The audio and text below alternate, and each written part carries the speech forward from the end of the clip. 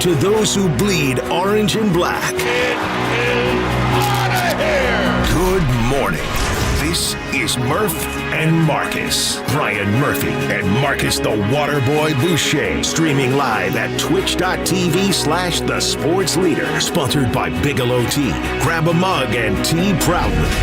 I'm just saying I didn't like it. I didn't like it. I didn't like the Amen Thompson play. I got to get it off my chest. I know the Warriors said it wasn't dirty. I'm just saying I didn't like it. Didn't pass the eye test for me. Got to get it off my chest right out of the gate because it's been addling me ever since it happened. And now we can spend the next 3 hours and 59 minutes discussing it. So, Marcus, I didn't like it. I'm not shocked the Rockets won the game, but obviously the Jimmy Butler injury is the story coast to coast.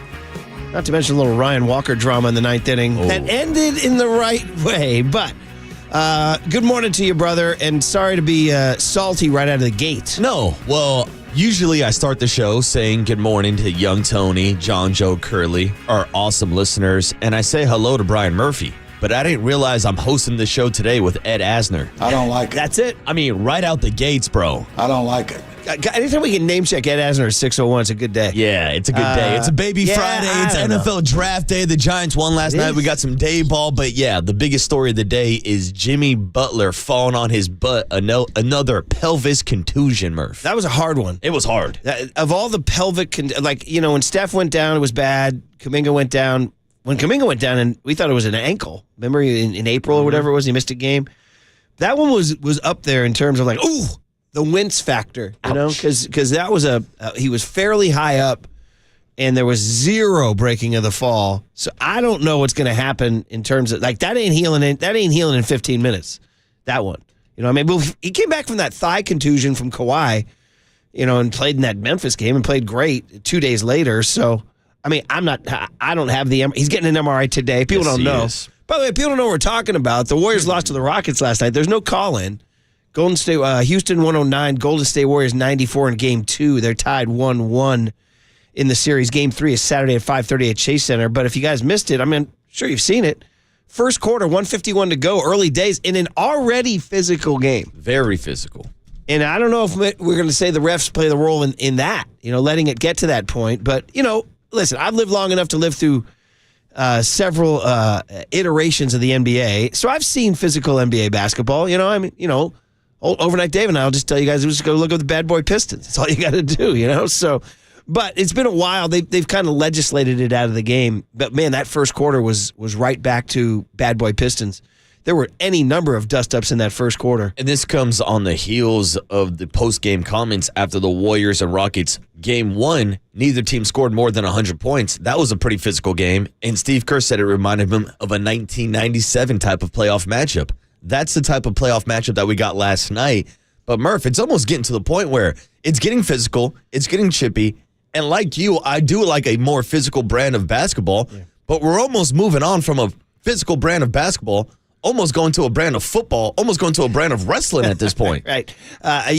It's something to consider and something to look at as the style changes so dramatically. And taking the focus off of Jimmy for just a half a second, the way Steph is getting manhandled. Dude. It's unbelievable. He's grabbed left and right. It's unbelievable. They're draping all over him. And they're just letting it go. No, and there's not a lot of calls, not a lot of whistles for Steph Curry. The big one was when he got tugged. He got yanked, tugged, and then he's like, my shorts. But he's showing it off. And meanwhile, here's Ime Udoka on the sideline telling his team, keep playing physical. The refs aren't going to call it. Keep up this type of play. Yeah. So that definitely sets up for Houston. Mm-hmm. It's kind of what I feared, that April 6th game that I put so much stock in, that Marcus Thompson told me, forget it. Don't worry about that. That was a regular season game and everything. And Game 1 played out nicely, even though the Warriors only scored 95 points. By the way, just a little stat for you before we get back to Jimmy. 94 points last night. The Warriors have not cracked the 100-point barrier in 5 of their last 7 games against the Rockets. That's defense. Something to keep an eye on. Mm-hmm. Something to keep an eye on. Anyway, so 1:51 to go in an already physical game. Jimmy Butler, as he does, skies for a rebound because he's a ball hawk and a dog, and he's Jimmy, playoff Jimmy. And Amen Thompson, the bright young player who kid grew up San Leandro, man. Went to Steph Curry's camps before he by the time he got to be in high school, they went to one of those academies down in Florida, and he started doing that whole circuit. Started rooting for LeBron James. Well, he said he was rooting for LeBron James even as early as his San Leandro days. Yeah, I don't like it. Yeah. You didn't like the undercut. I didn't like the fact that he grew up in the Bay rooting against the Warriors. Yeah. I don't like it. Straight up. Yeah, I don't like it. And maybe factor that into your analysis of the play. Yeah, maybe I do think it's a dirty play. So, but naked, Jimmy goes up.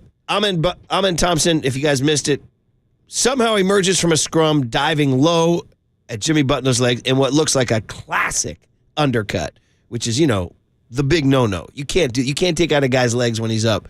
And he did, and Jimmy went down hard. Now, Jimmy being Jimmy, tried to get up and tried to play for a minute, then he had to go. He had to go to the locker room. He's getting an MRI. And so now we get into that point where we start parsing the replay over and over and over and over again, and people start seeing there's no, as my judge brother and state attorney general father would tell you, there's nothing less reliable in the world than an eyewitness. That's the deal. Like an eyewitness, that's true. That's like an old legal maxim, because you and I could go watch the same thing and give two totally different stories. Exactly. So you got to go by circumstantial evidence, But now we go into the eyewitness phase, and in the eyewitness phase, it just didn't pass the eye test for me. I just kept looking. I was like, whoa, he projects out. He projects out and in to Jimmy. It was, no, he stumbled. No, it's a push. No, it's an accident. I didn't like it. And then I Googled Amen Thompson dirty on Twitter. I didn't know he's got a reel. He's only 22 years old. He's got a reel. He's got a reel. How about that? Murph walks by this morning. He's like, check out Amen Thompson's reel on Twitter. So, I don't know. What am I looking at? I've been yakking. What about you? What did you think? My first reaction live before the replay, I did think that it was accidental. I thought that this was a guy that was going to follow up his own shot, trying to get his rebound. Draymond Green is trying to box him out. They get tangled up. Some people are accusing Draymond Green of launching him and pushing him into Jimmy Butler. I'm not even biting into that. I just thought these two guys trying to box out of each other, and they were trying to get a rebound. Now, once you start to see the replays, once you see it in slow motion, it does look worse, because it does look like Thompson kind of extends his arms and pushes the leg of a Jimmy Butler. But again, like, everything looks so much worse in slow motion. It seems like we're nitpicking, just like reaction time in the heat of the moment, in the heat of the game. I didn't think it was a dirty play. I'm with you. I don't like it. I don't like the fact that Jimmy Butler had to leave the game. I didn't like that Jimmy got undercut in general. But I don't think that there was an intent to go out there to try to hurt Jimmy Butler on that play. Well, I would say this, that there was an intent to be as physical as possible. Yeah. There's an intent to be as dirty as possible. I'm not, dirty is the wrong word. Intent to muck up the Warriors as much as possible. Yeah, we know the Rockets want to play a physical brand of basketball. So, again, I can't prove it in a court of law. I can't. I'm like, because you'd have 12 people on a jury. I don't know. What would I convince? Is it good, hard basketball? If your guy does it, does Draymond Green do dirty plays? Yeah. Absolutely. Do we have Harold from Mendocino? Yeah, we do. Do you have it? Well, that's why. This goes back a ways. I mean, anytime. If we are talking dirty players. Stay with this. I got to give Harold a shout out. Stay with this. He'll tell you. Stay with this. Okay, get serious. Hey, seriously, Draymond Green, he's a dirty player. It's one of the great calls of all time. Harold from Mendocino wanted Paulie to do his Luke Walton impression, laughed his ass off, and then immediately snaps into, but seriously, Draymond Green is a dirty player. Which could lead to more storylines throughout this series after you got Tari Eason throwing towels at Pat Spencer. What all-time moment right and there. I'm like, what are we doing? Like, again, this is getting to the point where we're moving like beyond basketball, where a Royal Rumble could break out. Like, Draymond Green might relapse and choke somebody out. Dude, when the towel toss hit Pat Spencer in the head, I'm like, we've achieved maximum like NBA playoff. Dude. Tari Eason tosses a towel from the back, like a coward act, too. Yeah. It does it from the back of the come pack. on, dude. And it just happens to flutter and completely swipe onto Pat Tari Spencer. blanket By the way, Eason. Maybe he's trying to get back from Pat Spencer when Pat went off and had 3 buckets in a row. How about that? Pat Spencer with 9 points in the second quarter. He was the leading scorer at one point. In one of Amen Thompson's reel, which he has, it's not a dramatic thing, but he gives Pat Spencer an elbow when the refs aren't looking. It's from last night. It's part of the reel. Have I told a player a time or two hey, when the refs aren't looking, give him a little shove? Sure. So I'm not going to go crazy on that one, but it does show you the Amen Thompson physicality. So I don't know. I didn't like the way his arms went out. It would be, I got 50,000 watts. I don't want to get snipped up and sent around the country on a viral San Francisco host makes wild accusation. Did Amen Thompson's dad, go tell him, go hurt somebody. No, that's what Great Santini did. Robert Duvall told him, go broke. By the way, great scene. He tells him, he basically tells the guy to go break his leg. One of my, it's my all-time favorite movie. But anyway, did Ahmed Thompson's dad go Great Santini on him? I don't think so. No. I'm just saying, Ahmed Thompson doesn't mind messing with people, and he doesn't mind getting physical, and I just didn't like the play. I don't think Ahmed Thompson's upset that Jimmy Butler's hurt. No, I don't think the Houston Rockets are. But again, it goes beyond Ahmed Thompson to me. It's Ime Udoka and the style and brand of basketball that he wants to play. It's the same brand of basketball he used to try to play with the Boston Celtics when they were chanting F.U. Draymond back a couple years ago. And now he's the same guy leading this team and leading this crowd as they're saying F.U. Draymond Green. This is a physical team. But at the end of the day, the Warriors still went into their building and stole a game and stole a home court advantage. Yeah. Like, I know it seems like a big reaction. Jimmy goes down, Warriors lose, but the Warriors did what they were supposed to do, and the Houston Rockets did what they were supposed to do after losing game one and only scoring 85 points. Tip your hat to Jalen Green. Had his best career game ever against the Golden State Warriors. We'll see if he can repeat that success moving forward. Yeah, I mean, if you were smart, it would have been outrageous for the Warriors to take 2 in Houston. I fully anticipated a split. I called Warriors in 6 all along. Now everything changes, obviously, with Jimmy out. So, listen, we're going to talk about it all morning long. I'm just telling you I didn't like it, and I don't know. I can't. Yeah? I don't like it. I didn't like it. I don't like it. It's like somebody, 518 texts in and says on the Golden State Lumber and Showroom text line, Houston's been recklessly playing their game. Their coach is on a hot mic saying, quote, don't worry about it. They're not going to call it, quote, just makes a player go out and throw his body around. And there you go, man. There you go. Yeah, and also the referees do need to take on some of the responsibility for letting it get this chippy and letting them play this brand of basketball, and it leads to stuff like that. And that was the freaking first quarter, by the way. All right, guys, so here's the deal. We're angry, salty, but the Giants won. We'll call it in on the other side, get the guest list from Tony. Oh, by the way, there's an NFL draft. My God. Do-do-do-do-do-do. We have the chimes? My God. I never wound up reading that story. I told you athletic story in the history of the chime. Bro, I saw a TikTok the other day because that's how I get my information and news. I get it through TikTok. Who, my kid? Not reading like you, Murph. Yeah. And I found this little TikTok. Did you know the first NFL player that they ever used the chimes for? No, but that's a great detail. Yeah, dude. I don't know. Nice little trivia question. Yeah. All I see are winnable chimes. Dante Whitner with the number 8 overall pick was the first time in NFL draft history that they used the chimes. I wonder why they waited 7 picks. Yeah, I don't know. There's no explanation to why they didn't use it for the first 7 draft picks of the draft, but number 8 overall, Dante Whitner. All I see are winnable chimes. Yeah. All right. 408 says, by the way, if Draymond did this, he'd be suspended. Oh, absolutely. Yeah. True story. Suspended. He'd be arrested. Yeah. He'd be locked up. He'd be in the clink right now. All right. Let's do it, man. Big Thursday coming your way on KNBR 104.5 and 680, the Sports Leader.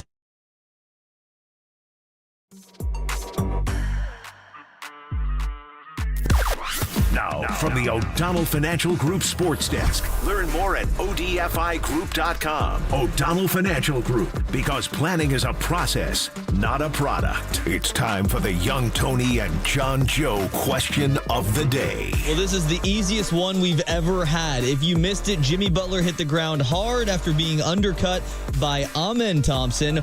Was it a dirty play? You can join the conversation in the YouTube chat now.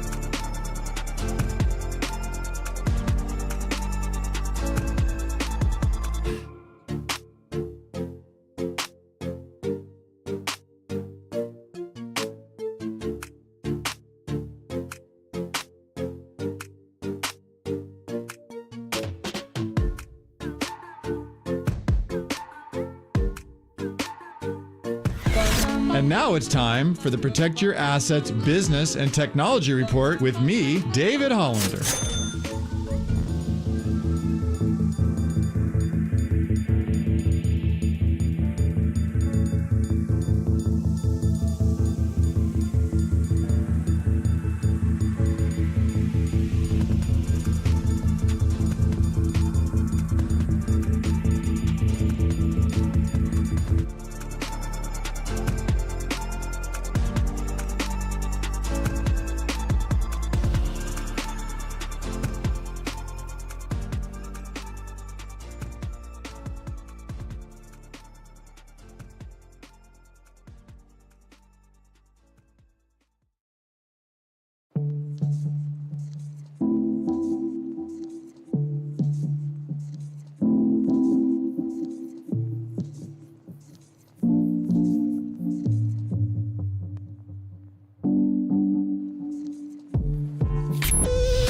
Now back to Murph and Marcus on the Sports Leader and streaming live on KNBR.com and the KNBR app. Sponsored by Bigelow Tea. Grab a mug and tea proudly. Pajemski back on the floor. Let's keep an eye on him. That one, oh, look out. Wow, Butler goes down hard. Thompson comes underneath Butler. He was bumped as well, and Jimmy Butler's legs went right out from under him. Straight contact on the floor.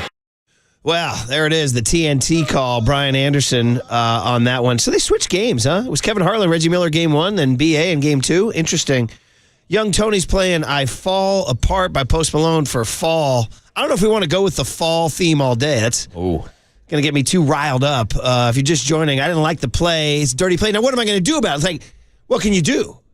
I was like, in a way, it's like Overnight Dave texted. It's like the old Seattle Seahawks used to say, hey, man, we'll just hold you on every play, and they're not going to call it on every play. Yeah. So, I mean, my anger, my fan anger or my veteran sports observer anger isn't going to change anything. I'm just going to tell you, I just need to get some stuff off my chest. That's all. That's fine. Got to let my hair down a little bit, Waterboy. That's what we're here for. And so it makes me mad. It makes me want to beat. I mean, somebody's got to, well, I don't want to be irresponsible here, but somebody's got to maybe, should we just say, untie Amen Thompson's shoelaces? Ooh. How's that for a thought? Make it a little chippy. Yeah, just untie his shoelaces. Or maybe tie them together. When he's down on a free throw, like you lean that. down there and tie his shoelaces I like together. that idea. Yeah. Nothing, so I'm not advocating any physical harm. I'm advocating maybe a prank. Maybe you put the cellophane, you put the saran wrap over the toilet. Maybe give him like a wet willy. Short sheet his bed. Or like blow in his ear Lance Stevenson was doing to LeBron James all those years ago. I mean, if you're the Rockets, you're loving this. You established your physicality. You took out Jimmy Butler. I don't think they're crying about it. No, really not at all. No. And like to jump off of Young Tony's rejoin about falling apart. Are the Golden State Warriors going to fall apart without Jimmy Butler? Because last night, without Jimmy on the court, you had flashbacks to earlier this season. And that's when you had Andrew Wiggins on the roster still. So now you're talking about a Jimmy-less Warriors roster without Andrew Wiggins. I mean, at least Jonathan Kuminga got into the game yesterday, but really didn't do anything special. No, bro. If the question is, will the Warriors lose the series without Jimmy Butler? My answer is yes. They will lose the series without Jimmy Butler. If he's out for the rest of the series, I don't think they win the series. The entire freaking point of this last 3 months is Jimmy Butler. Yeah. You take Jimmy Butler out of the equation, you got no point. They will just do what they did to Steph last night, and you got Pods sitting there. What's up with Pods and the stomach illness? So, yeah. How bad can a stomach illness be to be your second playoff game ever? I know, and like after the first quarter, he put a Shaquille O'Neal and had to run off the court and go down to the locker room. Also, just these athletes that get like either food poisoning or it seems to happen way more in pro sports than it does. Like none of the four of us has ever called in sick with food poisoning. No. In the entire time we've been together. Maybe I should. You hear it in the NBA a lot though, or you hear it in pro sports. It just happened like the other week. Like Cody Bellinger had food poisoning from eating chicken wings. I don't get it. Anyway, that's a whole other topic. What was Pods eating? I don't know. Well, I mean, how we ended yesterday's show. Maybe he went to Kokomo's and had the new crab legs. Yeah, you never know. What I mean, Tony? Next thing you know, water. By the way, I know just a quick digression. Young Tony had never learned the George Best story, so we had to play it yesterday for him. The part I told you guys, it's like Spinal Tap. Every bit of it gets funnier every time you listen to it. But the guy that I really focus on is the GM / server at Kokomo's who brought out those legs special. I love how I picture the guy as kind of a heavy set guy. He's like the Vegas restaurant GM, George Brett's in our restaurant. Go get the crab legs, you know? And the guy comes over because Brett, in the story, Brett doesn't indicate that they ordered the crab legs. No. It's indicated that it's presented to them as a special deal. The guy says, you got to have these. They just came in. So it's like the guy coming over with the bowl of crab legs that winds up being, yeah, you got that, Tony? The exact detail where he says, the guy says, it's too hard of an ass. Never mind, buddy. Let's say good morning to the kid himself, young Tony Farias. Good morning, Tone. What did you think? Break it down, Tony. Buddy? Break it down. What's Good up, morning. Tone? So it was not a dirty play, in my opinion. I saw it. I originally was like, damn, basketball play. Tough to see Jimmy hit the ground that hard. Felt like he was going to go out immediately. He actually hit one of 2 free throws at the line, like Clay when he tore his Achilles, I believe. Kobe. Yeah, Kobe, same thing, yeah. So, yeah, I thought, it was a basketball play. It was not a dirty play. I did not I'm going think. to jump in right now. It wasn't a basketball play. By the way, Curly Was not. agrees with you, Murph. It was Curly not a thinks basketball. There was something behind it. I'm telling you, and here I go with my, when I was a 7th grade CYO coach. But no, if you just see that happen to one of your players, dude, you immediately. Well, yeah, I would say this. It's on site. I don't if that happens think to one of your anybody players. ever being undercut would qualify as a basketball play. It's a play that happens in basketball, but it's not something that should happen. Yes, it's not a basketball play. Yeah, it's not a basketball play, but it's a play that happens in basketball. For clarification, to me, if your body's going in, you kind of turn away from the guy you're going to collide to. You don't go forward into the guy you're going, unless you're like, I got a chance to take this guy out. Yeah, I mean, that's the part that gets me, the slow motion that looks like Thompson kind of extends his arm and pushes Jimmy Butler's legs a little bit. But then again, I think he's off balance. I think he's trying to fight through a Draymond Green box out. And that's why I didn't think it was that dirty. I get it. No, he's off balance. All that's true. But there's a point, too, where your body knows and your mindset knows that I'm going for this contact. It is. It all happens so fast. Yeah. It's like, to parse it frame by frame is almost unfair to everybody, but I'm just telling you, you watch it live, you have a reaction. Everybody has their own reaction. Tony doesn't think it was dirty. That pisses me off. I thought it was, I didn't like it. But again, now the problem is, what are you going to do about it? We can sit here and cry and whine and bitch about it for 4 hours. Doesn't change anything. Nope. He's down. He's out. Maybe it means, I don't know, like I said, you tie Amen Thompson's shoelaces together. You know what I mean? So, anyway, hey, on a brighter topic, the Giants won a baseball game last night. Yeah, we should probably do what we have to do before we get the guest list and call this one in. Because, dude, 16-9 is 16-9 now. Nice bounce back from the Tuesday fielding mess. By the way, the Brewers don't really catch the ball. In the Monday game, they biffed a play, too. Reese Hoskins biffed a play. They biffed a couple last night. They don't really catch it. 2 errors for the Brew Crew They're last pesky, and Bryce, I don't need to see Bryce Terang anymore, by the way. That guy's just spraying balls everywhere. I looked him up by the first-round draft pick. He won a Gold Glove last year. I've been sleeping on Bryce Terang. Bryce Terang, we're not familiar with your game. Who has him in your fantasy? Oh, that's a good question. Let me look it up real quick as we get the guest list. See if he's, well, first we got to call it in here, too. Call it in. We got Pat Burrell. Just heading out, man. Rolling his, rolling. Maybe I got Pat riding like maybe one of those bikes up the Embarcadero, back to like his crash pad in the city. Just make sure it's not one of those e-bikes, Murph. Those things are getting banned. Well, don't get me started. Oh, yeah, all right. Okay, that's All directly affecting our life. I know, Murph. I know. Government interference. Where you need me to give me some steps. I'll storm them. The government's trying to take down the man on the e-bike. Give me the fur hat. I'm storming. Give me the fur hat. So, because that is affecting our lives directly. But anyway, let's do this. Let's have Pat Burrell call Rob Manfred. Manfred says, "You keep calling me. You guys were supposed to be an 81-win team." He said, "Well, guess what? You empty suit. Stories changing. Put this one in the books. San Francisco Giants 4, Milwaukee Brewers 2. Beautiful baseball. Beautiful baseball. It's a marvelous day in the BAY. I like America. Healthy flow. Winning is fun.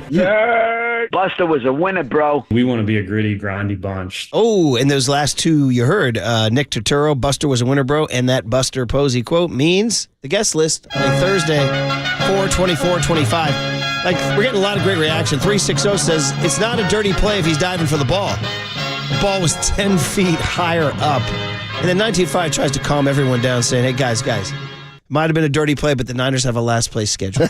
All right, so what do you got, buddy? We have an incredible show lined up today. The executive show is today's Thursday, so we have the executive show. Obviously, Buster Posey going to join us at 7:30. That's incredible. That's awesome. Always love having Buster on. He's my guy. The big hit at 7:50. Cooler content 8:30. Today's the NFL draft, first round. Matt Mayoko going to join us at 8:50 to break it all down. Who are the Niners going to take at 11. And then finally, last but not least, everybody loves him, fan favorite, Bruce Bochy at 9:30. Let's go. Yeah, shoot me a text, Boch. Yeah. Let's go. Boch in town. Tough when they lost to the A's last night, but they're 14-10. They're in first place in the AL West, so they're off to a decent start after their World Series title 2 years ago. But 415 might sum it up, man, after Tony's take.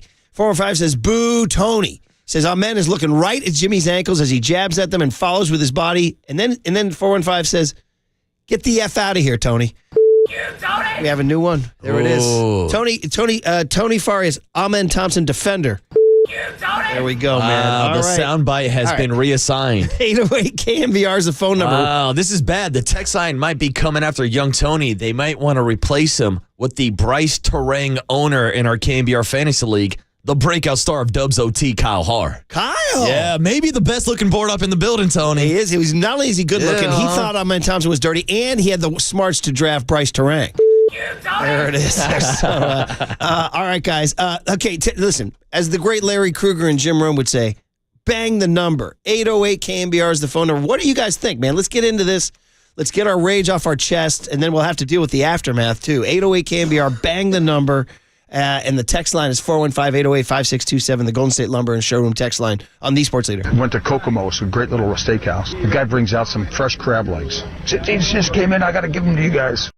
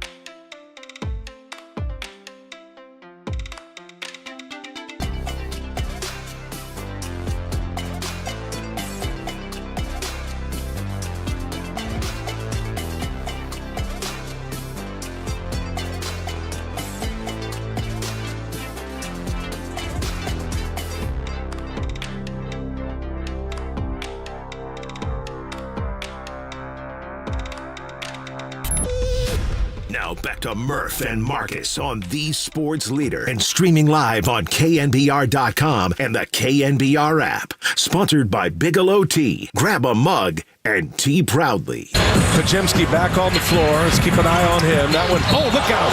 Wow, Butler goes down hard. Thompson comes underneath Butler. He was bumped as well, and Jimmy Butler's legs went right out from under him. Straight contact on the floor.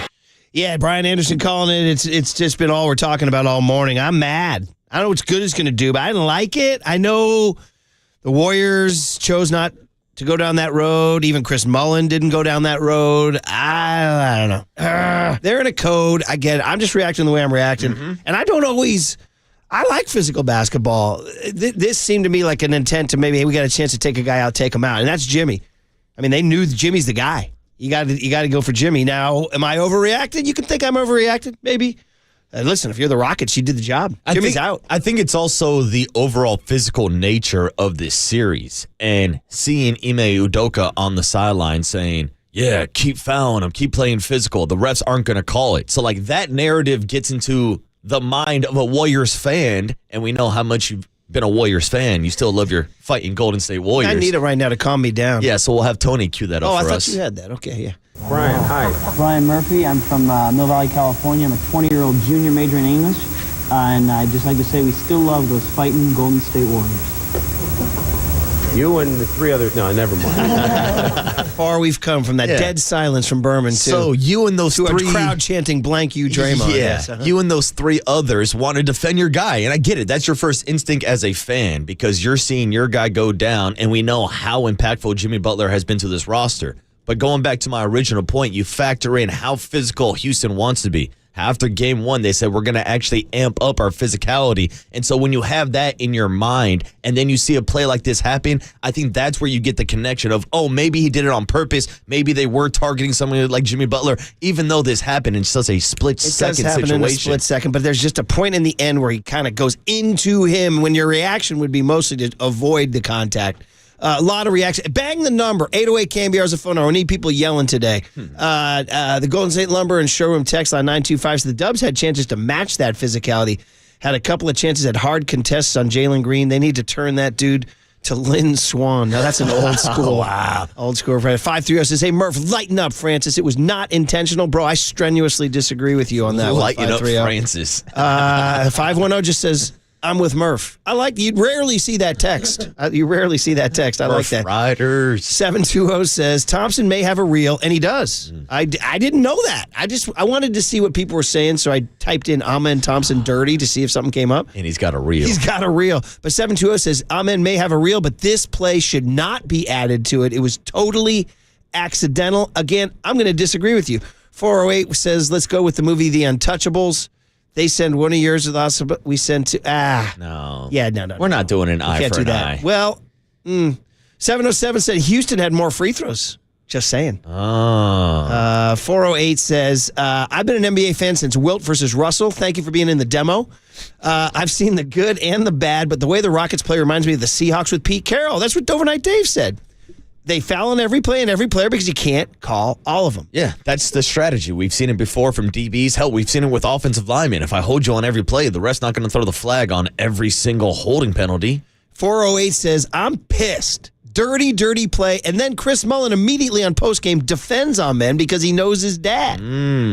So, well, we have this sound in case anybody missed it. Here was Chris Mullin yesterday defending Amen Thompson. Not at all. I know Amen Thompson and his brother Saw. I know his dad.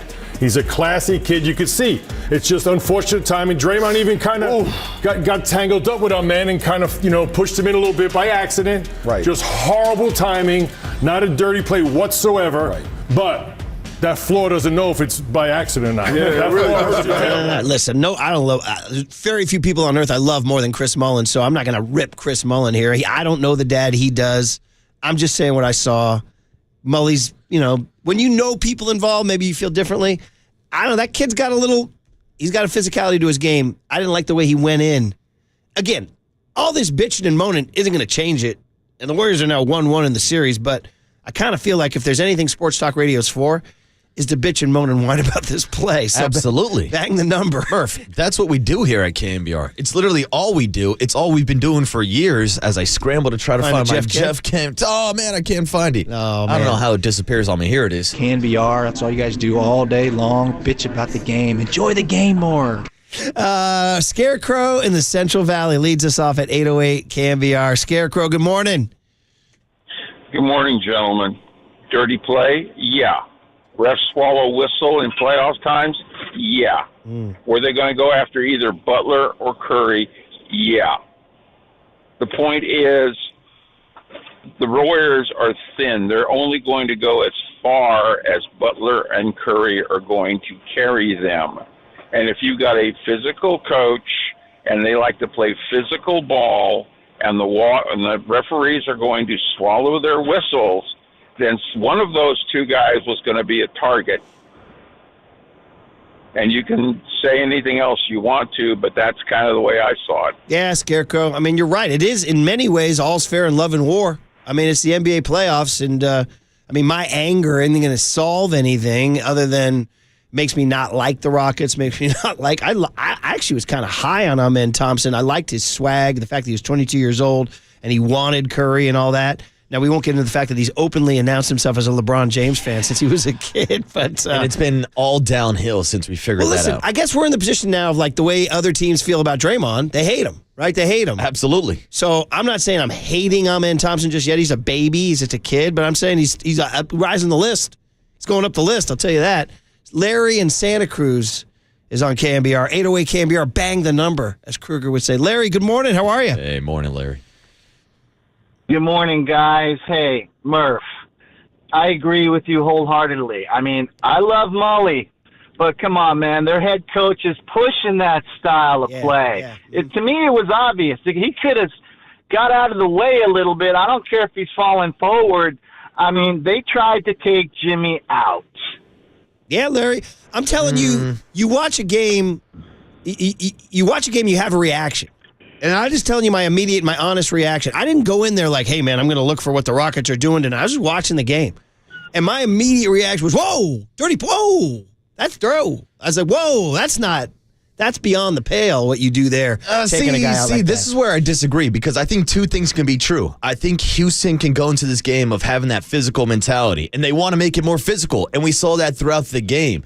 But I don't think this was a deliberate attempt to take out Jimmy Butler. Like, people are acting like Thompson came off the baseline and said, there's Jimmy, there's my chance. Like, he shot his own shot. He was following up the shot. He was off balance. He was trying to fight through a box out, and then he runs underneath the legs of Jimmy Butler. Again, it's not a basketball play. Anytime a guy does get undercut, it shouldn't happen in basketball. But I agree with Moley here. I think it was a little bit. Timing was off. No. He was off balance. No. Like, you really think. I've watched too much basketball. How much basketball do you watch, and how often do you see that? I do. I mean, undercuts happen all the time. Not like that. Well, so you think in a split they do not happen like that. Thompson shoots it as the ball's in the air, as he tries to get the rebound. He goes, oh, there's Jimmy jumping up. I'm going to go take his legs out. In a split second, you think he makes that? We could say that about every single play that's considered dirty in the NFL or the NBA. They're all split-second decisions.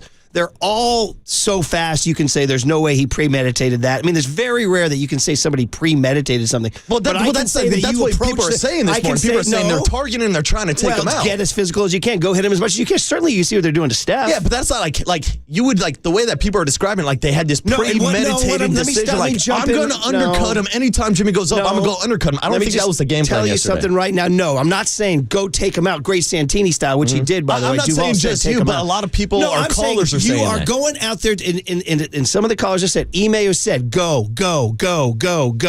And that means go, and that means go, and that means he's up. Go get him. Yeah, no, it doesn't mean go get him. Yes. It means go play physical. Go box him out. It's the same thing you tell your kids, go box him out, maybe throw an elbow. It doesn't mean go undercut the guy. What it also means is it leads to reckless play. This is a reckless play from a reckless team. So, yeah, I'm not cutting them a break here. This is a part of their I wouldn't say strategy. This is a part of who they are. Again, yeah, that's what I said. Two things can be true. They want to play physical. Let me finish. Mm-hmm. This is what Draymond does, and we defend it. Absolutely. So we defend it because we've said many times, if Draymond was on another team, we'd hate him. You know what I mean? So I feel like we're in the Draymond Green position right now. In many ways, if I was a rational, neutral observer, I might say, hey, man, It's pretty dirty, but it's physical. And again, the Pistons, they would do that. I'm just telling you guys what I said at 6:00:01. I don't like it. I don't like it. I'm pissed. Jimmy's so fun to watch. And again, if I'm a Rockets fan, I'm like, ooh, sorry, tough break. Look, I agree with you that I don't like it. I don't think anybody wants to see Jimmy Butler go down. I don't think any basketball fan wants to see plays like that. But to me, this was not a deliberate attempt. I just watched too much basketball to see a guy go into, and I'm telling you guys, my natural reaction, I did not go into this thing saying, I hate Amen. Like, I wasn't chanting F you, Amen, like they all do. People walk into buildings looking for Draymond to just, like, do something wrong. I had zero beef with Amen.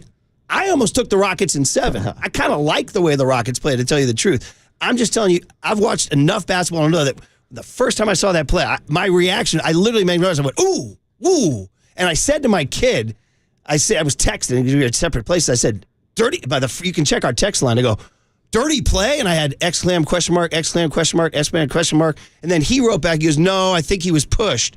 And then I wrote back and I go, bro, I'm looking at this. I don't like this. This is not. So I'm just telling you guys, again, you're giving your reaction. I'm giving mine. We got to go to break. No, absolutely. And I'll say this real quick because I understand from the fan perspective, that's your instant reaction. And you can sit here and say, I watch a lot of basketball. So does Chris Mullin. So does Shaquille O'Neal. So does Charles Barkley. And those guys on the inside the NBA said that it was not a dirty play. So again, I think two things can be true. I think the Houston Rockets can come out with a physical mentality. They can try to make this game rough and tough. But I don't think that was a deliberate attempt to take out and injure Jimmy Butler. I was just saying, like, it's okay. I tell you this, it maybe not deliberate, but it's not. They're like, hey, if it spills into something that's a 15-yarder, hey, listen, we had Ronnie Lott once told it. Ronnie said this on the air once. He goes, hey, man, sometimes you got to take a 15. I mean, Murph. I'm just saying. The quarterback must go down. He must go down hard. There you go, yeah, man. I understand that physical mentality and approach. Just, again, I don't think it was that deliberate where in that situation where he's trying to follow up his own shot and get a rebound and fight through a Draymond Green box out. See, 415 is my count me in as the Murph rider. These kids love putting words in your mouth. No one said it was premeditated. Thompson saw an opportunity as they both lost. No. We literally had Scarecrow just called in and said that he targeted him. They were coming for Jimmy Butler. And again, I'm reacting to some of the text line. Can I finish the text, brother? Come on. Look, I got to get my opinion out too.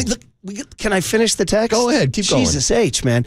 Thompson saw an opportunity as they both lost balance and intentionally made the play more dangerous. That's well said by 415. It's an edge. When you're pushing the edge, these things happen. And when you push the edge, it can look bad and it can look unfortunate. And you can watch basketball all your days and you don't see things like that.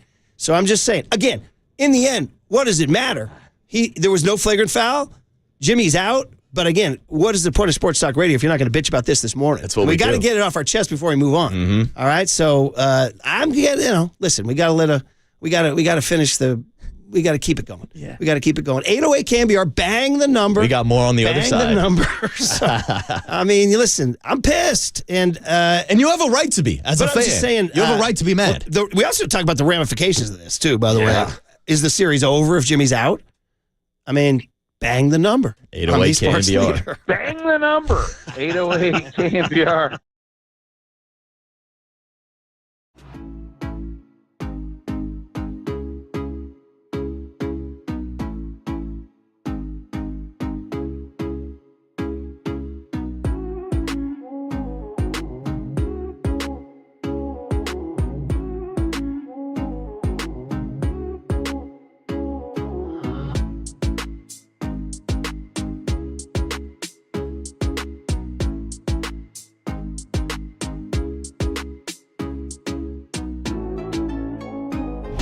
Time for traffic on the Sports Leader.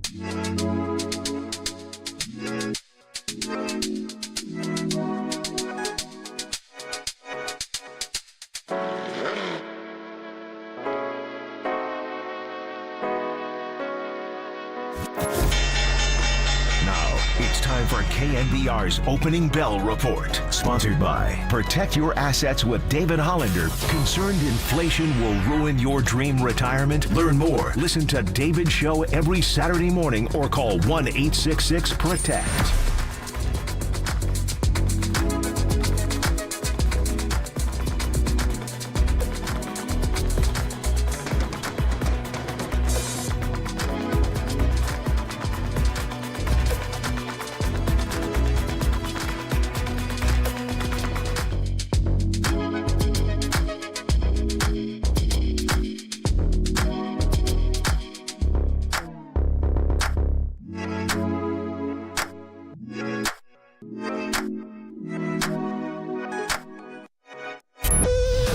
Now back to Murph and Marcus on the sports leader and streaming live on KNBR.com and the KNBR app. Sponsored by Bigelow Tea. Grab a mug and tea proudly. Pajemski back on the floor. Let's keep an eye on him. That one, oh, look out. Wow, Butler goes down hard. Thompson comes underneath Butler. He was bumped as well, and Jimmy Butler's legs went right out from under him. Straight contact on the floor. Not at all. I know Aman Thompson and his brother saw. I know his dad. He's a classy kid. You could see. It's just unfortunate timing. Draymond even kind of got tangled up with our man and kind of, pushed him in a little bit by accident. Right. Just horrible timing. Not a dirty play whatsoever. Right. But that floor doesn't know if it's by accident or not. It breaks my heart to hear one of my all-time favorites, Chris Mullin, take a take totally opposite of me. I didn't like it. I didn't like the way he went into him and threw his arms out into him. He didn't, as my buddy Daryl, who's a ref, says, can't say if it's intentional or not, but he definitely did not go out of his way to try to avoid the contact. There's a way to go into somebody when they're up in the air, and there's a way to not go into somebody when they're up in the air. And the way the Rockets were playing, now, we can't get into like this. It gets a little dicey to accuse somebody of trying to seriously injure someone. But I think maybe not dicey to accuse them of saying push it and push it and push it as far as you can. That's the way I viewed it, Marcus. Now, we did tell people to bang the number, and they have. Unless you want one more thing or no? Yeah, just for a quick reset to get my take out there, because I see the Golden State Lumber and Showroom text on saying, Waterboy doesn't know ball. I guess you think Chris Mullin doesn't know ball also. And I get it. As a fan, you want to defend your guy. You don't want to see Jimmy Butler go down. But I'm just trying to objectively break down the play, because I do recognize that the Houston Rockets are playing a physical brand of basketball. And we can sit here and go through all the slow motion replays and everything. I think Amen Thompson was following up his shot. You can see him get tangled up with both Steven Adams and Draymond Green. It looks like he almost trips, falls forward. He's trying to get a rebound. I don't think it's as deliberate as everybody is making it out, but maybe I'm wrong. Maybe this was a targeting situation. Maybe this is Bounty Gate 3.0. I think the reason why I am as hot as I am is what you said at the very start of that is, not looking at this as a fan, looking at it objectively.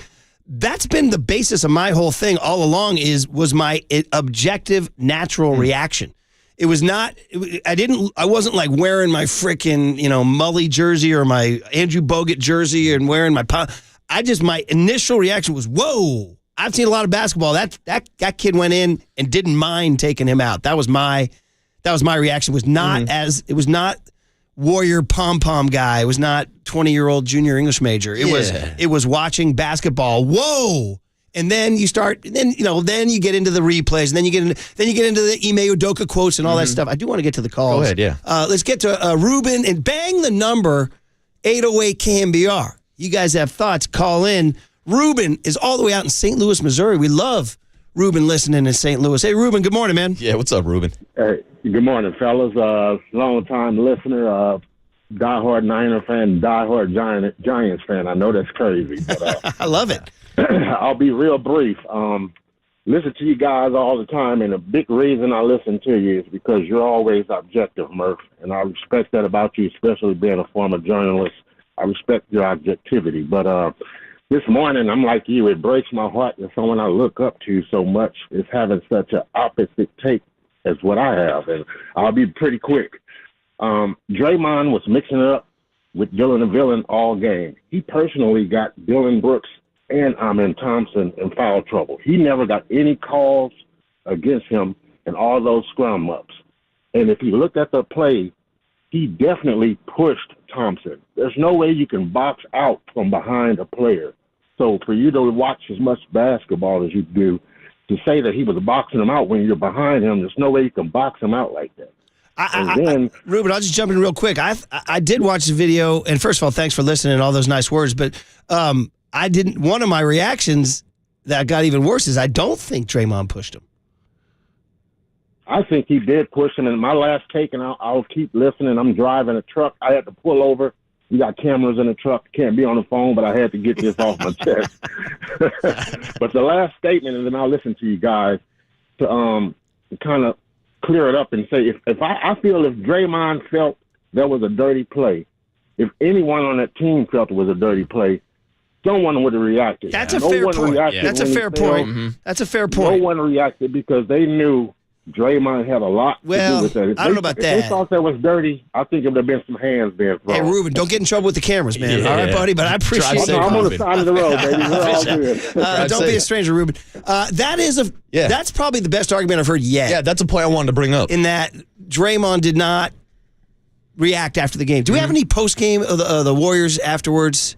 I know Kerr kind of excused it. Like somebody wrote in 707 says, I think it was 510 said, excusing the Mully thing, said Mully's part of a fraternity. He's biased. He doesn't want to publicly call him out. That's interesting. But here's the deal on to counter that is remember Steve Kerr's reaction to Dylan Brooks when Gary Payton got hurt? Yeah. He said he broke the code. Yes. So I wouldn't say this one broke the code as much because I do allow for some of the randomness of the play because like if it's like Dylan Brooks on Gary Payton I think was much damn near more premeditated. I have to go back and watch the highlight of that. I'm just saying, I told you guys from the jump, from 6:01 on, I didn't like it. I didn't like the way he went into him.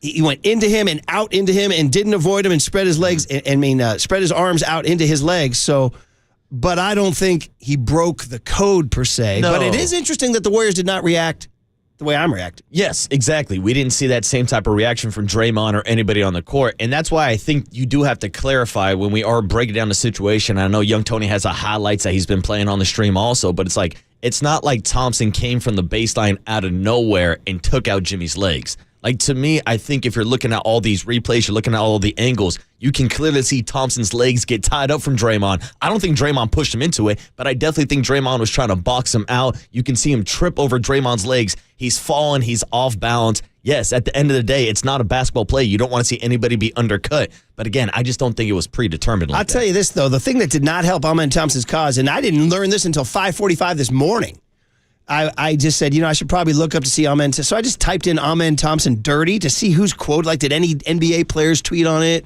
I had no idea what I was going to get.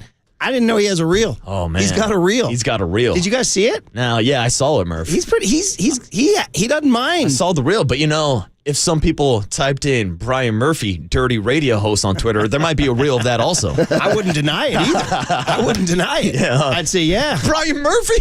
He's a dirty radio host. It is what it is. Sergio is out in Salt Lake. Bang the number, 808 KNBR, like Ruben in St. Louis, Scarecrow, Larry. These guys are calling in. We got Sergio in Salt Lake City.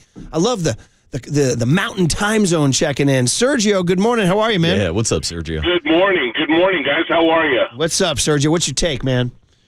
Listen, Murph. I completely agree with you on it was a dirty play. However, I will tell you this.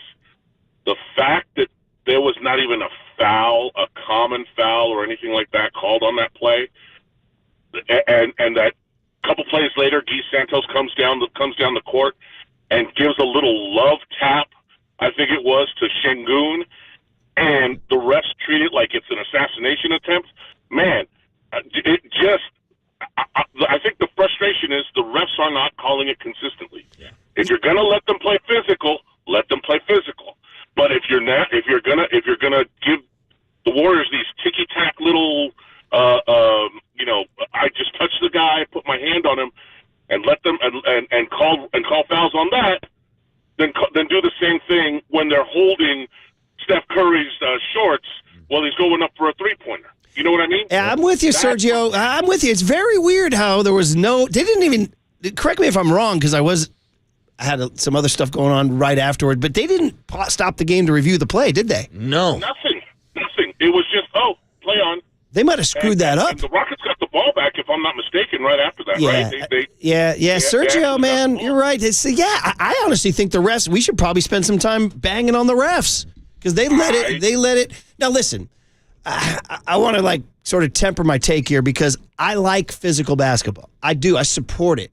I think it's part of the game. It's a contact sport. All that stuff. So I don't want them to like over whistle the game, but it's it's an art kind of. You gotta kind of let them play, but don't let them play. So, but I do think they need to be scrutinized a little bit more in terms of letting it get to the point it got to. Because I think you have to let them play, to your point, Murph, but also you have to control the game and not let it get out of hand. And when you got Tari Eason out here throwing towels at Pat Spencer. Yeah, it was sloppy last night. And you got technicals being called left and right. Yeah. Even Pat Spencer got a T last night? Even our guy Quentin Post threw Steven Adams down to the ground. I'm like, damn, this is getting chippy. This could elevate past it being just a basketball game. Like, this is a straight pickup basketball game we're playing now. And so it leads to that. Listen, if you're just joining us, first of all, good morning. You're listening to KNBR AM and KNBR FM San Francisco, the sports leader, a Cumulus media station. Spicy first hour. By the way, the opposite of Spice, the very calm, cool, and collected Buster Posey will join us at 7:30 Buster's going to calm the show down. Buster's like, well, just got to make the play, get back to the dugout. Just get back to the dugout. So, by the way, the Brewers did not get back to the dugout on a couple of plays in that sixth inning. No, they did not. Which really helped the Giants yesterday, as the Giants got a great win. Logan Webb did his damn thing. Webby. And Ryan Walker didn't, and Camilo Doval did. Shout out Camilo. All stuff we can address with Buster at 7:30. But if you're just joining us, the Spice is hot because, and Marcus and I did not pre-prep. We just went on the air hot. We raw dogged it. That's the way raw dogging life, Murph. It's the way I always did it. I've always done it. I don't like pre-scripting things. You've always been a raw dogger. Organic reactions. So Marcus probably didn't know. Well, I think I said to you at 5:55 when we were coming in. So I didn't like it. I didn't like it at all. And somebody's like, here's a hypothetical somebody threw out on the text line. And this is kind of low-hanging fruit, but they said, what if Draymond had done what Amen Thompson did? Oh, he'd be locked up. Throw away the keys. Okay. You'd never see Draymond again. He'd be living out on Alcatraz. Don't you think he'd be getting killed? Oh, absolutely. Okay, all right. Oh, come on.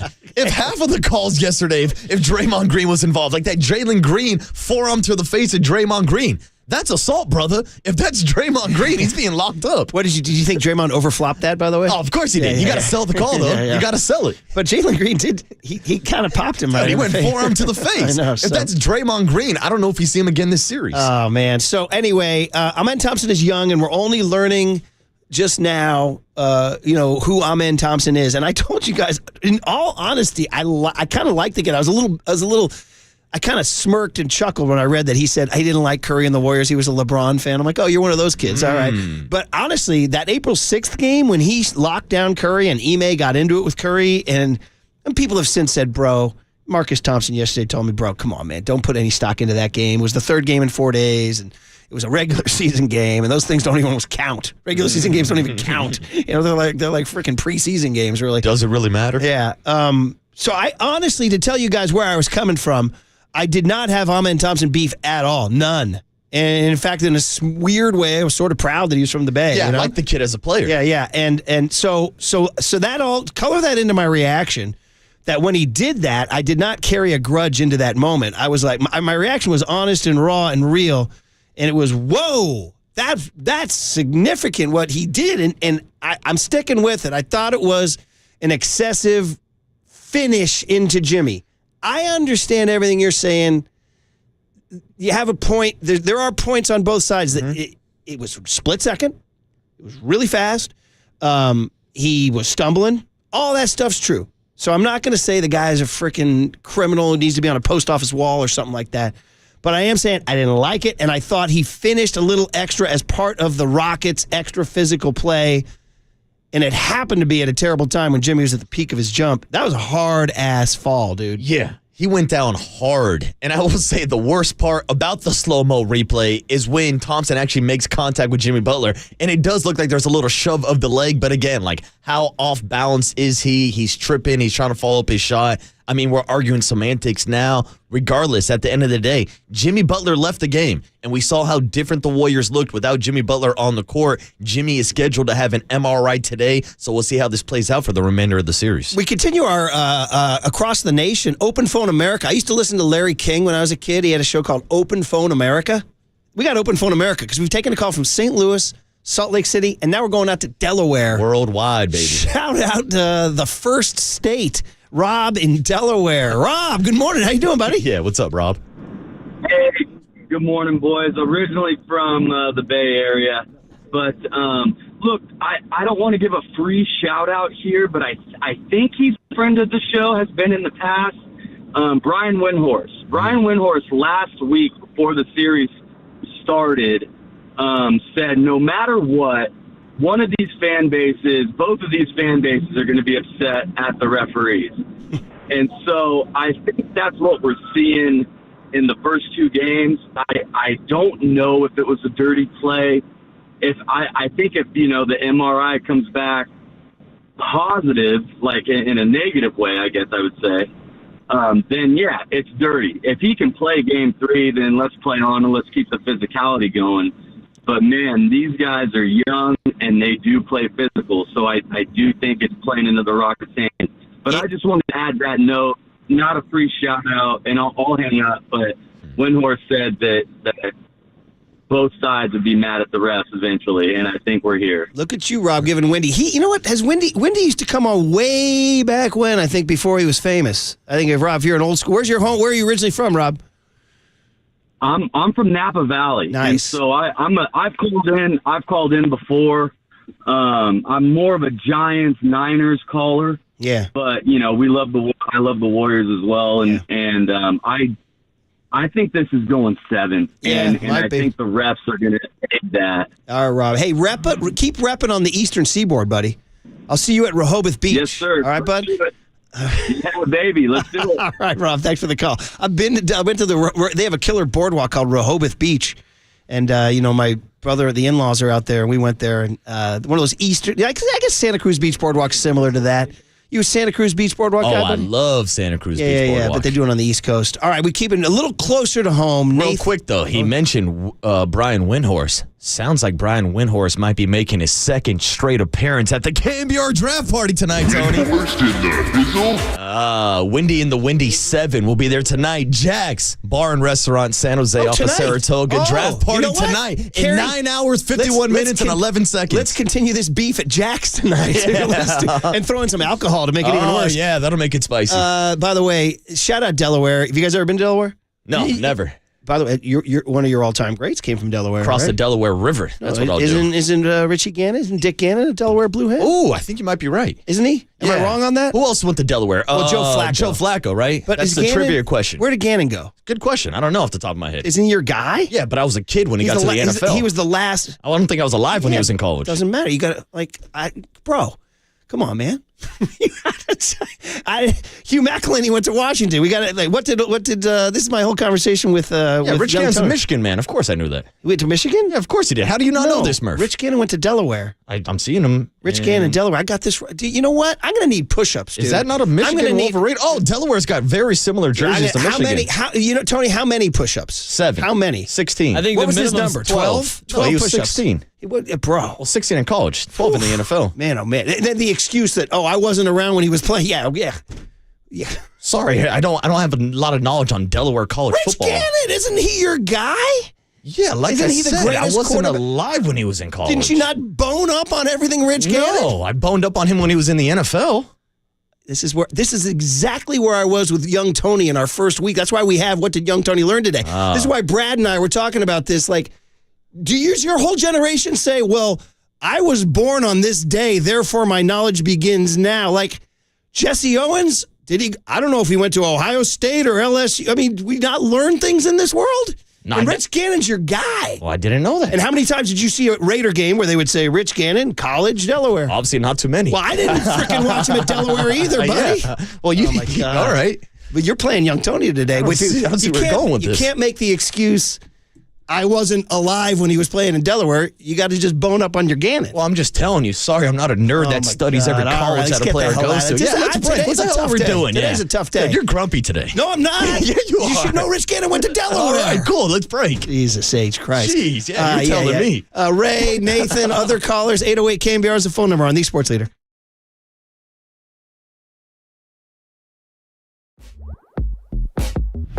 Time for traffic on the Sports Leader.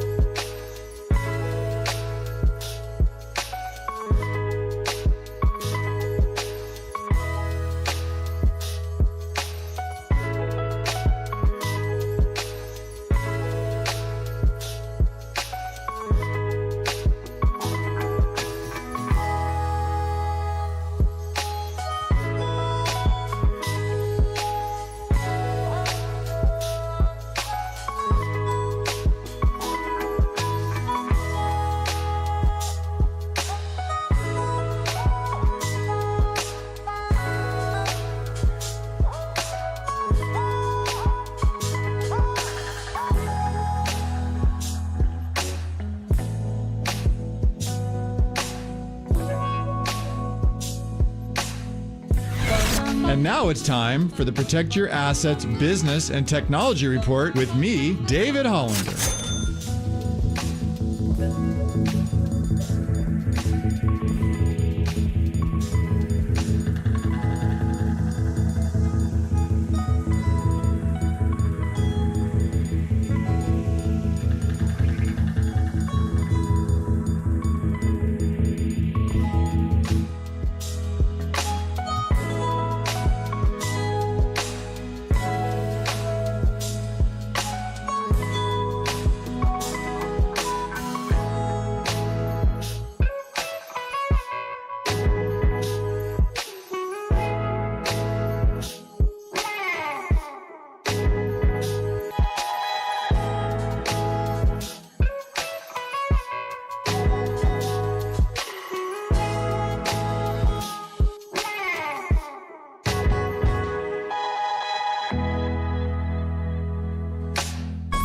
Listen to the sports leader anywhere, anytime. Download the KNBR app. Murph and Marcus continue live from the KNBR Casino Matrix Progressive Jackpot Studios. Casino Matrix. Progressive jackpots are here. Where are you? Just drop in. 1-800-GAMBLER. Jimmy always says he's going to be fine. I mean, but we have to wait to see with the MRI. What did you think of the foul, or how he went down? Did you think it was in? I haven't seen the replay. I asked our guys behind the bench, and they just said it looked like there was some physicality on the rebound, and I think Thompson inadvertently found himself underneath Jimmy just based on the tug of war that was going on there. So I mean, we didn't think there was anything wrong with the play. It's just one of those plays. Okay, Steve Kerr and Chris Mullen now taking sides opposite from me. I didn't like it. I didn't like it from the jump. I mean, listen, we can talk probably tomorrow more about like the actual basketball effects of it. We'll find out the situation with Butler's MRI. But it's an early morning, and so we're reacting raw, like we said, raw dogging here. Raw dogging the whole show today. I want to officially on air apologize to Marcus for jumping the Delaware situation. He did. I'm just going to let everybody know, just to be totally honest with everybody, that's my trigger point, is when the new generation says I wasn't alive for something. Young Tony, you experienced that, buddy? You've experienced that with me? Absolutely. I was just talking to Marcus. This was pods before game 2. This was in practice. He was asked if he's seen 1997 basketball. Nah, I don't watch nothing before I was born. Perfect. Yeah. Perfect. There right? it is. And Murph, you're right. I should know where Rich Gannon went to college. That's the line I threw out. He graduated in 87. I wasn't born until 92, but I should know that knowledge. But yeah, no need to call me out for it live on 50,000 watts. Well, I mean, you don't know everything that happened before you were born. No, and if I've spent most of my life ears open, nodding, going, "Damn, that's great." Yeah. That's all. Like you just soak it in. You soak it in. Mm-hmm. It's like the other day, OG Murph had to teach young Waterboy, OG Waterboy had to teach young Murph that the San Francisco Giants have the most wins all time in Major League Baseball history. Wait, say that again? The Giants have the most wins all time in baseball history. You didn't know that. I didn't need to Murph didn't know that. Murph, how do you not know this about your Giants? You kind of did. I don't think I bowed up on you like that. Well, I mean, you should know these things, Murph. You should know these things. Are we going to relet? No, we don't need to get hot again. And now we don't need to get hot again. You know what you should? Now I get to be another old man. Somebody who apologizes, accept it, and move on. Mm-hmm. Don't bow back up, because, I mean... God, we're going to go down this road and start all over again. A lot of fatherly advice today, this morning on the Murph and Marcus show. Dude. And it's all because Amen Thompson took out Jimmy Butler. Let's go to Nathan in Morgan Hill at 808 KNBR. Nathan, good morning. How are you? What's up, Nathan? Hey, what's up, guys? First things first, Marcus, the fact that Murph apologized and you went down on him like that, you got to do 24 push-ups, bro. How about you do some push-ups, Nathan? You do some push-ups. No, Nathan, you're right. I'll be doing some push-ups. Believe you me, I'll be doing some push-ups when I hit the gym today. Atta kid, Nathan. Way to stay healthy. Yes, sir. Anyways, my whole take on this is the flopping situation in the NBA is getting so insane. I believe that Thompson was flopping based off of Draymond's little nudge. And that's what took out Jimmy Butler. Hey, I haven't even thought of that angle. Like that. That's it's so you're right. ridiculous. That they're all looking to fall down, right? Yeah, that's why he flailed his arms out. That's why he acted like, it wasn't his fault because he's trying to sell the foul. It's not a bad take that, like, part of the culture is just, here I go. I'm going to throw my body at something. And he winds up doing that. So it's an interesting take, Nathan. Plus, I love that you observed that interesting reaction from Marcus, too. Hey, one more thing, guys. One more thing. It's my son, Nick's birthday today. He turned 12 today. I just want to give him a shout-out. There it is. Happy birthday, Nick. Go get him, Nick. 12-year-old, great year. Great freaking year. Todd in Idaho is checking it. God, we're going all over the place. We got Delaware. Let's not mention Delaware again. Yeah, we're going everywhere. Todd, good morning. How are you, buddy? What's up, Todd? Good. How are you guys? We're spicy this morning. Yes, Yeah, it sounds that way. I'm a long-time listener. I lived in the Bay Area for 30 years, but been in Idaho for about 4. But I agree with Murph in that when I initially saw that, the first reaction was, oh, my God, that's not a basketball play. And I kind of liken it to football when I played college football in the 80s. That when you had the opportunity to take the quarterback and drive him into the ground, you knew he released the ball and you just drove him into the ground because you could. And every defense you want to take out the quarterback. I kind of liken it to that. He got knocked down, but he had an opportunity, I think, to make that to lessen that fall. And in basketball, when you're undercutting somebody like that, it's going to be horrible. So I think I'm with you, Todd. That's where I've been saying since the jump for sure. And what's interesting too is this Ahmed has a little reel where he, I didn't know this. I'm learning this stuff this morning that he doesn't mind. And listen, I like physical basketball. I do, but it also is like, whoa, dude. I think you threw your energy and your arms out a little beyond the pale there. Now, it would have been great if he broke Jimmy's fall or something, or somehow Jimmy didn't land as hard as he did, and then we could just talk about how physical the series is. But now he's sort of, in my mind, sort of like, establishing a rep a little bit. This is going to have to follow him. And again, if Draymond did this, he'd be getting destroyed coast to coast. So, Todd, appreciate the call, man. Ray in Lodi. Hey, I was in Lodi yesterday. Shout out Lodi, California. Made the big trip out to Lodi, Ray. How are you, man? I'm doing good, man. But poor Jimmy Butler, that was a dirty-ass play. I'm telling you. You know what? He's an NBA player, that guy. He's got better body control than that. He looked like some guy playing at the YMCA. Just throwing himself in there. What do you think he was going to do? He wasn't going to get the rebound. So what's his intention? To make contact. And he's up in the air. I don't want to hear that, man. These guys know what's going on. And the Ibuka guy, he pushes that kind of stuff. He's dirty, too. I didn't like him when he was with the Celtics. I like him less with Houston. Well, Ray, let me ask you this. Did you think Thompson was trying to fight through a box out? Yeah, but then he flew through there like some clumsy oaf, and then his face hits him. Do you think Draymond Green pushed him? I saw what happened. He's fighting tooth and what's he going to do when he gets there? It's almost like, hey, I'm just going to push as hard as I can, and whatever happens at the end of this happens. That's not a clean play. That's not an NBA play, man. Well, Ray, I think the goal was for him to follow up his shot and potentially get a rebound and put it back up. Now, I don't think Draymond Green pushed him, but I think if you're looking at the replay, you can see his legs get tangled up with Draymond. Even Steve Adams kind of gives him a hip check from behind that causes him to go off bounds. So I just don't think it was a deliberate attempt to target Jimmy Butler is my take, Ray. Well, I think the refs should have reviewed it. And if that had been Draymond going into that Green guy who scored all those points last night, oh, man, they would have been charging the floor trying to get him. Yeah, Ray, I'm with you. It's a delicate balance. I appreciate the call, man. Shout out Lodi. Yeah, thanks, Ray. Shout out North Clements Road on Lodi. Gorgeous. The orchards out there, the grapevines, and my great friend Denny Georgiadis, who we love so much. It's a fine line. I'm trying to be careful here so that, there's no audio clips. San Francisco radio host accuses Ahmed Thompson of murder. You know what I mean? It's like, no, somebody might clip that right there. Yeah. It's a fine line between telling you I didn't like the play and determining how badly Ahmed Thompson wanted to injure Jimmy Butler. Like, I'm acknowledging that that's a gray area. Like, did he want to hurt Jimmy Butler really bad? That's a big statement. I'm not necessarily going to go there. Was it reckless? I'm going to say it's reckless, yeah. Was it a spillover of Ime Udoka's culture? I'm going to say yeah.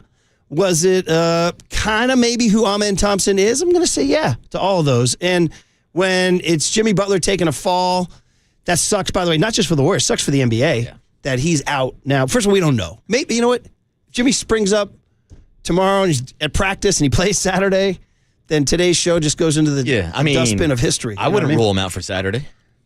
Well, I don't know. Yeah, we don't know. Knows? The MRI results are going to come back today. But, Murph, I think there's a big difference, especially optically. Like, if this was Amen Thompson chasing down Jimmy Butler on a breakaway layup and he undercuts him, then, yeah, without question, it's a dirty play.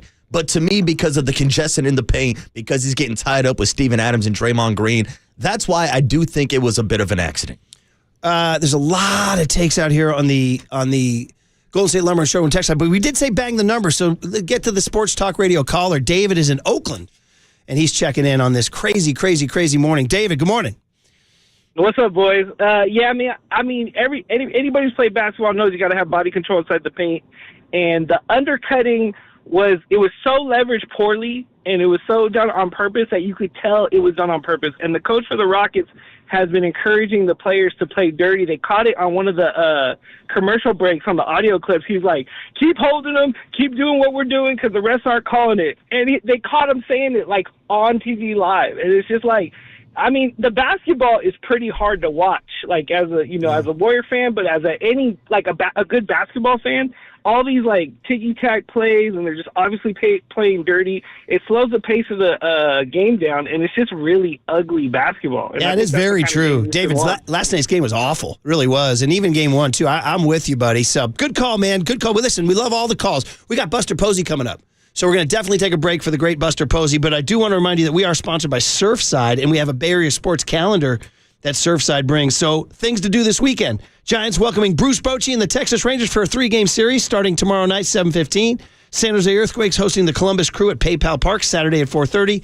Stanford baseball playing ACC foe Wake Forest on Friday at 6:05. Before first pitch, grab a pack of Surfside iced tea and vodka or Surfside lemonade and vodka. Surfside, a proud partner of Giants baseball. Okay, from emotional intensity to the cool, calm brain of Buster Posey. Next on the Sports Leader.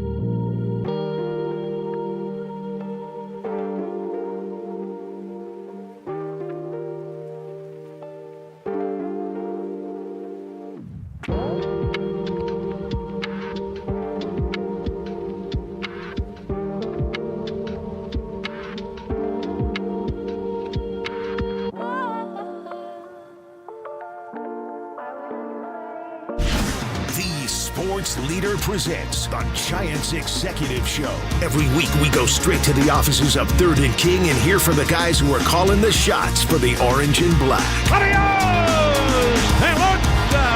Now, here are Murph and Marcus with Giants President of Baseball Operations, Buster Posey, on the Sports Leader. All right, can't wait to talk baseball with Buster, but first got to tell you guys, the Murph and Marcus Show is sponsored by Bigelow Tea. Grab a mug and tea proudly. And the Buster Posey Show is sponsored by Benjamin Moore Paints. Experience the Benjamin Moore retail difference at our independently owned, authorized retailers today or at benjaminmoore.com on the UMA guest line. Buster, good morning. Murph and Marcus, how are you doing, man? Hey, morning, Buster. Good morning, guys. What's going on? Yeah, you know what? What's going on was a baseball game last night. Let's just open with last night. You wake up, you pour your coffee, you got a 4-2 win. I was just saying to Marcus during the break, I said, I got to ask Buster, it's kind of like, was that the perfect Buster Posey win last night? Starting pitching, defense, timely hitting. Give me your take on last night. Yeah, that was a gritty win. I mean, you facing Peralta, he's one of the best in my mind. I mean, it's a really unique fastball that he features. You know, kind of crossfire, has some cut on it, a lot of carry. So for us to scratch a few across, as you mentioned, played great defense. Webby had another nice start, and then Doval coming in and had a few really good outings. Now was good to see. It was a good win.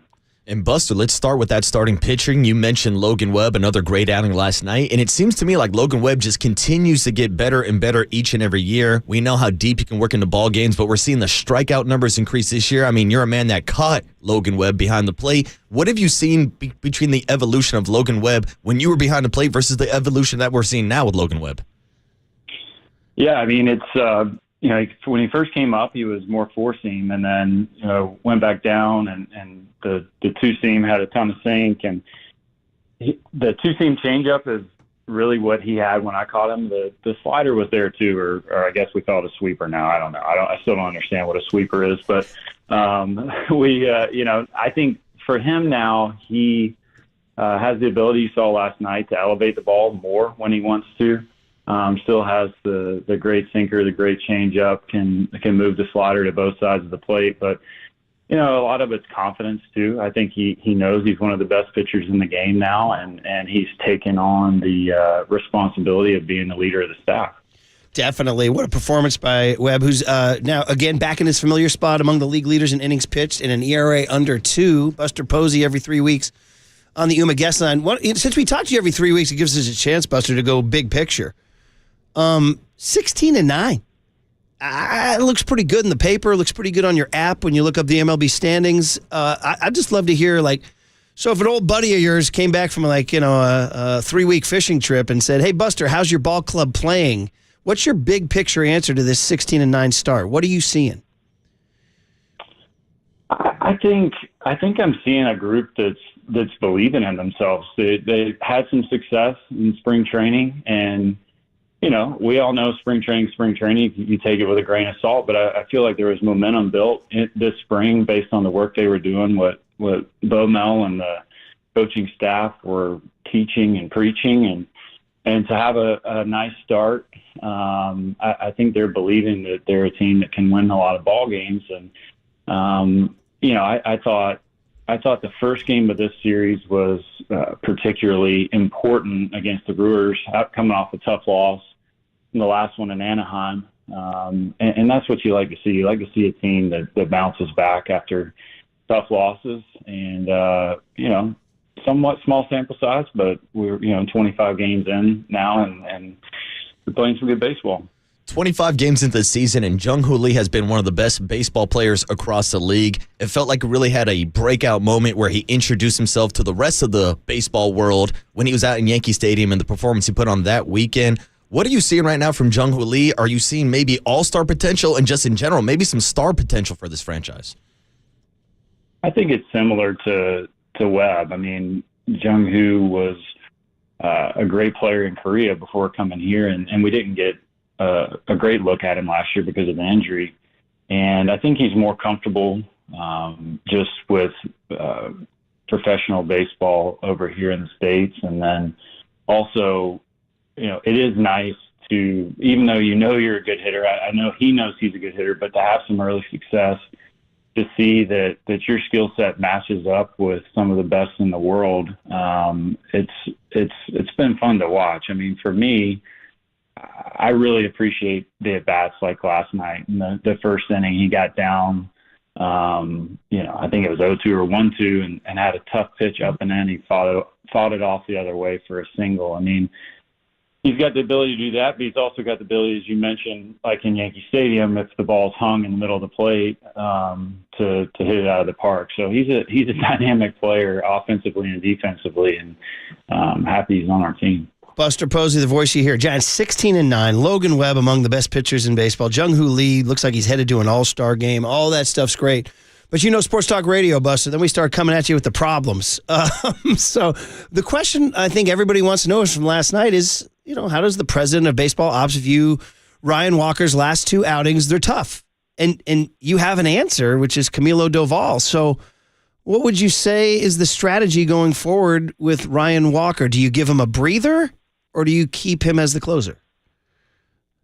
Well, I think that's a conversation. Again, I've been, I think, very forward that Bob and his staff are the ones that make that decision. I'm here to make that decision with them, but ultimately they're going to be the ones that make that call. I will say that, when you ask the question, the part that stood out to me was you said his last 2 outings, and sometimes we can be very reactive in this sport, and especially I'm learning in this position is it's different as a player because I think you have a better sense of time as a player, and you understand the length of the season and how many outings you're going to have, how many at-bats you're going to have. And there is a tendency to be reactive on this side, I think. And not saying that we shouldn't and we have to think about these things because, it's a business of production and we have to win games. But the belief is in Walker still, but Doval's throwing the ball great. It's nice to have 2 guys that have that type of stuff at the back of the pen, and arguably, you could probably insert another guy or 2 in the ninth. So I guess that's a long-winded way of saying that it's nice for Bob to have some flexibility at the end of the game. Buster, moving on from the bullpen to the starting rotation, I know it was stressed a lot during spring training this year to throw more strikes. But when you're looking at your starting rotation, they're tied for the lead in Major League Baseball with 60 walks this season. That's the most walks across Major League Baseball. Robbie Ray has 18 this year. Jordan Hicks has 15. So what would you say about the starting rotation and not filling up the strike zone? Well, I think it's encouraging. That's a weird thing to say, but it's encouraging because we know that they're better than that. They've shown it before, and we have to be in the strike zone more. That's not going to cut it to have that many walks. And again, encouraging because we have won some games when we know that our starting pitchers have more than what they've shown. And so, especially in our ballpark, we want to fill up the zone. We want to utilize the big gaps and let our defense work. So, that's something that's going to be a focus for those guys. Yeah, that's definitely the positive spin. It's funny, the team they're tied with in starter walks is the Dodgers of all teams. So there they are. Buster, so many different things to ask about. First base is one of them. Fans are freaking out. I'm like, it's funny. We've actually reacted to fans saying they are 16-9. They are pretty good. But obviously, Lamont Wade doesn't want to wake up and see 098. He doesn't want to see that. You guys called up VR. He had a couple of plays at first base that he wanted back. Just what would you say right now to the fans about how you view the first base situation? Because obviously, Buster, Barry Seldridge homers in his first game, but we know he's probably a little bit of ways away. But what would you say to Bob, and when you guys talk about what's going on at first base, how you can get more production? Yeah, it's been a tough start for Lamont. I mean, and I don't think anybody, being a former player, nobody is going to wear that more than he is. And as you mentioned, it's not fun to wake up and see that average. And Lamont has a track record. I think we're all just waiting kind of for it to click for him. He's putting in the work. He's working hard. He's playing good defense. He still has the ability to get on base, via the walk, even though he's not swinging it great right now. And again, I think another guy that we've got to have some patience with and understand that this guy's also known as late night Lamont, to a lot of people around here. So we can't forget that either. And As far as Eldridge goes, I mean, he's played one game this year in AA, and he's a long ways away. There's a lot of stuff outside of the hitting that he needs reps on. He needs defensive reps. He needs situational reps, and we're certainly excited about his future, but he needs a lot of reps. Buster Posey is the voice here this morning on the Uma Guest Line on the KNBR and Giants Executive Show, sponsored by Redwood Credit Union, 75 years and growing. And Buster, the big offseason signing this year was Willie Adames. I know we talked about it in our first interview earlier this year. Still early on in the season, but he's hit a .198, 1 home run, 11 RBIs. What are you seeing right now from Willie Adames at the plate? Man, guys, you're right. Sports talk is you're all going negative on for 16-9. I know, Buster. It is brutal. No, out here. I mean, look, Brutal, yes. Willie's a leader. Willie's ultimately the leader. Yeah. Again, it's not something that's probably fun for him right now, but I've been encouraged just at his leadership. He's posting meetings. He's playing every single day. He wants to be in the lineup. Another guy that you're just kind of waiting for it to click for him and really take off. What you saw last night, he impacted the ball with a great play late in the game, diving play to get a free lick there. And, I mean, it's hard to quantify a guy that comes to the clubhouse every day with energy, smile on his face, loves to play the game, middle of the field type of guy. And Willie's going to be fine. I mean, it's just a matter of time for him to kind of get his groove. And once he gets going, it's going to be a lot of fun to watch. All right. Well, you are right. There's too many negative questions for a 16-9 team. So let's shine a light on something that you guys put an emphasis on, and that's defense. Now, it's not going to be perfect. Obviously, guys make mistakes and you make errors, but I don't have it. When I checked, you guys were one of, if not the best team in baseball in terms of errors. And last night, two in particular come to mind. Actually, three. You mentioned Adames. The Yaz throwing out the runner at third. I think it was Contreras at third base. Yeah. And Christian Koss's backhand play up the middle. Using those plays as a springboard. What's Buster Posey, president of Baseball Ops, seeing on defense? And is there anything you'd like to highlight?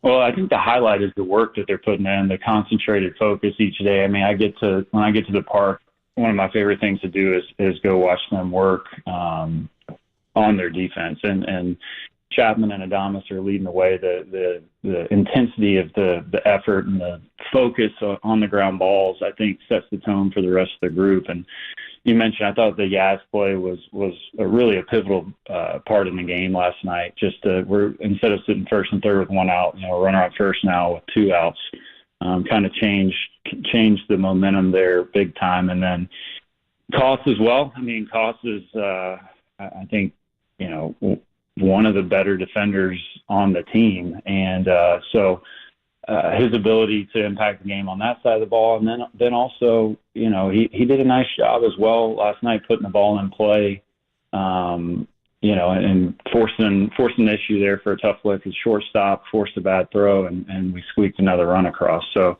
it was nice to see for sure.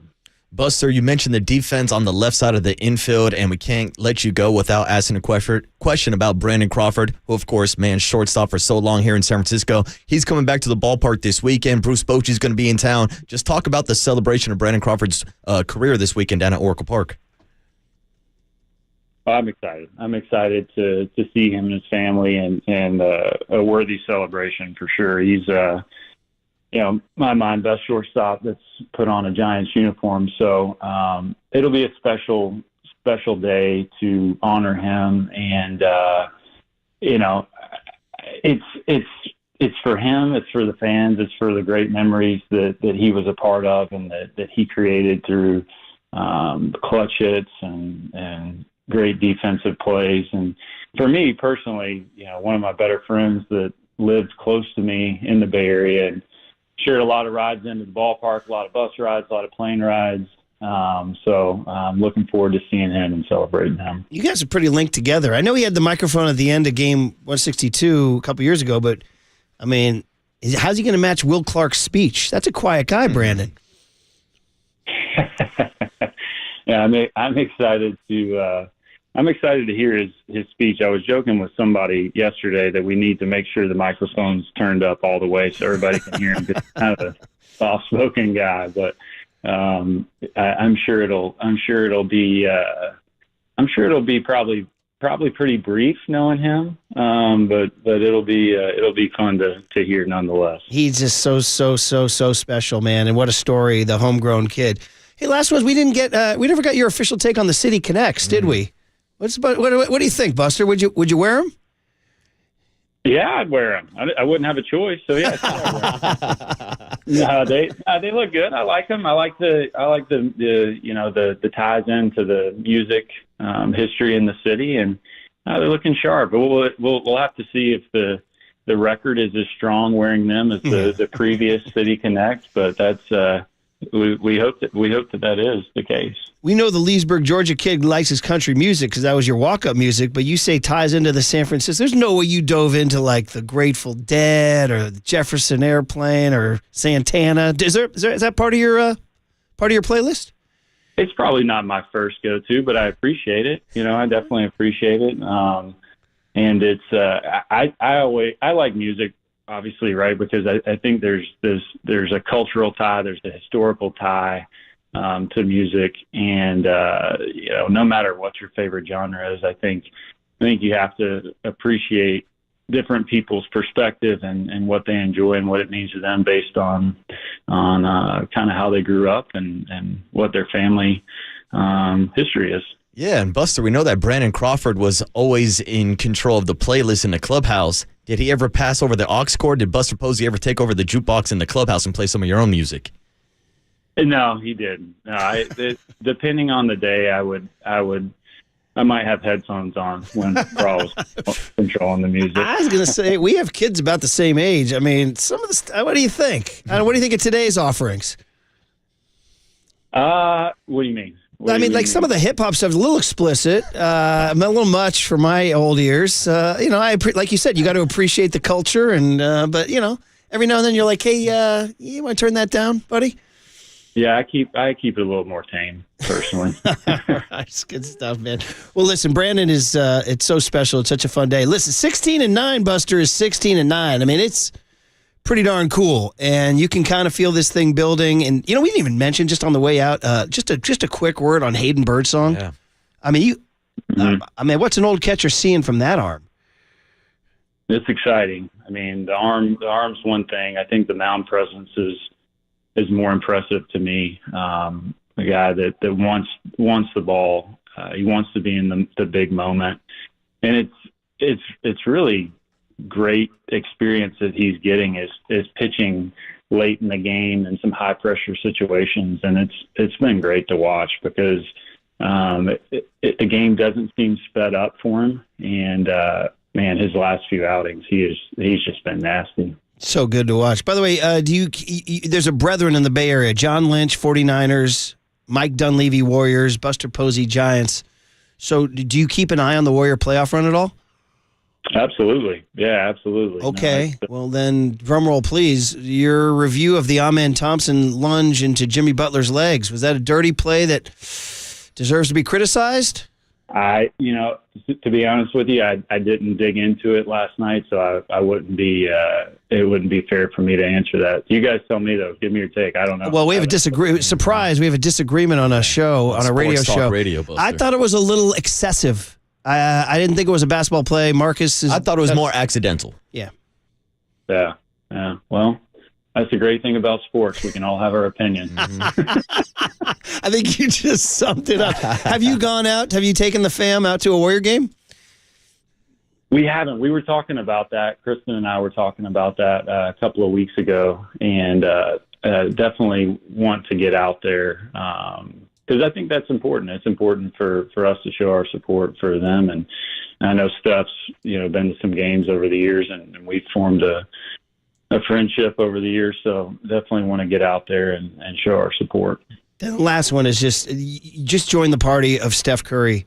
Like we're saying, I don't know, governor, president, ruler of the universe. I don't know if we've ever met a more impressive young man than Steph Curry. I mean, you probably feel the same way. Have you guys played golf together or anything? We have. Yeah, we have. I think what's so unique about Steph is you mentioned it. I mean, superstar of superstars, but can get out on a golf course, and he's just the most humble person. He'll beat your brains in on the golf course as well, and but he's just a guy out there on the course, and it's not normal, right? It's not normal to have the success that he has, the status, the celebrity status, but still just a very humble, down to earth, just kind person. So goes without saying, we're lucky that he's been a part of the Bay Area for as long as he has been. He blows us away, and we get to see him play basketball Saturday night in our town. So we got to treasure these days, man. So, Buster, as always, it's a great conversation, wide-ranging, and congrats on a 16-9 start, man. That is, I just got to tell you, there's Giants fans are pumped. I've heard a lot of anecdotal run-ins, grocery store, youth baseball games. People are fired up. So, congrats on the great start. That's great. No, we're excited about it. Hope you keep it rolling. Thanks, guys. Thanks for the time, Buster. Buster Posey, calming the waters this morning for us. That was really fun. Back to the Jimmy Butler play on the other side. How mad are you? What are we going to do about it? 808 KNBR is the phone number. Bang the number. The big hit next on the Sports Leader.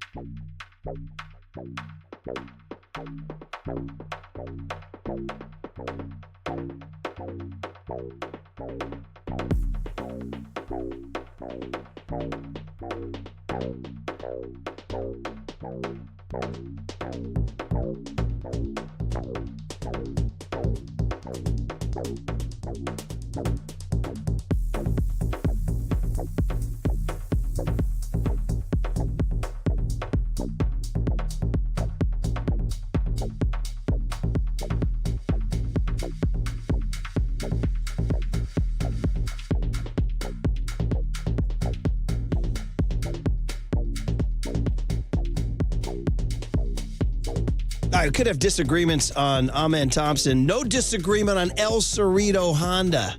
We can bring Amen Thompson and Jimmy Butler and everybody. Draymond Green, El Cerrito Honda. They'd be like, damn, this place is great. I know, I told you. El Cerrito Honda right there in El Cerrito, right off of 80 on San Pablo Avenue, and the best selection possible, okay? What do you want? Civic, CRV, Accord. You want hybrids? I have the CRV Hybrid 2025. I love it. Drives like a luxury car. Beautiful. I told you I was driving one of these 7th grade kids back from a basketball game. This kid, very precocious, kind of rubbed his hands over the back seat. He goes, "They're really making these Hondas quite nicely these days." I said, "Yeah, way to go, Reese. Thank you for the feedback."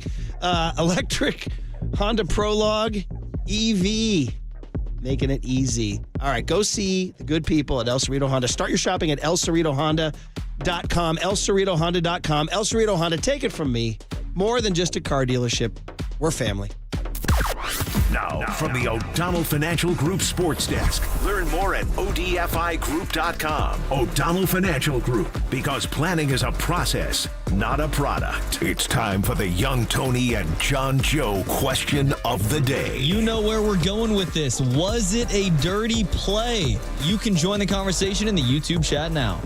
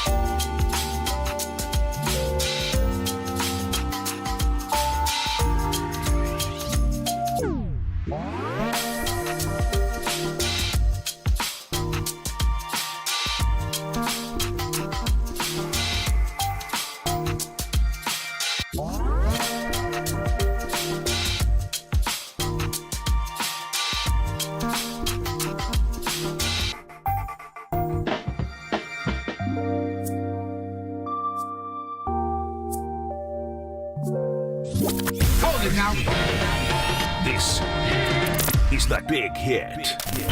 Sponsored by Benjamin Moore Paints. Experience the Benjamin Moore retail difference at their independently owned authorized retailers today or at benjaminmoore.com. On KNBR 104.5 FM and 680 AM. The sports leader. Murph and Marcus is sponsored by Bigelow Tea. Grab a mug and tea proudly.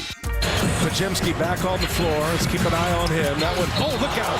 Wow, Butler goes down hard. Thompson comes underneath Butler. He was bumped as well, and Jimmy Butler's legs went right out from under him. Straight contact on the floor. Not at all. I know Amen Thompson and his brother saw. I know his dad.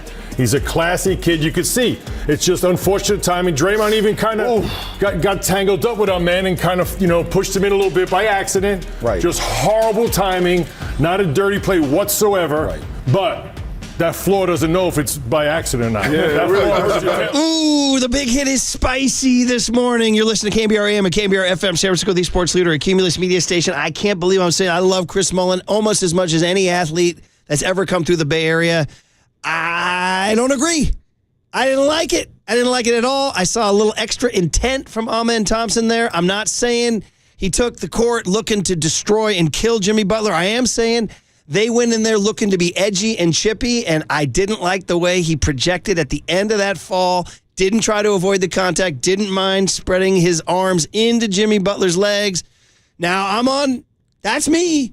Mully says one thing. Steve Kerr agrees with Mully. The refs didn't even review it. 808 KNBR, bang the number where you come in. I've been hot all morning.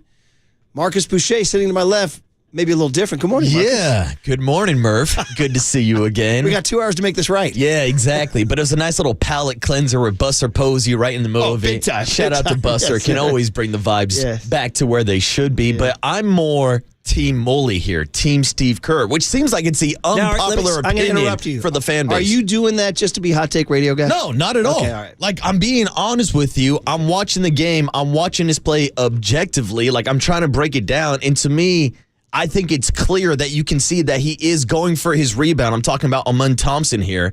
I think it's clear that his legs get tangled up with Draymond Green. Like, I have the replay right in front of me if you want me to show it to you. Young Tony can put it on the stream. And then you can see Steve Adams kind of gives him a hip check. Okay, I think he gets thrown off balance. Is it on YouTube, yeah, Twitch, we're going Twitter all right now? 22 right here. Okay, here he is right here. Yeah, oof. God, I hate guys, I'm still watching it to this point, and I still don't like it. Look at him right there. Well, I can agree with you. I don't like it either. But I think it's different, whereas if it was a play where Jimmy Butler had a breakaway layup, and Thompson chases him down and undercuts him, then it's a dirty play. I'm not saying that. And I'm not saying this is even a basketball play. I don't like it at all. I don't like the fact that Jimmy went down. But we've had a few callers and texters acting like this is an assassination attempt on Jimmy Butler's life. Like he was targeted, like he had that information, like he had enough time to say, oh, Jimmy's up in the air. I'm going to undercut him because I want him to go down. I want him to get hurt. So that's what they'd say in like the legal, you're creating like a red herring. Like nobody's saying that. But No. We had callers earlier this morning saying they came into this game with a game plan to target Jimmy Butler and Steph Curry. Don't get distracted by that. Let's just talk about more. But I'm just responding to people who are calling me out on the text line. I'm also going to call them out and say that those are bad takes. By the way, bang the number. 808 KNBR is the phone number. Golden State Lumber and Showroom text line is 415-808-5627. There's so many reactions. There's so many different ways to approach this, but I should honor the text line 707. There's so many coming in. If it's not a dirty play, it's definitely not a basketball play, says 707. I'm going to go just kind of re-rack what I said at 601 and 701 because now it's 802. And that is that, here's the old man here. I've seen a lot of basketball. I watched the Pistons, bro. I watched Bill Laimbeer commit crimes on the court. Okay, so I've seen it. I'm not immune to seeing violence on the basketball court, right?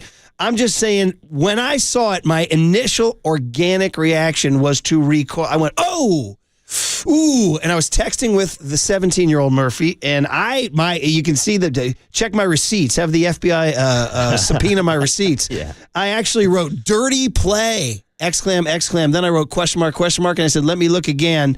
I wrote back and I said, yeah, I don't like it. So my first reaction was that. Of course, it makes it worse that Jimmy Butler left the game. I mean, there's a whole other thing about what's the ramifications of this, and we'll have all day tomorrow to discuss that when we get the MRI, because we don't know. Like, what? I think there's a chance he bounces back like a freaking 3-year-old kid, like a toddler, and say, let's go play. Or I mean, worst case, he's out for the series. You know, I mean, again, we don't know. That's irresponsible to speculate. I'm just saying, a game that was gnarly, Ime Udoka, and again, I want to reiterate, I didn't come into this with like a hatred of the Rockets. I kind of admired what they did on April 6th, and I almost took them to win the series. I told you guys on my pick, I said, I'm kind of tempted to take the Rockets in 7 because of what they did to Steph. And then I said, but don't bet against Steph and Jimmy. You're an idiot if you bet against Steph and Jimmy. Well, here's the problem. Jimmy might be out. Yeah. Now you can bet against Steph. Yeah, that's the bigger issue here. Yeah. Is how long Jimmy Butler could potentially be out and how bad the team look with him without him on the court. Well, with no Pajemski either. Yeah, and that's the thing. Andrew Wiggins ain't coming back anytime soon, too. So this is a worse version of the team before you traded for Jimmy Butler. So a lot of reaction. 510 said, when people who played the game say it's not dirty, it's not dirty. The refs let the game become overly physical, and it's a product of that. Okay, there you go. 415 says, you just described the exact play by Danny Green that ruined Clay's career. Interesting on that. Somebody else sent in the reel. I didn't find this out until I went, because I was like, okay, what are people saying about it? So I went to Twitter and typed in Amen Thompson dirty. I want to see if an NBA player tweeted about it or something. And instead, he has a reel. You want to put this up on YouTube? He's got a reel. YouTube, Twitch, and Twitter. That's Draymond there. That strangle job on, who is that, Giannis? Yeah, he's killing Giannis right there, pulling him down to the ground by the head. Now here he is with Tyler Hero. Oh! No, that was dirty. Yeah, he just threw him down to the ground. And now here he is with his stick. Whoa! Who's that big? Is that getting physical? Who's the white guy? Valanciunas? Kleba. Oh, Maxi Kleba was the result. And then the fourth one is this. Yeah, I don't like it. I don't like it. Yeah, I mean, like it. that's a fair take to say you don't like it. But again, I agree with the texter. When you have Chris Mullin, Steve Kerr, when you have Shaquille O'Neal, Charles Barkley, guys who played the game saying it's not a dirty player, and also seeing the lack of reaction from guys on the court. Like, if this was a dirty play, Draymond Green's putting somebody in a headlock. That was not that type of reaction on the court from his own teammates. I'm surprised by that. I am surprised. I'm sticking with it, though. Listen, again, like all my rage for 4 hours, what's that going to accomplish? Well, I'm just kind of, number one, getting it off my chest. And I hope I'm sort of like talking about what you guys want to talk about, which is the play, because it's less than 12 hours or whatever. I mean, we have a different assignment than other day parts. You know, we're sort of the reaction.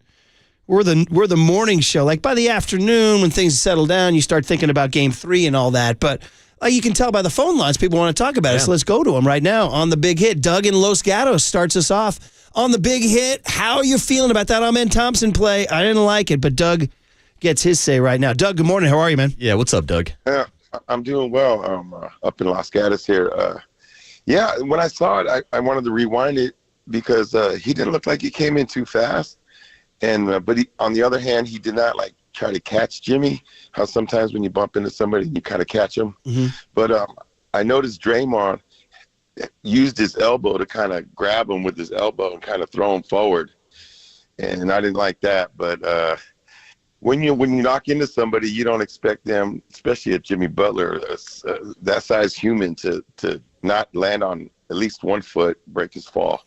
So I didn't think it was dirty. I thought Draymond helped out the situation by kind of throwing Thompson forward. It's interesting, Doug. That was the initial take by a lot of people, but the more I watch it, the less I see Draymond doing. To me, it's Draymond's legs getting tangled up with Thompson and almost a nudge from behind from Steven Adams. I see Thompson kind of surging unnecessarily is what I see. But, Doug, thanks for the call. We got to get to some more, man. Joe in El Dorado Hills. That's opening up a wound. My 11-year-old NorCal baseball team got eliminated by El Dorado Hills. Joe, good morning. How are you? Hey, morning, Joe. I'm good, guys. Good to have you. Good to be on the show. Again, I'm kind of in the middle here. I don't, it doesn't take a professional athlete to understand the way that this game was called, the way the first game was called, the way the last game of the season or that against these Rockets was called, the amount of hugging and pushing that they allow to do on Curry, among other things, even with some of the things that GP2 and limited minutes has had to deal with. It's bound for somebody to get hurt, unfortunately, and the way the Warriors go, it depends on how the game's going to be officiated a lot of times. Props to Steph in Game 1 for fighting through that. But if they continue to call this game the way they did against the OKC Thunder the first, 4 games of the series when we were down 3-1 on our way to a championship, and then they decided to let them play actual basketball and call fouls, then we came back. It's going to be a tough go if Jimmy Butler can't play now. As it relates to the intent, tough to govern intent on the play, right? Mm-hmm. But a professional athlete, I mean, it doesn't matter if you've played any basketball at a competitive level. I would expect a pro athlete to have a little more body control on the follow through there, a little more intent to help a guy out who's in the air, because I mean, you got to have a little bit of respect there. So again, we can't judge the intent, and I think that's why the players and the coach kind of let it go and didn't fight through it. But watching this at a bird's eye view on TV like we get to, it's tough to. And if you've played any basketball in the past, I mean, there's a lot of little things that you can do to get a guy an extra push, an extra this, an extra that. And I mean, Draymond does it. I mean, I'm no pro athlete, but I played basketball. I did it. Not to the intent to hurt somebody, but right. You know, at some point somebody's going to get hurt because they're just not. They're not calling the game the way basketball is played in the regular season on most nights. Yeah, and Joe. That's how the OKC series was. So that's my 2 cents. That's all good stuff, man. We appreciate you checking in, and you're right. I mean, there's a lot of things that he said that I agreed with about the way an athlete goes into somebody, the way you kind of can brace their fall versus surging into them. That's a kind of all my reaction. Interesting text from 408 on the Golden State Lumber and Showroom text line. So many, by the way. Thank you, everybody, for texting. We'll try to get to as many as we can. But he says, I don't think it was a dirty play. Okay. Or I don't think there was intent. Okay. He says, however, that being said, I was listening to Tolbert and Tim Roy right before tip-off on the radio. This is an interesting comment. He says, they both agreed they thought the Rockets would get chippy and, quote, test the boundaries on what they could get away with, unquote. See, that's kind of what I feel like. And that's the spillover is what you saw. Yeah, and I think it also leads into the conversation, the refs letting this style of play kind of go. And also getting the encouragement from Ime Udoka on the sideline saying, yeah, keep playing physical. Let's ramp it up a little bit because the refs are not going to call it. The refs kind of created this environment to where plays like this happen. There's so much reaction. Brian, Topher, Dion, Watchdog, all you guys hang on. We'll get to you guys. But I think 209 might just kind of calm the frayed emotions by saying, you know who would not commit a dirty play on Jimmy Butler? The Niners' last place schedule. All right, there you go. So we'll get into that. Yeah, there's an NFL draft tonight. Bang the number. Today's a day, man. Sports Talk Radio is the day to start shouting at each other about this play and where we're at after it's all said and done. The big hit continues on the other side on the Sports Leader. Bang the number. 808 KNBR.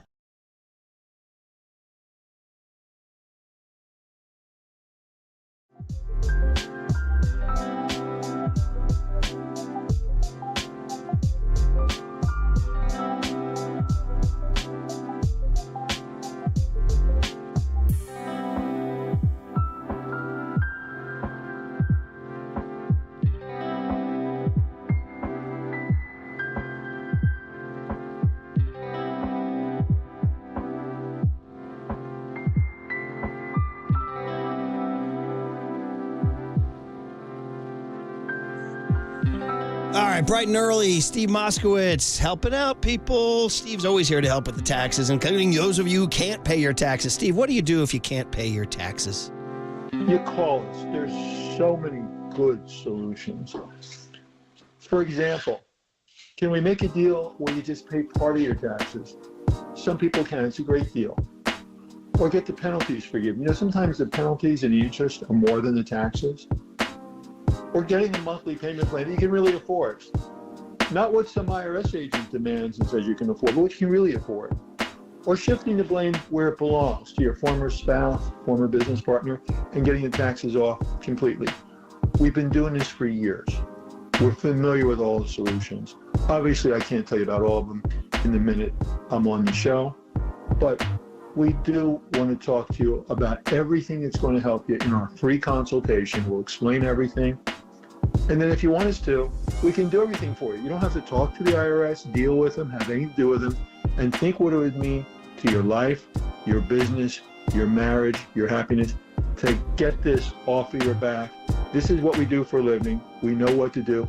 Just call for your free consultation and let us show you what we can do for you. There it is. Give him a call. Tax attorney Steve Moskowitz. He's my tax attorney. He should be your tax attorney. Give him a call at 888-TAX-DEAL, 888-TAX-DEAL, or go online to MoskowitzLLP.com.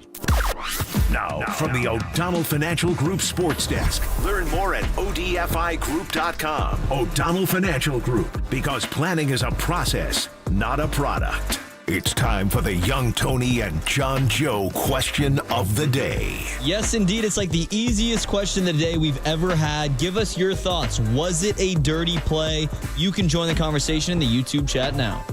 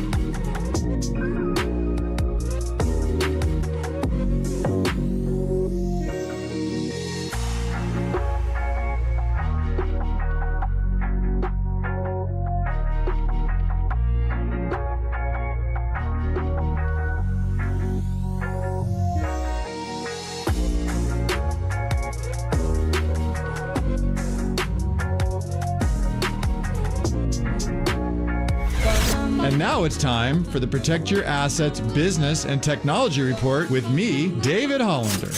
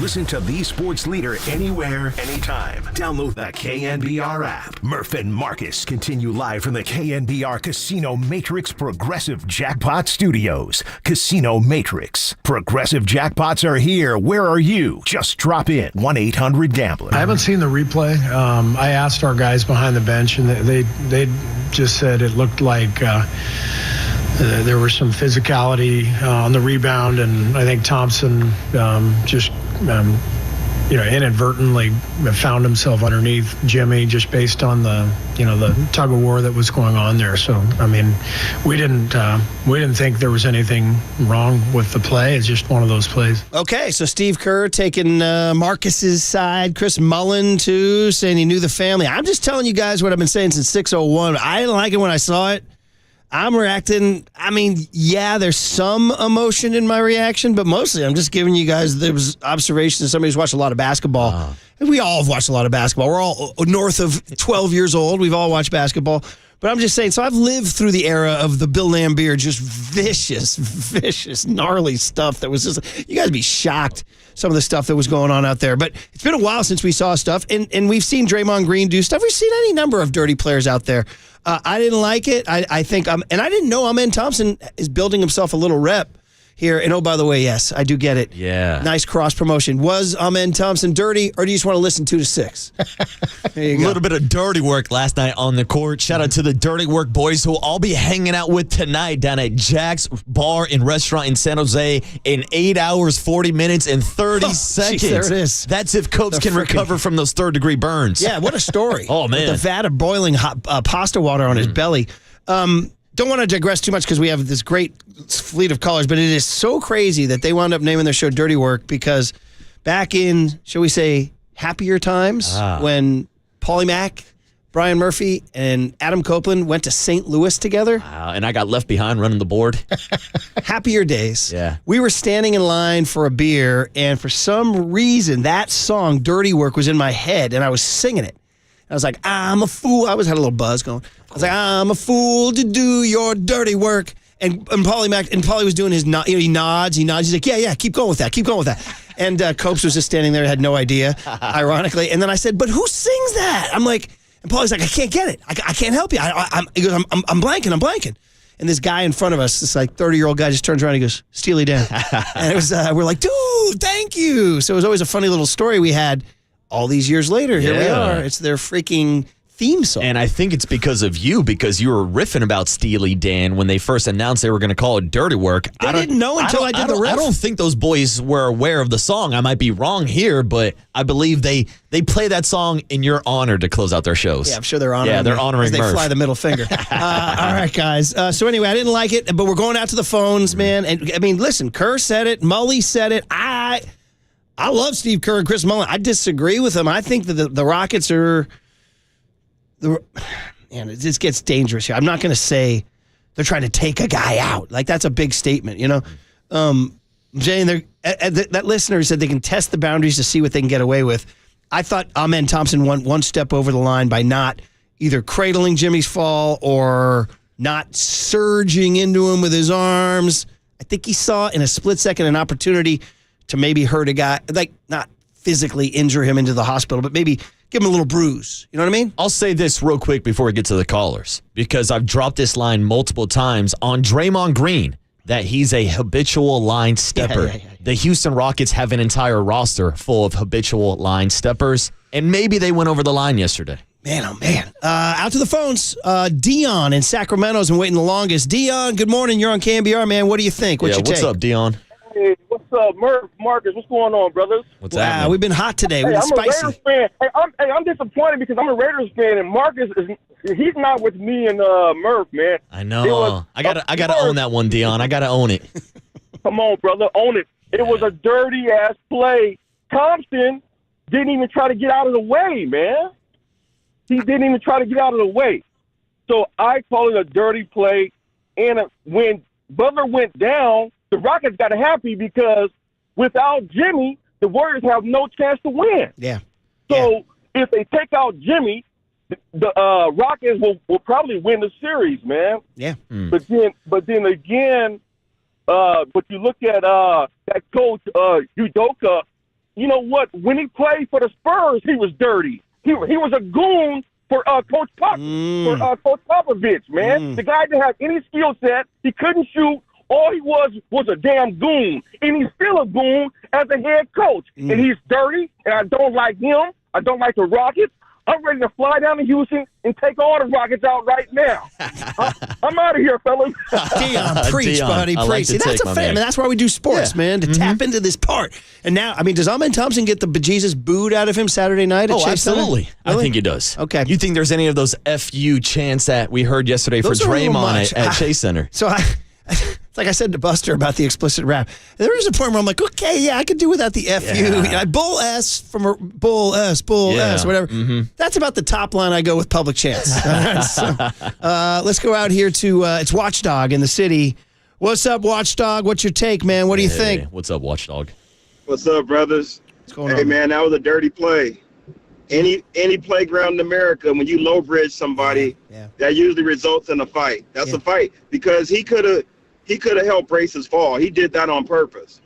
And you know That's what I saw, Watchdog. Amen Thompson looks like he could be one to run our test kids. He got that same block head. Yeah. Now, Watchdog, let me jump in here real quick because I agree with you. If this does happen at a park, you're probably throwing hands. But how come we didn't see that type of reaction from Draymond Green or anybody else on the court from the Warriors? Very surprised by that. I think everybody was in shock of the play and the magnitude of what's actually happening with Jimmy getting hurt like that. Because Jimmy tried to play through it, but I knew he wasn't going to be able to play through that. He hit hard, man. Yeah, dude. And I'm hoping that his tailbone isn't broken. Yeah, dude, Watchdog, that was a bad fall, man. was hard. I'm scared to get the MRI report here, man. But I'm with you, Watchdog. You and I, man. I've been saying it all morning. I'm with you. That's what it violated my eyes, like when I saw it. And again, I just want to emphasize, like I did not go in like, oh, I hate the freaking Rockets. It's not like I hate USC football. I hate the Dodgers. So like, I'm always ready to look for bad things from those guys. I hate the Lakers too, but like I didn't like have major beef with the Rockets. Like the Rockets are our toy. The Warriors have slapped them around in the playoffs 4 times. So when he did it, my reaction was honest. It was like, whoa! Like I was like, whoa! Like, you know. So I'm with you. I'm with you, Watchdog. Right. Thanks for the call, man. Sorry, we faded. You there, Watchdog? You still there? Yeah, I'm here. I was just gonna say, Amen Thompson, he's from the Bay. Yeah. So we have a certain amount of love for him anyway. Yeah. But when he's playing dirty like that, man, it's like, come on, man, you didn't get that from out here. We don't even get down like that. Now Marcus would say now it's on site. Yeah, it might be on site, Watchdog. Watchdog. Thanks for the call, Thanks, man. Watchdog. We got to get some more in here. Sunflower is in the valley. Just the valley. Any valley. Sunflower, good morning. How are you? What's up, Sunflower? Good morning, Brian and Marcus. How are you both? We're good, man. I'm a little spicy this morning. A little spicy. I know, Yeah. Brian.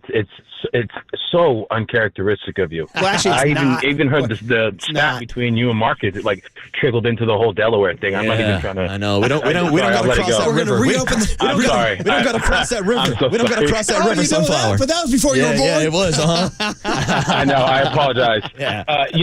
A couple things I wanted to say. 2 things can equally be true. Number one, you got 3 players involved who are kind of real physical. Steven Adams, you got Draymond Green, and you got Thompson. The second thing I want to point out, Draymond definitely nudges him. It's not good enough to create the fuss that Thompson did, but NBA, all they do is flop now. So you got Thompson trying to sell a foul. You got Draymond giving him a nudge while he's having contact with Steven Adams. A big mix-up in the paint. The thing I will tell you is Thompson didn't mean to hit him where he hit him because he hit him with his face. If you look, Thompson gets decked right in the face with the back of Butler's calf. I saw on one of the shows earlier, and it's like a player, if he was going to trying to take someone out, you don't take people out with your face. In fact, Thompson probably took a really, really nasty hit himself. Did Butler get hurt? Yeah, it's unfortunate.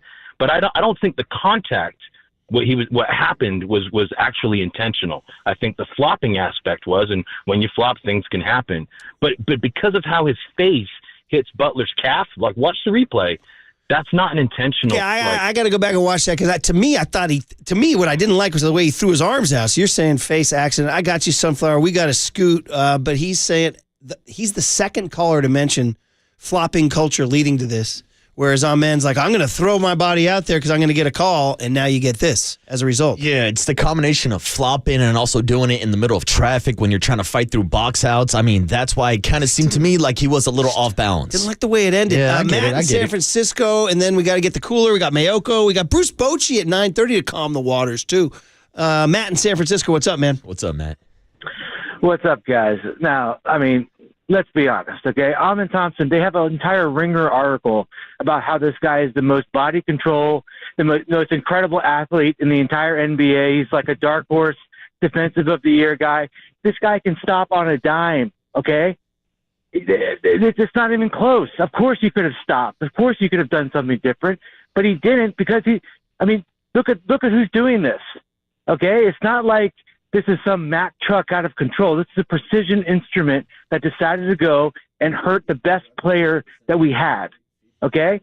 What a coincidence. This isn't a coincidence. This is intentional. Well, I mean, Matt, I appreciate your analysis there about his body control. That is a very good point. Yeah, I missed that article. I got to stop short of like saying like he wanted to like seriously injure Jimmy Butler. Like that's where I can't go there. That's a heck of an accusation. What I can say was a reckless play by a guy who wanted to leave a bruise on a guy and just kind of like, I love contact. Let's let these guys know they're in our house, that kind of deal. And it wound up getting way worse than he bargained for. But I guess in the end, I don't think Houston's upset that it happened.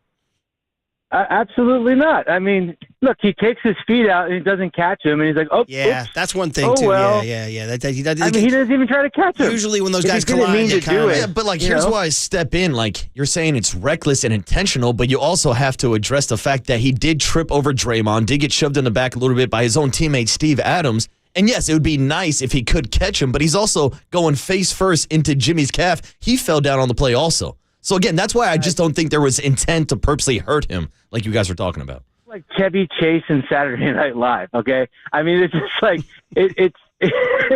I mean, come on. Yeah, it was too much. It was exaggerated. Come on. We can go with the slow-mo side-by-side angle. You can see the tangle of the legs. Like, we can't just sit here and say there was no traffic in the paint that didn't lead to Amen Thompson falling forward. But he's not running into that. He's standing there after he shoots it. He's not like running into the cloud. He's following up his shot, isn't he? Yeah, he's following it. Yeah, a little bit. I would say he pulled up around the free throw line. I'm watching the frame by frame. And this is where it gets really dicey, too, the frame by frames. Yeah, we're going to Zapruder films. He looks up and he sees. So, yeah. Matt, anyway, Matt, thanks for the call, thanks for the call, Matt. Appreciate you. We can be here all day. Like I said, there's not the least reliable. I learned this from my smarter brother and dad. The least reliable thing in the legal world is an eyewitness. That's it. I know you guys are laughing, but that's a true story. Yeah. Because people see a murder or a car accident. 5 different people have 5 different versions. Mm-hmm. That's the whole day. I believe I haven't seen this, but isn't there? Didn't you study the film at Sonoma State? Pardon me. Yeah, but I don't remember anything, Murph. Rashomon, I believe, is the movie called Rashomon by Kurosawa. Young Tone. Never studied that one. 1950 movie, and I believe the premise is different people's versions of an event. Yeah, Rashomon. Here it. Well, yeah, it's a murder is recalled from the perspectives of the bandit, the bride, the ghost, and a woodcutter. So there you go. 4 different views. Interesting. By the way, a woodcutter and a ghost. Wow. I didn't expect to say that today. That's a hell of a combination. Now, I like to channel my inner Chael Sonnen. Who are you going to believe, me or your own lion eyes? There. Or are we going to go Shaggy? It wasn't me. Now we're going to go Reggae Friday tomorrow. All right, guys. I'm down for it. Cooler of content will be the reaction probably to this whole thing. And by the way, shout out Walleezy, Walter Icalbaceta. Walleezy. This wasn't malice. There wasn't intent. So he doesn't get charged with murder. But I'm definitely charging him with involuntary manslaughter. And he says, can I get an amen? Bob Nightingale style. Yeah. Can I get an amen? There it is. Can I get an amen? And then somebody else came at us saying, we're saying it wrong. It's amen, not amen. Amen. I don't know. Can I get an amen? All I know is he ran into my guy. Yeah. That's all I know. And I didn't like it, too. Cooler content reaction from across the board on the other side. We do have to hit the NFL draft with Mayoko. Bruce Bochy at 9:30, but we'll continue to ride this wave of rage and or not rage on KNBR 104.5 and 680, the sports leader. If nobody got me, I know Wilmer Flores got me. Can I get an amen for that? Amen.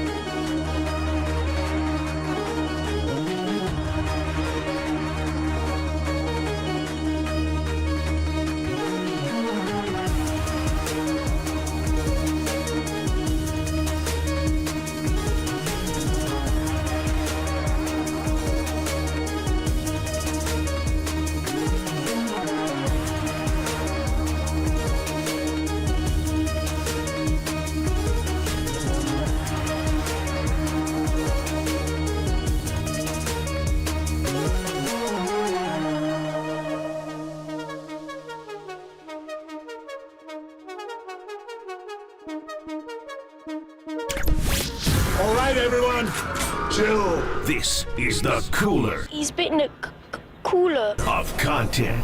Cornucapacious of joyful news. Might be on to something. Yeah, baby! Murph and Marcus is sponsored by Bigelow Tea. Grab a mug and tea proudly. Woo, baby, what a day. Here it is. This is Amen Thompson going into frickin' Jimmy Butler.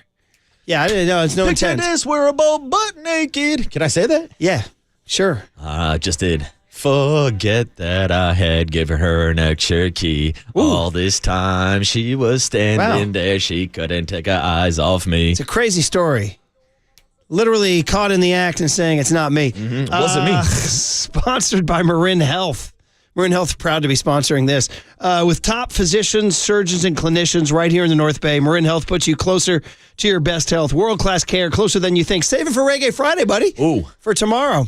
All right, guys. And by the way, real quick, Shaggy, seen him. Cali Roots a couple years ago down in Monterey. Outstanding. I had the Shaggy album as a kid just for this song. I hope he played this. Yeah, of course he did. All right, there it's you go. a banger. Let's get And some I of these know out here. Chris Mullen on the Amen Thompson play last night, NBC Sports Bay Area. Well, he went out of his way to defend a family that he knows here in the Bay Area. You can disagree with Mully, but this is what Mully said. Not at all. I know Amen Thompson and his brother Saw. I know his dad. He's a classy kid. You could see. It's just unfortunate timing. Draymond even kind of got tangled up with Amen and kind of, pushed him in a little bit by accident. Right. Just horrible timing. Not a dirty play whatsoever. Right. But that floor doesn't know if it's by accident or not. Yeah, that really All right, so Mully, surprisingly, he is in a fraternity, knows the family. Okay, but I'm just going to say, he says classy kid, but I've seen the real. He's done some stuff. He's out here. He doesn't mind mixing it up. Murph, we both have reels of us not saying the nicest things to each other. But that's why nobody says, I know Murph, he's a classy guy. They say, I know Murph, he's a hothead. He's totally capable of a play like this. Yeah, Exactly. I see the text line. We know Waterboy. He's a D-bag. He's an a-hole. There it is. We get it. Welcome to 50,000 watts. Welcome to the club. Welcome to the club. Public profile. But it is surprising to see the difference on this topic between fans and former players, especially. Because I see the text line. I see a bunch of people calling me out. 801 said I'm a Houston Rockets spy for defending this move. I'm like, look, I said it. Steve Kerr said it. Chris Mullen said it. Charles Barkley said it. Shaquille O'Neal said it. And the reaction on the court, or should I say the lack of the reaction on the court from Draymond Green and the rest of the team would imply to me that it wasn't as dirty as people are making it seem. That is definitely something that is sticking in my craw, that none of them has said it even pushed the line. That surprises me. Now, we'll see maybe this morning, maybe they'll have a different reaction. I don't know, but that is something to note. Steve Kerr, after the game, on the play. I haven't seen the replay. I asked our guys behind the bench, and they just said it looked like there was some physicality on the rebound, and I think Thompson inadvertently found himself underneath Jimmy just based on the tug of war that was going on there. So, I mean, we didn't think there was anything wrong with the play. It's just one of those plays. Yeah, I continue to be surprised. I didn't like it. I just said it. I said it's in 6:01. It was my organic reaction at the time, just the way I saw it right out of the gate. I was like, "Ooh, that's above and beyond." Now that was my take. And it was a hard fall. Well, that obviously it was hard. There's no denying that the severity of the fall affects your view of it for sure. Maybe if he kind of came down a little easier, maybe you'd feel differently. I don't know. I just didn't like it. I thought it was pretty aggressive. I don't like it. That's all I'm going to say. All right, so listen, we've said it for 2 hours and 40 minutes. Yeah, we have. And we'll say it some more later. But there was other things going on today, including Buster Posey coming on our show, which was really, really fun. Which was fantastic. He's great. Every 3 weeks, guys. And then next week, Zach Manassian. And Zach's great also. Yeah. And the Giants won last night. They won last night. They beat the Brewers 4-2. Another one of those wins. These wins Monday and Wednesday night are the kind of wins that, like, when you're having a nice season. You know, the Brewers aren't a bad little team, by the way. No, especially with Freddie Peralta on the mound. Oh, that was I love we had Buster on. His first take is just to immediately talk about the movement of a Peralta fastball and how it carries in the zone. Like he just wants to talk science. Yeah, dude, it was a great pitching matchup last night, and Logan Webb finally got some run support. Man, Can I get an amen? But a lot of fun stuff that we talked about with him. In fact, we asked him about his how he feels about the City Connects. Cut L, Tony, from Buster. I'm like, we haven't talked to you. Would you wear like a purple black orange thing here, Buster? Go. Yeah, I'd wear them. I wouldn't have a choice. So yeah. No, they look good. I like them. I like the ties into the music history in the city, and they're looking sharp. But we'll have to see if the record is as strong wearing them as the previous City Connect. But that's we hope that is the case. He's noticed they're 0-2. Yeah, those things. not the same start as the last literally, City Connects. Look at it this way, Marcus. They're 16-7 when they don't wear the City Connects. Oh, wow. Think about that. 808 KNBR banned the City Connect uniforms. And by the way, can I salute the Chicago Cubs? Go Cubs, go! They beat they took the series from the Dodgers. Can't Cubbies. So Dodgers started 8-0. They're 8-9 since. Just saying. Mm-hmm. Padres lost another series on the road. As you said, when they go on the road, it's not popping. It's not popping. Yeah. It's not Petco. Yeah, different air. So I did say to Buster, because he mentioned the history tied to the music, I said, wait a minute. You're a Leesburg, Georgia boy. We heard your walk-up music. It was modern country and not the kind I like. He likes more of that Florida, Georgia line stuff that I think some of is that pop country. It's kind of guitar-driven crap, with all due respect, you know? And I drove out to Lodi and back yesterday. Shout out the great Denny Georgiados. But I listened to some country out and back. There's some good stuff out there. What'd you get? Did you get friend of the program, Tyler Rich? No, I didn't, sadly. I'm a big fan of Midland, by the way. I ride with Midland. You from Midland, huh? Midland. You from Midland? Yeah, that's exactly right. See, they would have said it was a dirty play in Friday Night Lights. 100%. Anyway, That's Booby we're talking about. So I said, Buster, wait a minute. You wouldn't, Grateful Dead, Jefferson Airplane, you don't listen to that, do you? It's probably not my first go-to, but I appreciate it. I definitely appreciate it. And it's I like music, obviously, right? Because I think there's a cultural tie, there's a historical tie to music, and no matter what your favorite genre is, I think you have to appreciate different people's perspective and what they enjoy and what it means to them based on kind of how they grew up and what their family history is. What a Buster answer. Everybody's got great ties to music and their culture, and you have to respect and appreciate their culture. Great answer for Buster. So great. A couple other fun ones. We asked him if it was a dirty play. We asked him. We cut P. We said, are you into the Warriors? He said, oh, yeah. We said, well, was it a dirty play? Cut P. Yeah. Well, that's the great thing about sports. We can all have our opinion. Yeah, look at me. I'm laughing hard. Now, real quick. That was the second one, buddy. I meant to do cut O. That's my bad. Cut O was the first one. Cut O. To be honest with you, I didn't dig into it last night, so I wouldn't be. It wouldn't be fair for me to answer that. You guys tell me though. Give me your take. I don't know. Yeah. So then we said, I thought it was dirty. Marcus didn't, and this was his reaction. Yeah. Well, that's the great thing about sports. We can all have our opinion.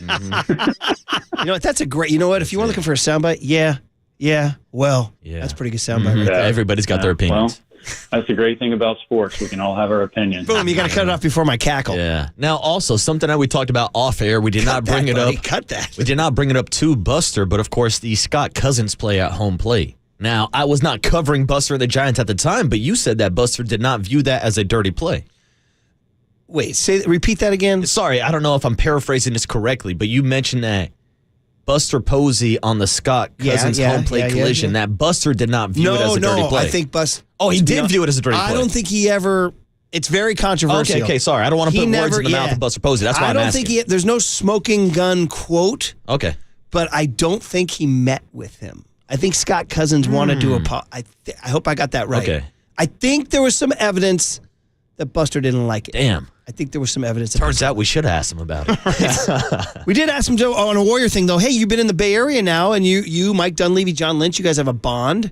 And have you gone to a Warrior game? We haven't. We were talking about that. Kristen and I were talking about that a couple of weeks ago, and definitely want to get out there because I think that's important. It's important for us to show our support for them. And I know Steph's been to some games over the years, and we've formed a friendship over the years. So definitely want to get out there and show our support. Formed a friendship. Now you're in your 30s. Those guys are in their 30s. When I'm long gone, these are going to be your dudes. Yeah. Like if you're still doing like 20, 30 years from now, like they're going to be your Ronnie Lott, Joe Montana. Absolutely. Yeah, they're going to be your guys, Stephen. Not a bad pair. Yeah, not bad for this generation of Bay Area sports. And then finally we said, hey, you must be friends with them, and you guys both love to play golf. You must have played golf together. We have.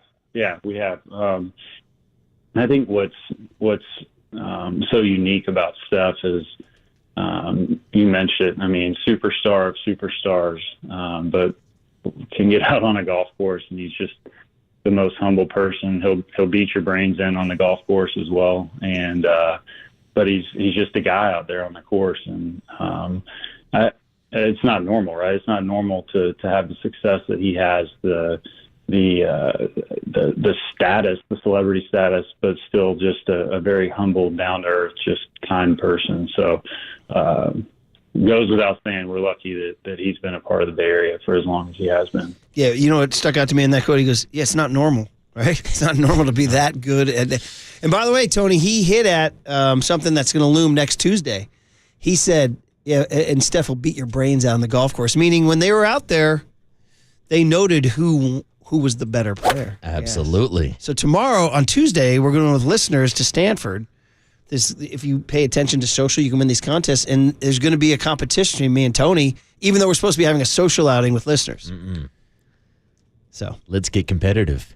Social outing? Come on. Young Tony's playing for keeps. Hey, you're talking to a guy who just came off a business meeting, Murph. This is a business meeting. I just came off a 10-hole grind in my championship match, which I lost, by the way. Well, if you boys need somebody to sink a 57-foot putt, I'm available. I'm available. With a Verizon wireless putter. Real quick, one more tip, one more thought on this. How about the fact that Steph Curry and Buster Posey are essentially the same age? Almost identical. And Steph is still out here doing what he does on a nightly basis. And they're both from thank God, we got to bless the American South. North Carolina and Georgia gave us these guys.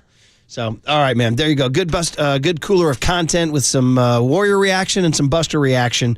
Some fun stuff from Buster. All right. Have we gone 3 hours and 48 minutes or 2 hours and 48 minutes and not mentioned the NFL draft? Which is insane when it's only 8 hours, 11 minutes, and 58 seconds away, Murph. Matt Mayoko will tell us exactly who the 49ers are picking next on The Sports Leader. Time for traffic on The Sports Leader.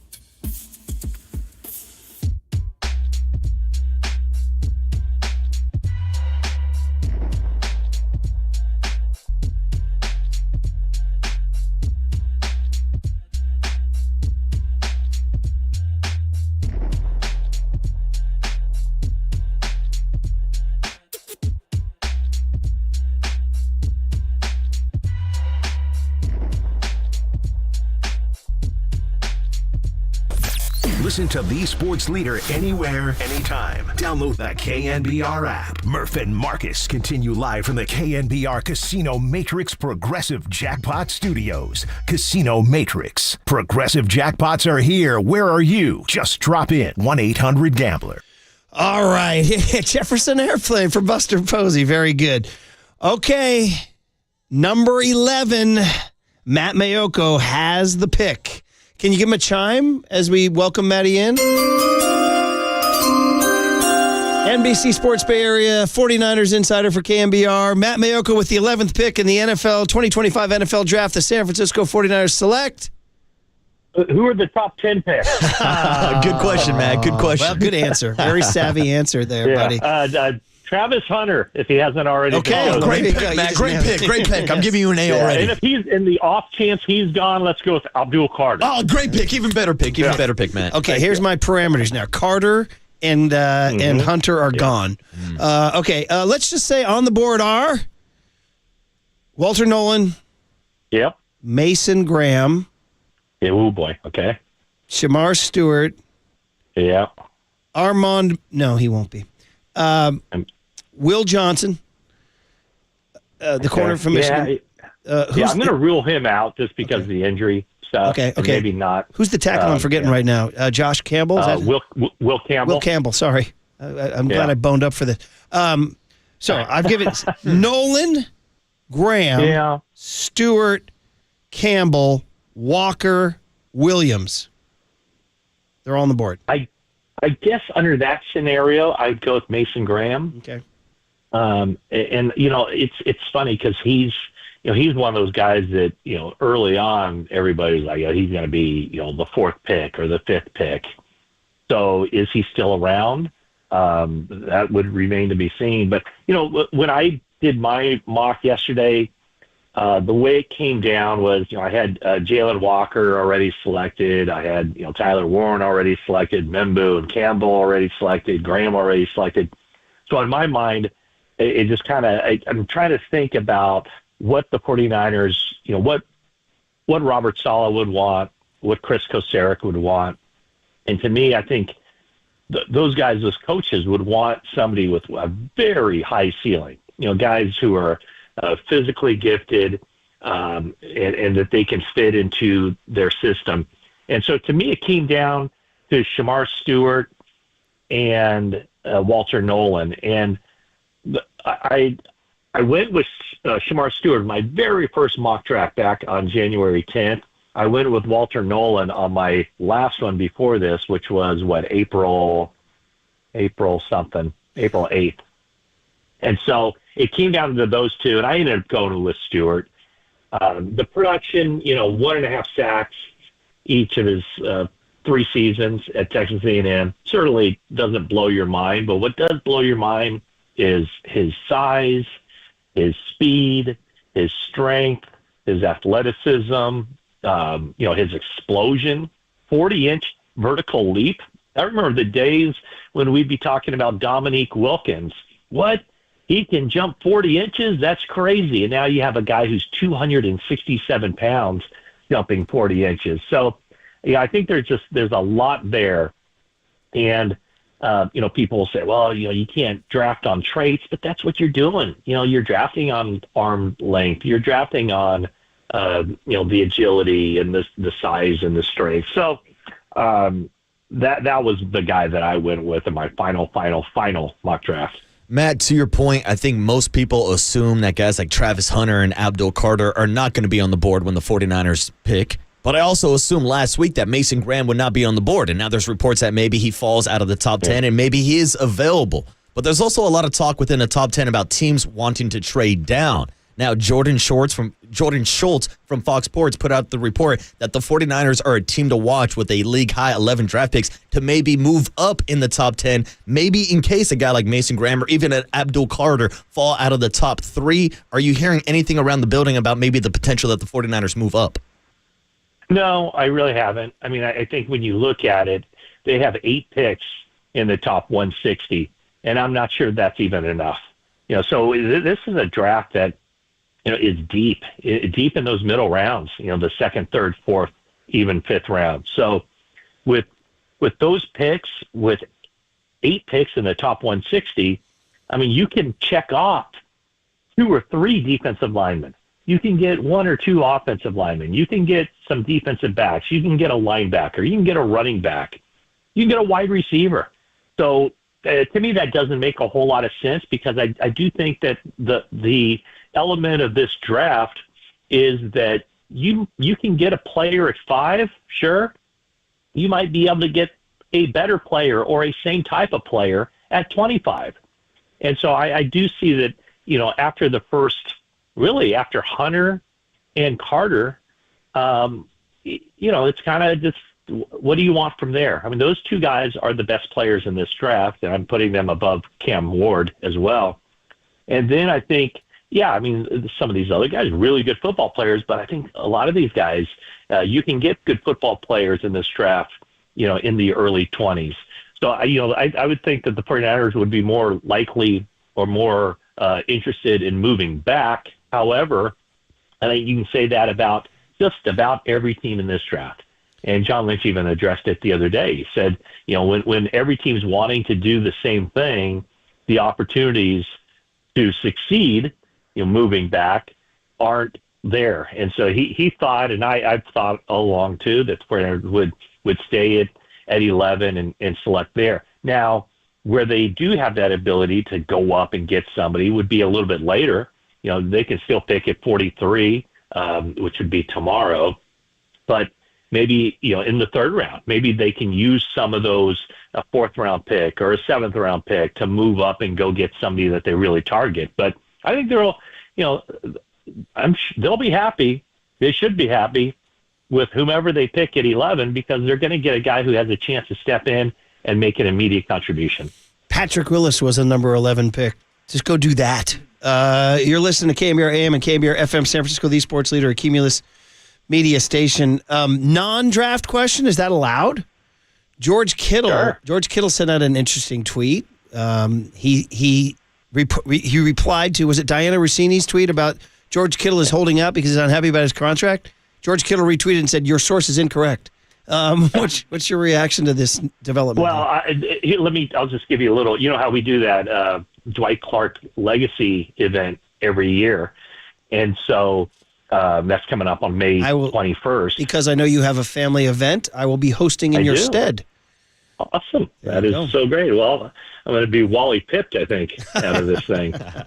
So that's last year will be the last time you ever see me on stage. First of all, no, you're better looking, and second of all, you offering me a weeknight event in San Jose, I am not re-upping, buddy. I am not re-upping. This is not. You're 2026. Yeah. You can book it. Okay. Yeah, that's a commute for you. Okay, so late in the season, mid-December, I go up to George and I say, hey. Kirk Reynolds, the guy who's putting on this event, he's thinking about putting together a tight end panel. And I was wondering if you would be available. And he goes, when is it? And I said, May 21st. And he told me, this was in mid-December, he said, I don't usually go to the off-season program that early, so I probably won't be around. But let me just check and see if I can kind of work some stuff out and if I can be there. So I knew in mid-December that he wasn't going to be at this phase of the off-season program. So take that for what it's worth. Matt, one more non-draft question, because everybody loves a Brock Purdy update.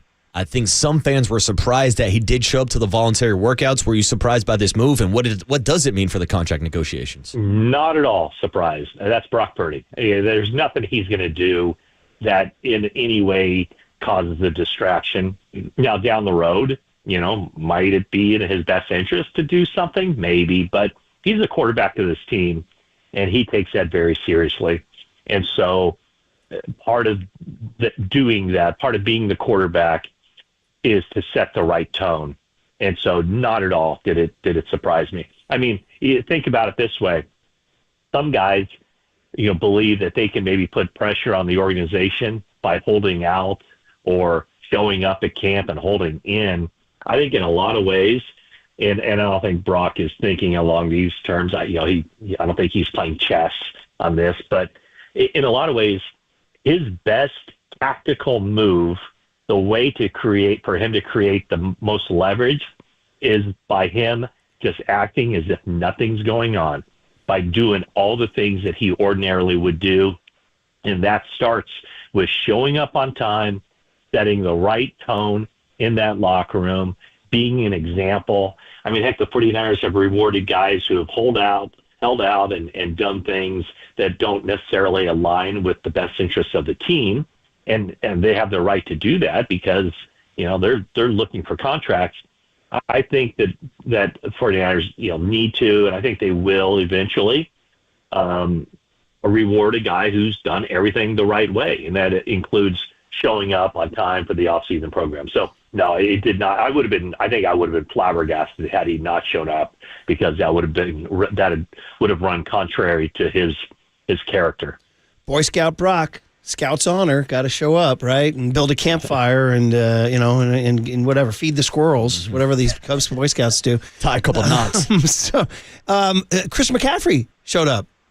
First time we've seen him really since the injury in Buffalo, right? Well, I mean, you've seen him, but I don't know. I don't know if you were there physically to speak to him. He brought up an interesting point. He said, I like being underestimated. I was thinking, ooh, is this the theme for the summer?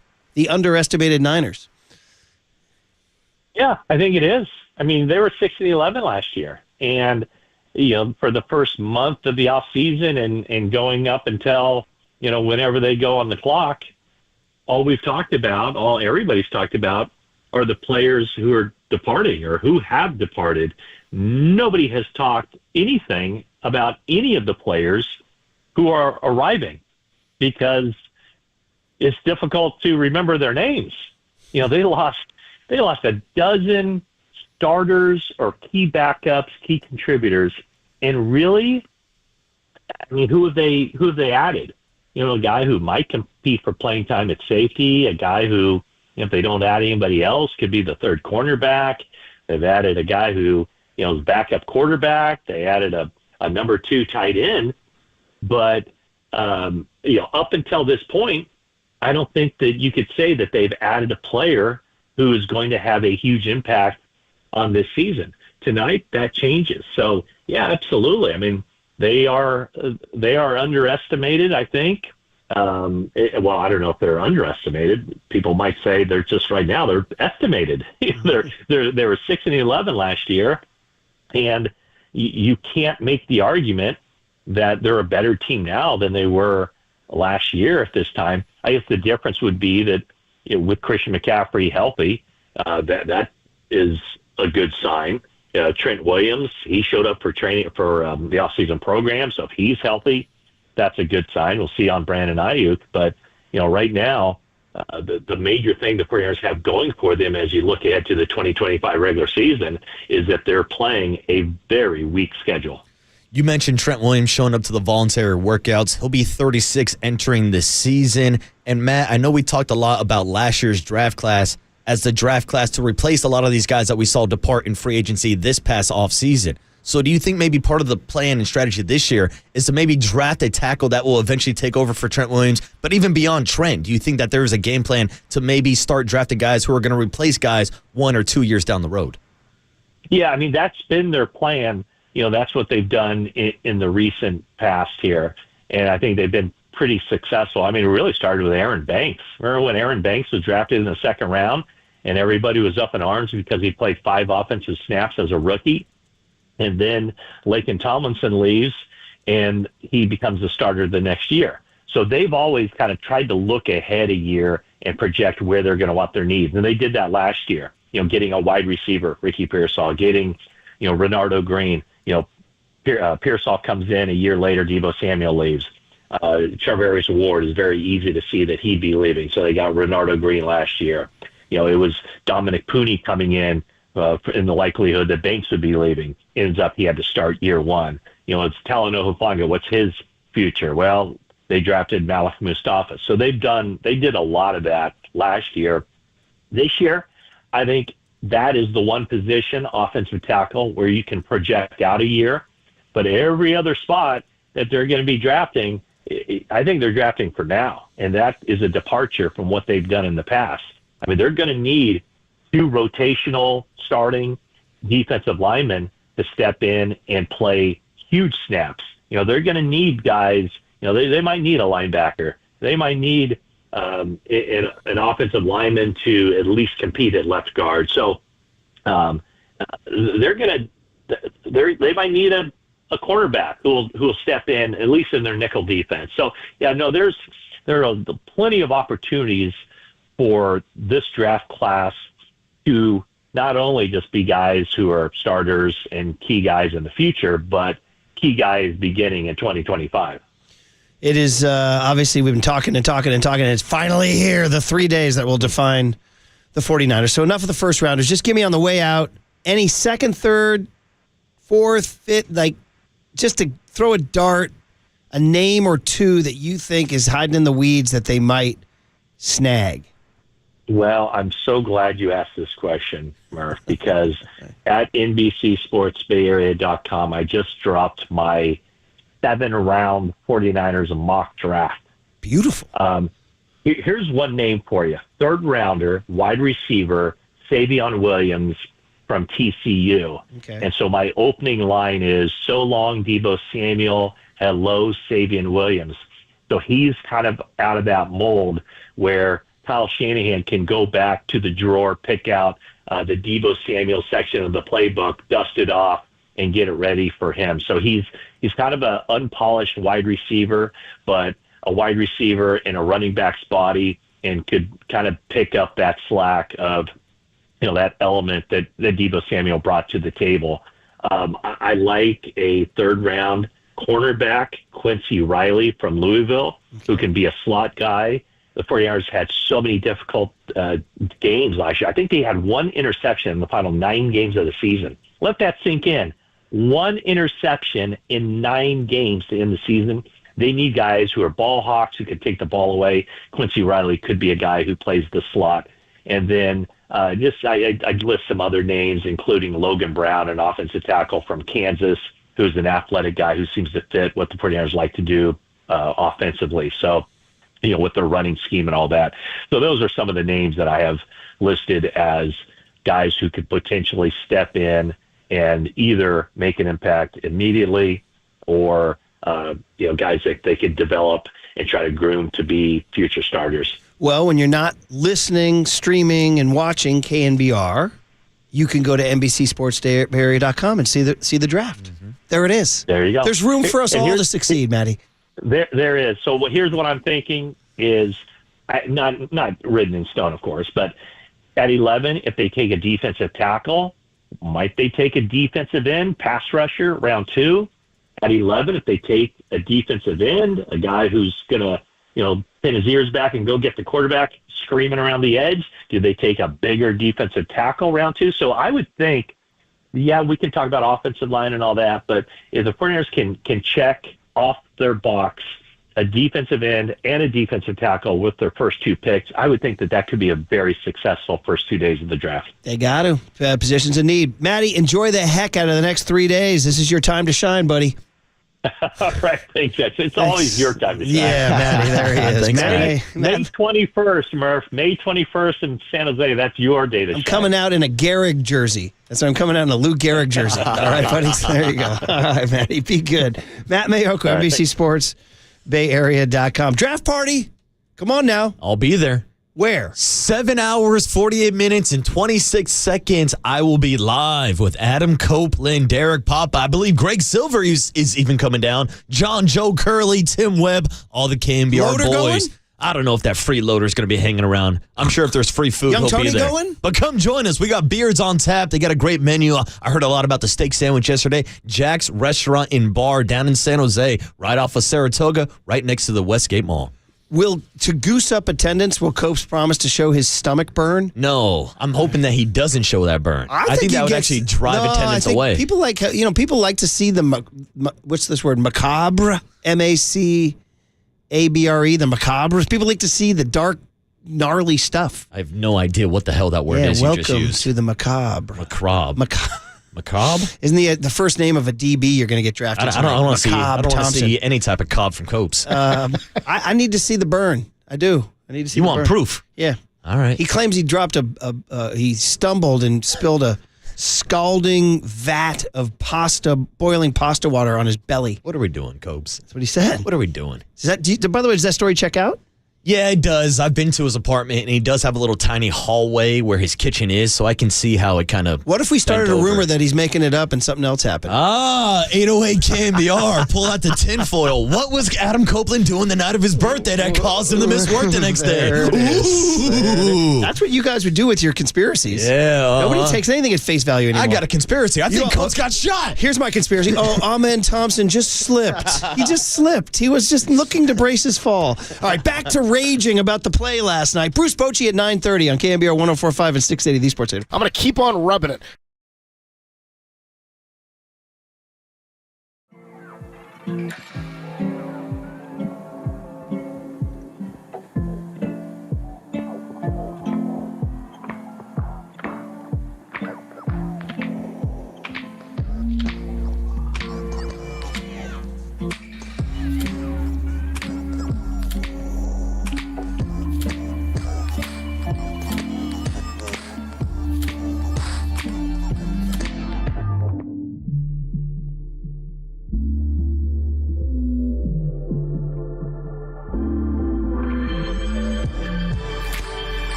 From the O'Donnell Financial Group Sports Desk. Learn more at odfigroup.com. O'Donnell Financial Group, because planning is a process, not a product.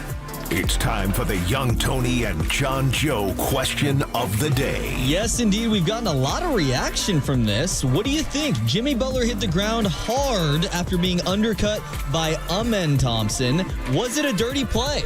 Looks like YouTube's got like a 61-40 something split. You can join the conversation in the YouTube chat now.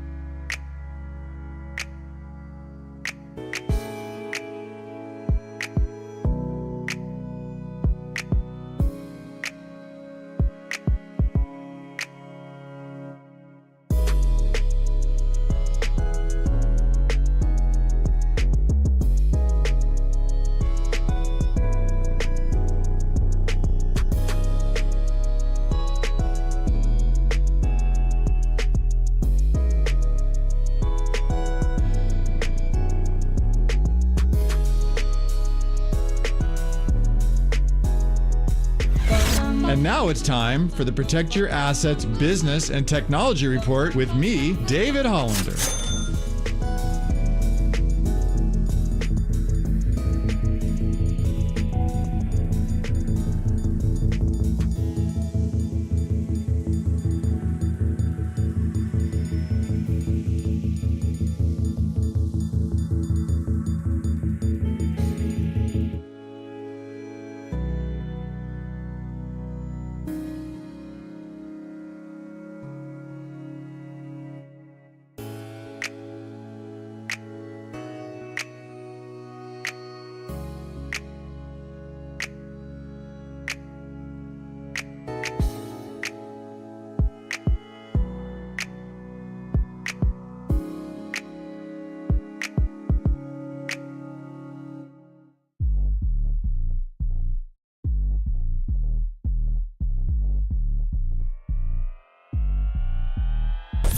Listen to the sports leader anywhere, anytime. Download the KNBR app. Murph and Marcus continue live from the KNBR Casino Matrix Progressive Jackpot Studios. Casino Matrix. Progressive jackpots are here. Where are you? Just drop in. 1-800-GAMBLER. Pajemski back on the floor. Let's keep an eye on him. That one, oh, look out. Wow, Butler goes down hard. Thompson comes underneath Butler. He was bumped as well, and Jimmy Butler's legs went right out from under him. Straight contact on the floor. Not at all. I know Amen Thompson and his brother saw. I know his dad. He's a classy kid. You could see. It's just unfortunate timing. Draymond even kind of got tangled up with our man and kind of, pushed him in a little bit by accident. Right. Just horrible timing. Not a dirty play whatsoever. Well, I mean, God, don't put me in the position of having to disagree with the great Chris Mullin, one of my favorite Bay Area athletes ever. But I disagree with the great Chris Mullin, one of my favorite Bay Area athletes ever. By the way, shout out Santana, which Young Tony played because earlier this morning we asked Buster Posey about the City Connects, and we went on a digression about his connection to classic San Francisco 60s, 70s rock. So thank you. By the way, wishing the great Carlos Santana well. He was actually hospitalized with dehydration a couple of days ago, but his manager says he's back out of the hospital and back on tour. So come on, man. He's never going to stop jamming. We used to have some Carlos sound on the soundboard from his visits to the booth, but I digress. Marcus, we spent the first 2.5 hours, other than our really fun conversation with Buster Posey, I don't say arguing, arguing. Mm-hmm. I wouldn't characterize. You can speak for yourself. Spirited debate. I wouldn't characterize. You haven't been like, I'm angrier than you are for sure. Yeah. Number one, I'm going to put words in your mouth. You can speak, but I'm just going to say, I didn't like it. And I've watched it 50 times, and I've heard everybody's arguments. I still don't like it. Maybe it was the great Walter E. Calbacetti who said, maybe it's not premeditated murder, but maybe it's involuntary manslaughter. I just didn't like the aggression into the body. And I'm keep going with my original instinct, which was, whoa, like, whoa, he took him out. And I get it. Mark, you can give me your perspective, Marcus, but again, this is an eyewitness thing. Eyewitnesses are unreliable. We all see things we want to see. I thought it was a little bit over the line, and I thought the result obviously could change the entire course of the NBA season. Well, that's one thing that you, me, and even Ed Asner can agree on. I don't like it. I didn't like it either. I didn't like seeing Jimmy Butler get injured and go down to the floor. But I am giving more of the benefit of the doubt to Thompson that he was following up a shot. He was going through traffic. He trips over Draymond Green's leg. The legs are tangled. Steve Adams kind of gives him a little hip bump. I don't think this was targeted. I don't think this was premeditated. I don't think there was a game plan to go and say, look, today's the day we got to take out Jimmy Butler or take out Steph Curry so that we have a chance in this series. Maybe I'm giving too much of the benefit of the doubt, but I also feel like there's an overreaction in the fan base, like this was an assassination attempt on Jimmy Butler. I'm hearing what you're saying. I'm going to push back on the difference between going in so I always go back to my all-time favorite movie, The Great Santini, where literally Robert Duvall is The Great Santini, tells his kid, go damage that kid. He tells a kid, he goes, go hurt that kid. And that's the way Santini rolled. I'm not saying that. I am saying if the Rockets came in there with an unspoken or maybe spoken, we saw Ime Udoka in the hot mic saying, keep going. Do we have that hot mic sound from Udoka where he's like, keep going. They're not calling it. They're not calling it. Where they wouldn't mind messing with you, wouldn't mind shoving you to the floor. Like, I don't think Amen Thompson was trying to knock Jimmy Butler out. Now, we talked about the NFL defensive ends don't mind. Who was that guy called? We had a guy who called. He played football in Idaho, and he said driving him into the turf, right? Yeah, but like to me, there's a difference between like a defensive lineman trying to sack the quarterback versus bounty gate, where you're literally putting a bounty on someone's head to take them out. I think maybe knocking them to the floor is their intention, and so that's what I didn't like. And I get, see, the other part about it is I like physical play, all that stuff. I do, but that was when you see a guy that high up, you can't knock him to the floor. You can't. And that's why that's what I hated about it. Yeah, like, and I he's agree that with you high there. up. Take your shot another time. Yeah, nobody likes undercuts in the NBA, but to me, there's a difference between a guy going on a breakaway layup and then you see a guy undercut him, chase him down. Like, that to me is dirty as hell.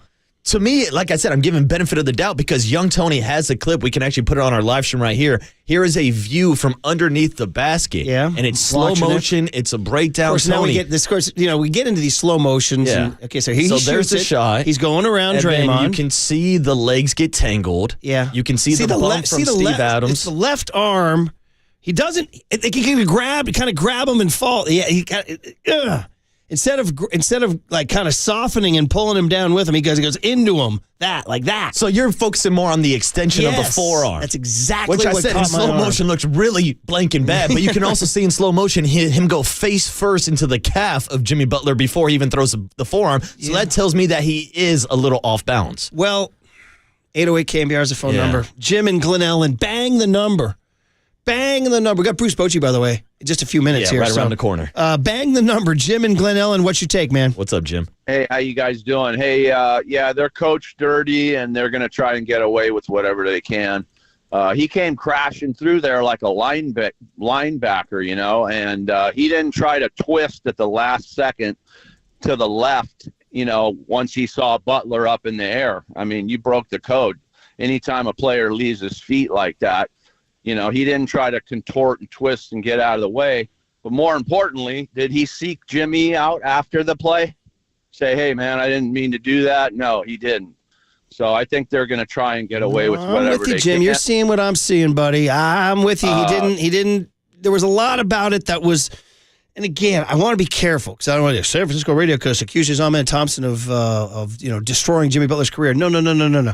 I think that they came into play chippy, came into play physical. We've seen evidence from Amen Thompson's reel that he doesn't mind mixing it up. And in general, I don't have a problem with that. But that one, I thought, that one caused me to wince. And that's what I didn't like.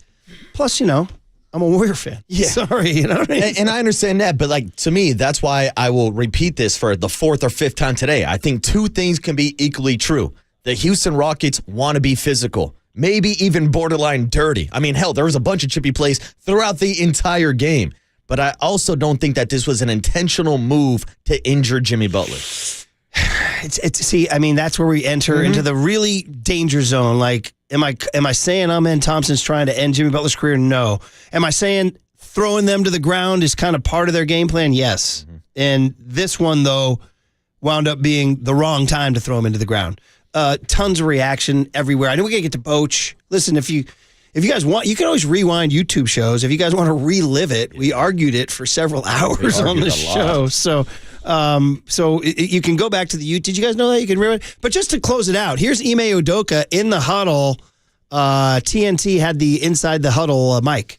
Keep playing through the contact, physicality. Don't worry, they're not going to call anything. Play through it. Don't get caught up in that. Keep the turnovers low. Keep them out transition. Yeah, so there it is. They're not going to call anything. Play through it. And that's also part of the blame on the referees for letting it escalate to this point where the series has been this chippy that leads to some plays like these. Man. Well, it's going to be interesting what happens today. The MRI obviously will tell us everything. And then we'll react Friday to, well, of course, we also have a thing called the draft going on. But we'll react Friday to what does the MRI say. And I don't know if they're doing any media because they're all flying today. So we might not have any media to go on, but certainly the results of the MRI will color all our emotions tomorrow for sure. All right, guys. It's juicy, man. Spicy. 1-1. I had the Warriors in 6, but if Jimmy's out, I think I do. Oof. Dubs in 5. I don't like it. Dubs in 5. Jimmy's out. You going Dubs in 5? Dubs in fine. Honestly? No. Jimmy's out for the series? I'm waiting for the MRI results, to be honest with you. But I'm still going to stick by my prediction. Dubs in 5. Okay, here's the deal. We are scheduled to talk to the great Bruce Bochy, who's in town Friday, Saturday, Sunday. Oh, by the way, he won 3 World Series championships as your manager. His shortstop, who helped him win 2, is getting his day on Saturday, Brandon Crawford Day. So let's talk to Bruce Bochy about one of the greats. So let's talk to one of the greats about one of the greats. This will be fun. Next on the Sports Leader. If you need a beer, grab a beer.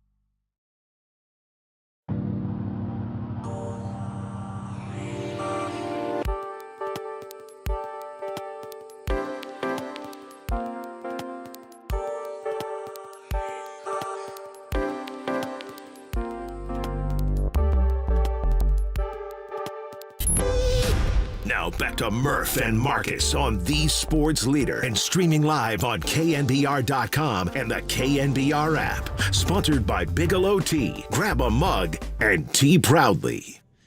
Ooh, I like this as we're making the hookup here. Hey, it's sponsored by Marin Health with top physicians, surgeons, and clinicians right here in the North Bay. Marin Health puts you closer to your best health, world-class care, closer than you think. Well, if it's Waylon Jennings, that's got to be Bocce's music, right? The great Bruce Bocce, who calls Texas home now. They'll be in the Bay Area this weekend, visiting home, San Francisco, corner of 3rd and King, 24 Willie Mays Plaza, taking his Texas Rangers in for a tough 3-game series, and Brandon Crawford Day on Saturday. So, Boch, welcome back home. You got your boy Murph here. You got my partner Marcus Boucher, and a little Waylon for you. Like that? Hey, morning, Boch.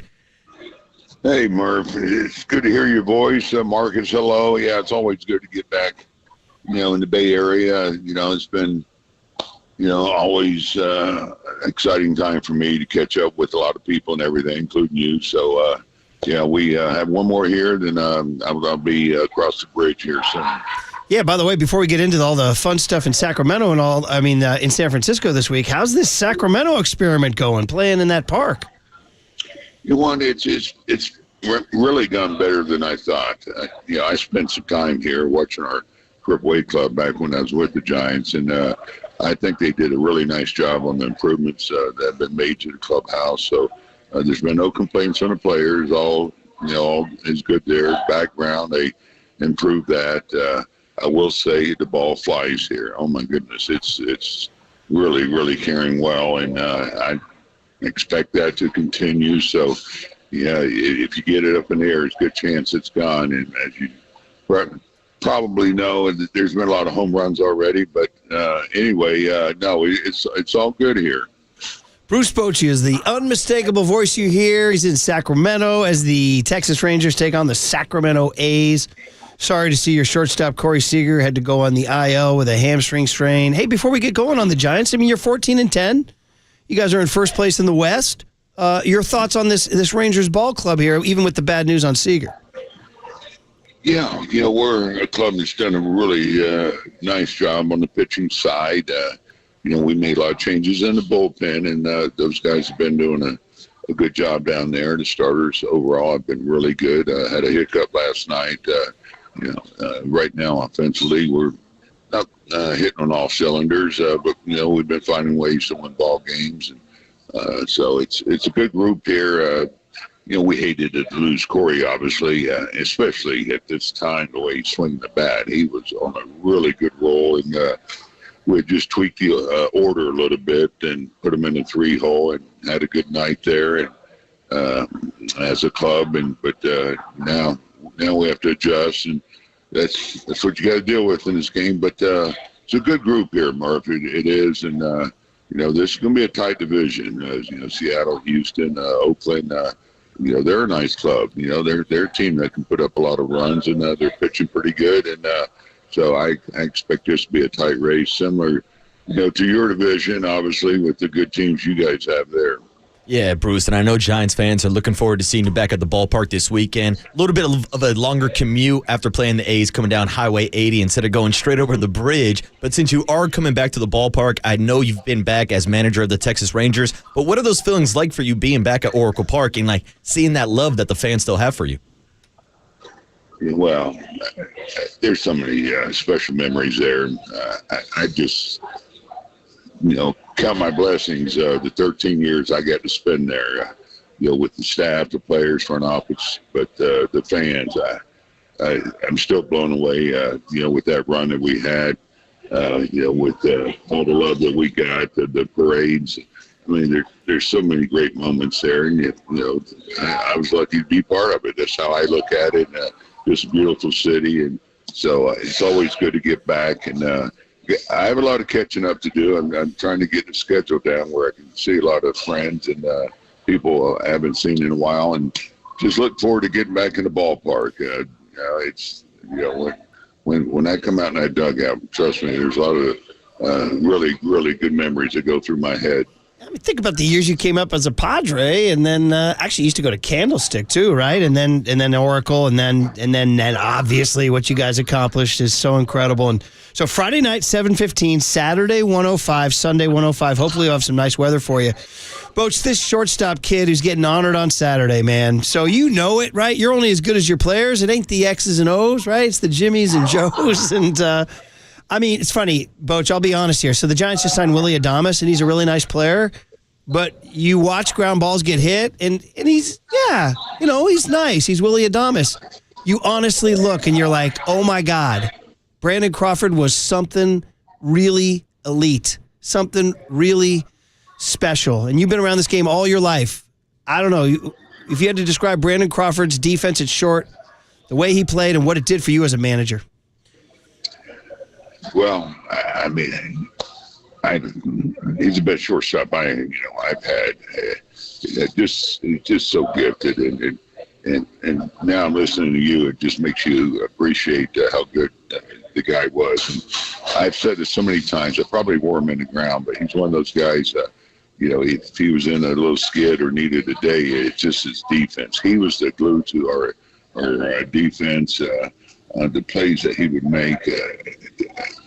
Brandon, I never seen a guy take so much pride too in his defense.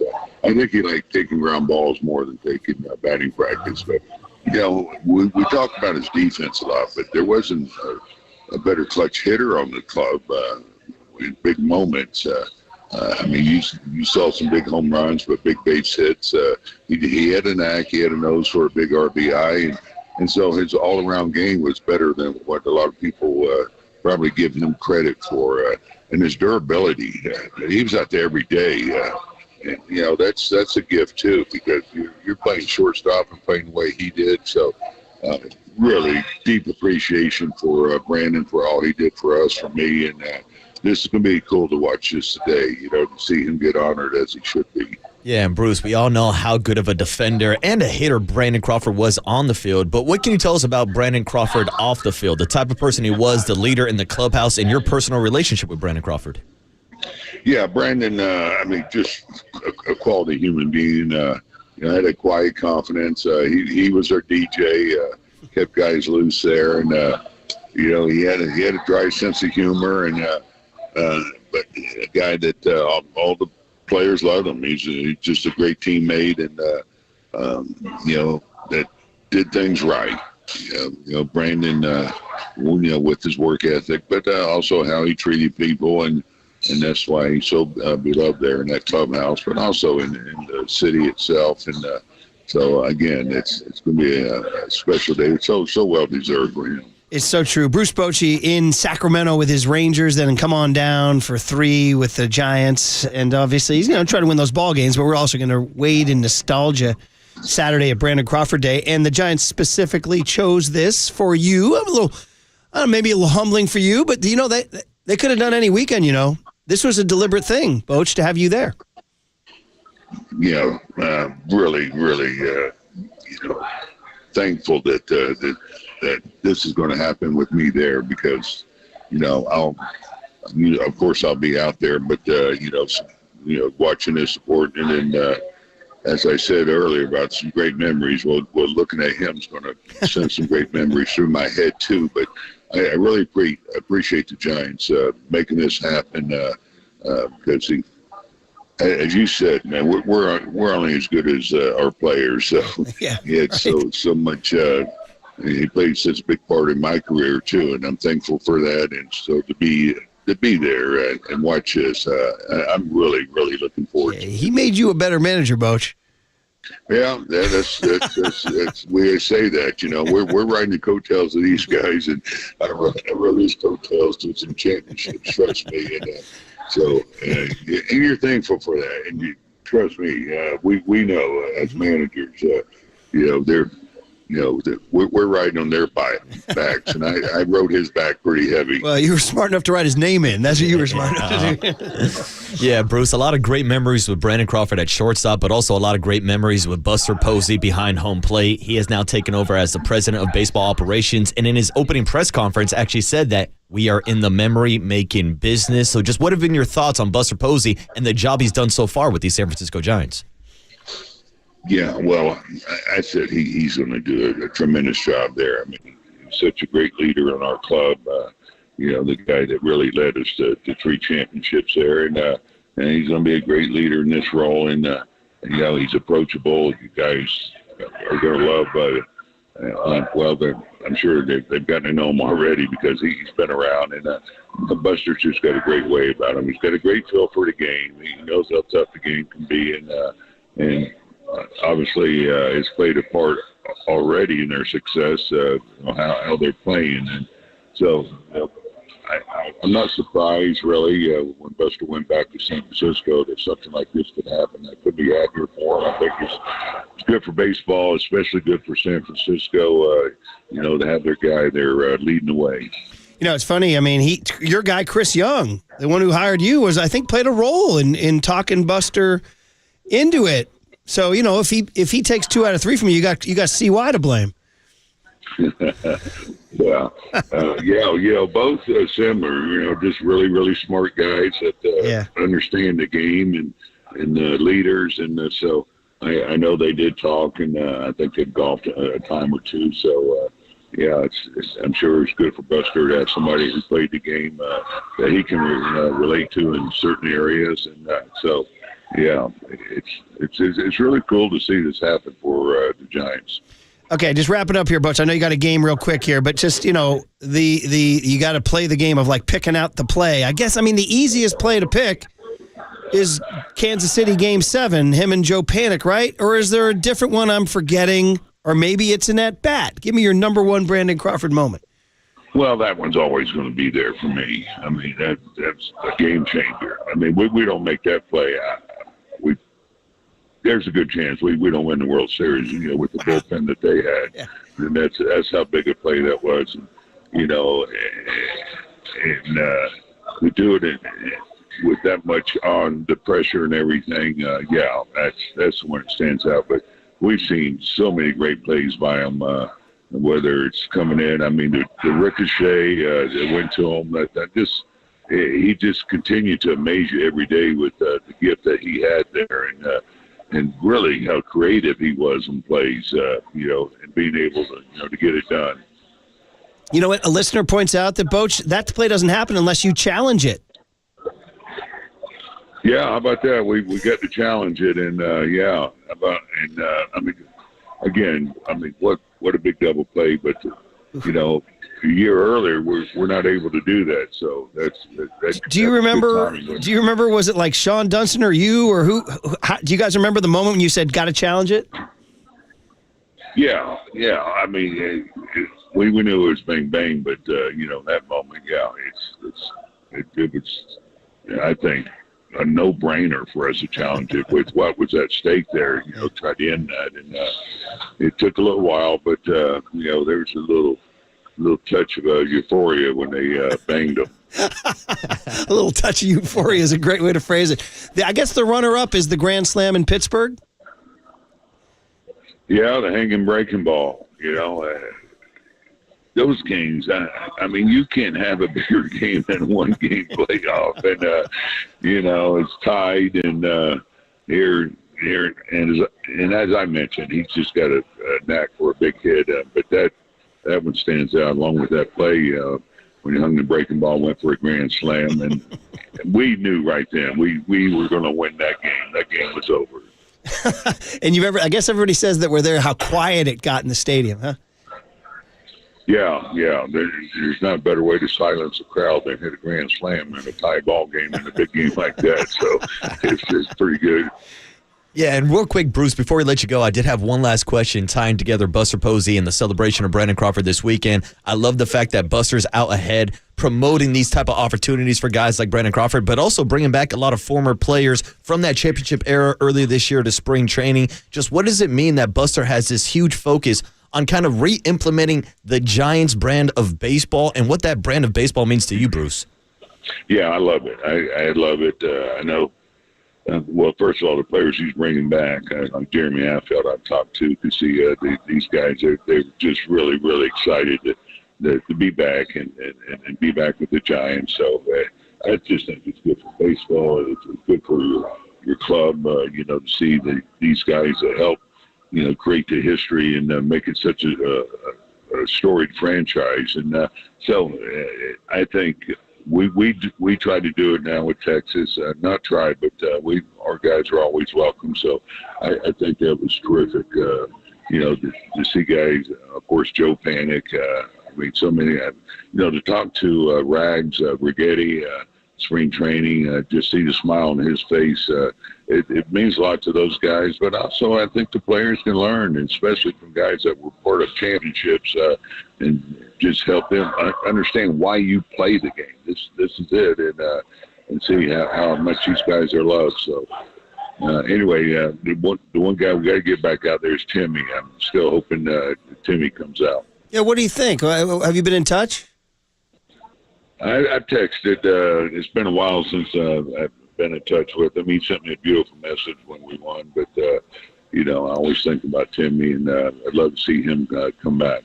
Man, for sure, Boach. Well, you've been very generous talking about a team other than the freaking big league club that you're managing. I mean, my gosh, you're managing the Texas Rangers, who are World Series champs 2 years ago and are first place right now. So you were very generous to talk about another club. But, of course, that club is pretty special to you. And this guy, this shortstop that we're going to honor Saturday.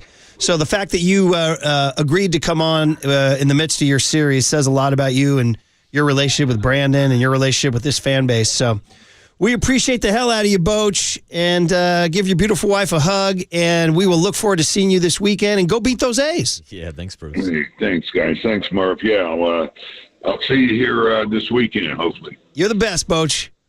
All right, thanks, guys. Bruce Bochy on KNBR 104.5 and 680, the Sports Leader. Time for traffic on the Sports Leader.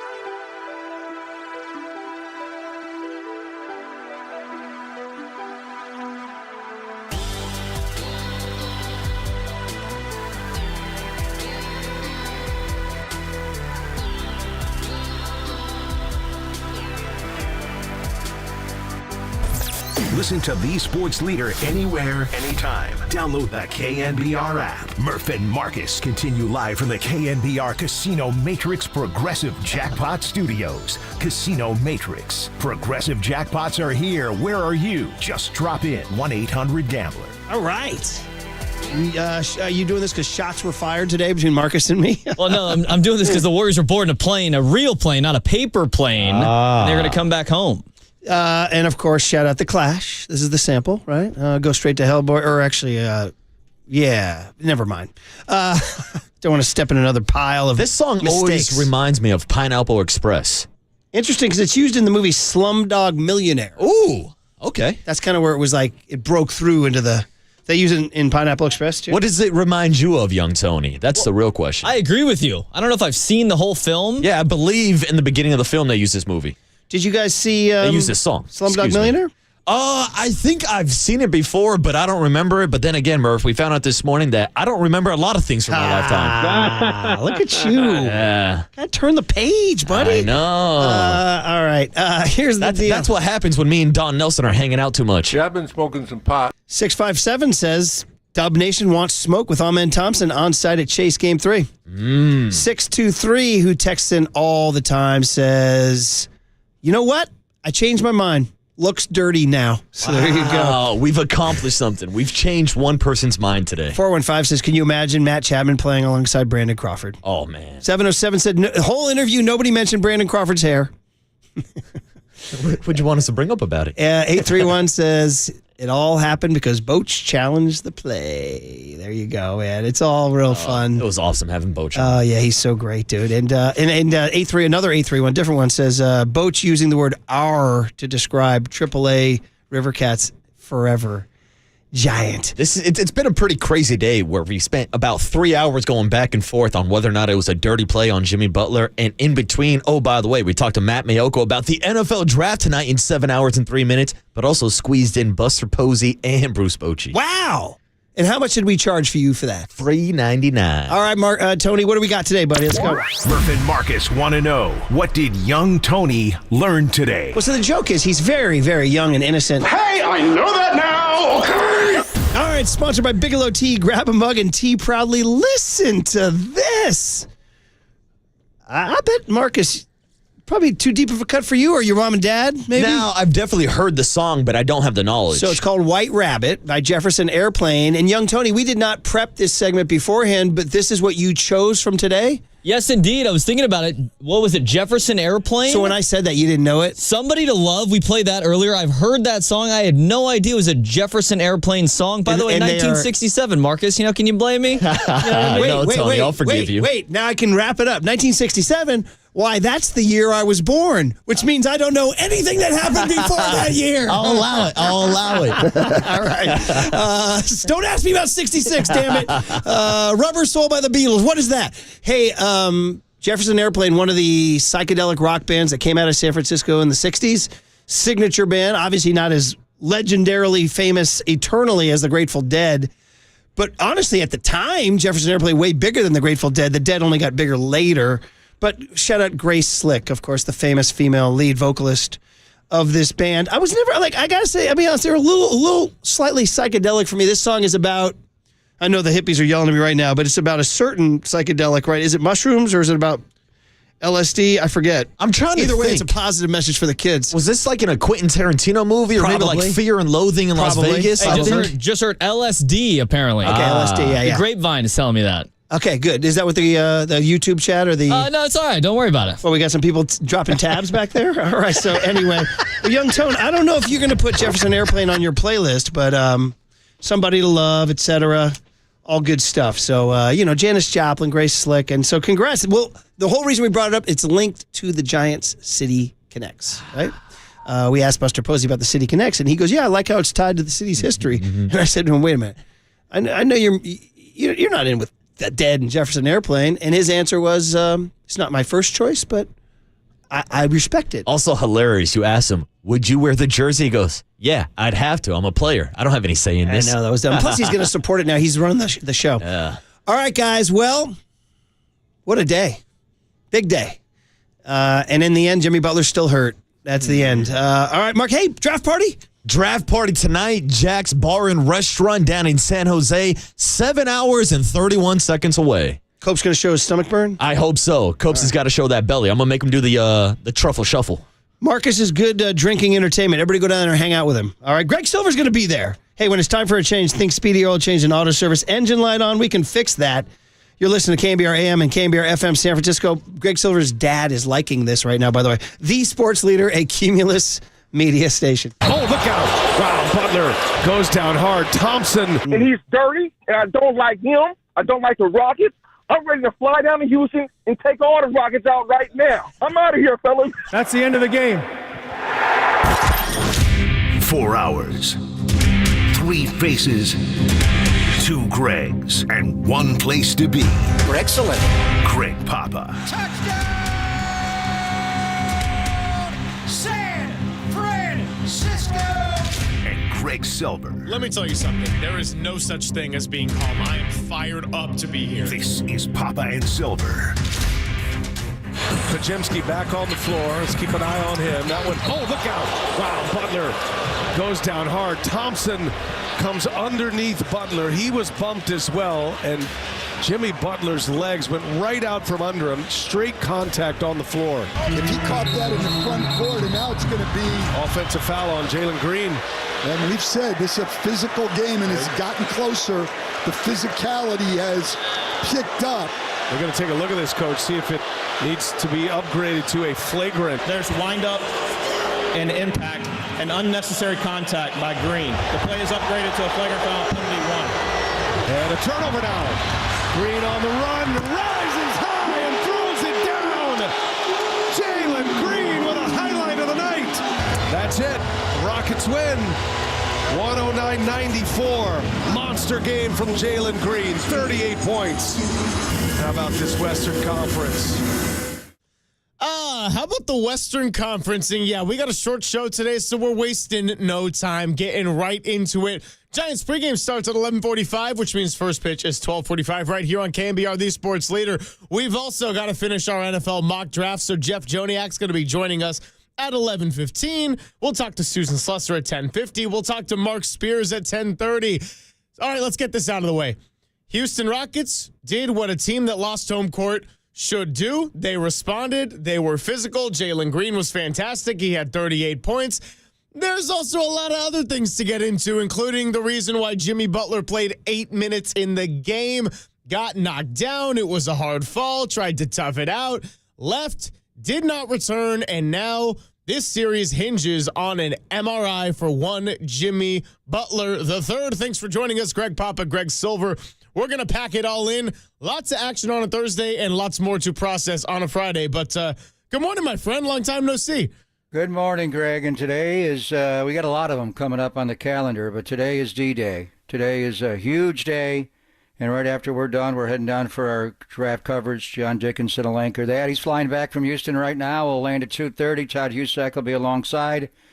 They got the party at Jack's. We'll cover it all. It's draft day. It's huge. Number 11 overall pick, the first of 11 picks, and we'll get into it all. But today is also D-Day regarding the MRI results on Jimmy Butler and what's going on there. Jimmy flew home right after the game. The Warriors, as they often do when they consult with sleep experts, and the Giants did it a few years ago, and rather than flying home all night, and even though you're going to gain a couple of hours and you get in the middle of the night, you just don't get a good night's sleep. So the Warriors are actually wheels up right now in Houston. They're flying back. Probably would have been good to take the whole team back with Jimmy right after the game, but yet that's not how charters work. So anyway, we'll find out. Probably not during our show, but by the end of the day, the Warriors will hopefully release the results of Jimmy's MRI, and what is it exactly? So it could go a number of different ways, but I mean, it just didn't start well with Brandon Pajemski showing up as questionable pregame, and man, we got AirPods and all different nicknames for Brandon Pajemski. He was peaked pods. He was jaundiced. He just didn't look right. He had no color. I don't know where he ate. Was it room service? Sometimes when you're in a road hotel for a while and the teams find out you're there, the opposing fan base, they kind of charter their own meals like a football team. So I don't know if you have to, room service or outsource it and Uber Eats or DoorDash or just go to a restaurant. Just don't get the sushi in Houston. I hope he didn't do that. Or Papado. Don't go to Papado. That is certainly salmonella all over it. So anyway, he didn't look good, and he didn't play well. He tried, but he just wasn't himself. He had to go back in and get an IV at halftime and come back, but he had no real factor in the game. Just looked rushed, and obviously 0 for 5, didn't score. We talked about Moses Moody a lot on the show yesterday with Brian Anderson, and your thoughts, Moody Blues, was take advantage of Alperen Şengün guarding Moses Moody, and Moody was aggressive early in the game. They did not get off to a great start, but the fateful moment came with 2.5 to go in the opening quarter, and the Rockets are already up by 7 points, and Jalen Green is getting off, and a little DHO from Steven Adams to Amen, and he shoots it terribly. He missed it badly, even though he got to the bottom of the circle. And a shooter knows, when they're going to miss. And he missed wide right off the backboard, so he followed his miss, tried to get in to get the offensive rebound, because that's what they do. They often miss their first shot. They shot much better last night, but still 45%. They killed the 3-ball, and in particular, Jalen Green had so much more arc on the ball last night. It's a round ball, it's a round basket, Purvis short, get it up in the air, and the basket looked big to him last night, but Amen Thompson shot the ball well overall, but this one was not a good shot, so he chased down his own rebound, and he just ducked around Draymond Green.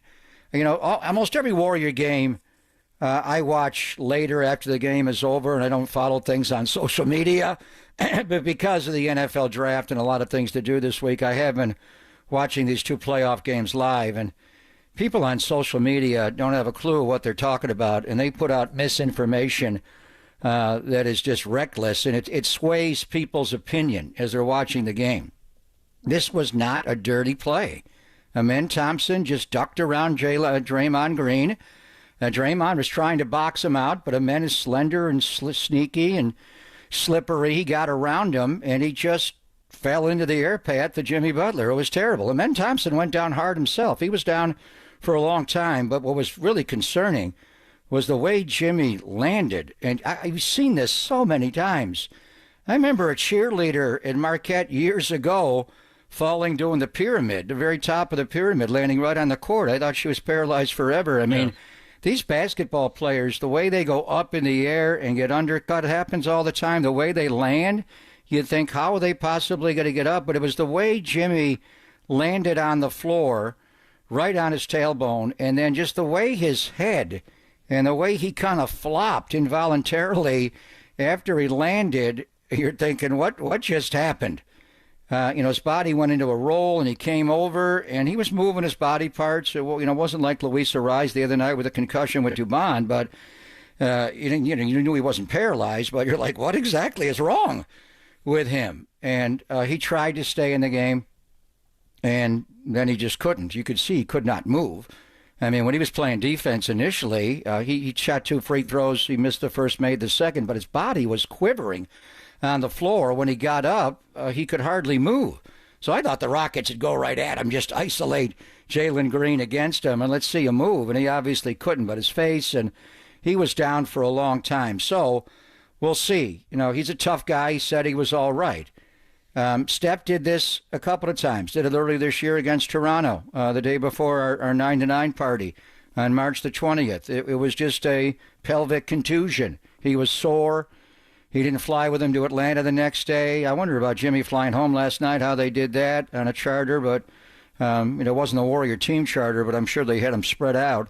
Anyway, but Steph did it in Houston a number of years ago during the pandemic when there were no fans. Remember, he kind of lost his balance and he stumbled into the risers, the row of seats, and he landed hard. And that was a hairline fracture, and he was out a while. So what does the MRI show? What did he do? What area of the body? Is the back involved at all? Is it just a pelvic contusion, which is bad in itself? Is there a hairline fracture? If there is, we'll get into it. What do you do without him? So they got a lot to work on. The game did not go well last night. The volume of turnovers was not that excessive, but the quality of them or the timing of them, Keith Santos is just, this looks too big for him. Some awkward moments. There was one where they threw the ball to him, and it was taken people off the bench not named Pat Spencer, and at least on the offensive side, Quentin Post were wildly ineffective. So Guy Santos falls into that list. Quentin Post is still struggling. He missed so many open shots. It's a whole different game. He'll settle in. Guy Santos is a good player. Every time they've thrown him into big regular season games, it's just everything was sped up last night. They just were out. I hate using the expression, the chicken with your head cut off, because it's inhumane. But that's kind of what the Warriors were last night. Without Jim, he's not the snake Steph is, but they were running around wildly and banging into each other. We'll get into what Kuminga had to do last night. I thought he was wildly out of rhythm. He played much better his first game back after missing 31 games than he did last night. He tried hard. He's a good athlete. He made some plays, but that's why they're flying home today. They got to practice tomorrow, whether it's Jimmy or not, and they got to figure out a way to play as a group. But overall, there was nothing wrong with the play of Amen Thompson. The result we don't like, but this is just what are we watching here? This is atrocious basketball. Awful. This is tough to watch. I am not enjoying this. When Michael Jordan left and went to play in Birmingham for Tito Francona, the league just deteriorated, and that's why we don't think of Olajuwon as a great player. Hakeem Olajuwon was one of the best centers of all time. He was the best player in the NBA on offense and defense when Michael was gone. But those 2 years they won. The Knicks and Pat Riley just turned the game into a street fight. Bill Laimbeer and the Detroit Thugs, they weren't bad boys. They were bad for the game. They ruined the game. And now we are going back in time, whether it's 95 or 97, as Steve Kerr said. This is not enjoyable basketball to watch. Can we watch the skill of the players come out, please? And it's not just the Rockets. Draymond Green will at some point today be named Defensive Player of the Year. And what Amen Thompson did last night was a clean play. But there are so many plays that are extra shots and cheap shots from Draymond and the Warriors at times. Dylan Brooks and the Houston Rockets do it all the time. Let's just survive this series and move on. The Warriors did win those championships, 3 and 5 years. The 2 they lost was because of an injury playing the Houston Rockets. Steph Curry on an ankle injury against Patrick Beverley. Then he slipped on a wet spot on the same floor in Houston. Hurt his knee, was not the same. Couldn't beat Cleveland. And then obviously Durant against them his final year with the calf injury that became a torn Achilles. So you'd have, if you had 4, you'd have 6 championships because it's a different kind of Rockets team than then. But you're just trying to get out of this without losing an appendage. It is just I'm sure David Stern wouldn't like this the way the league is now, and Adam Silver. It's just we're watching the Clippers Nuggets go back and forth, and it's great basketball. It's high quality shot making, and it's great defense.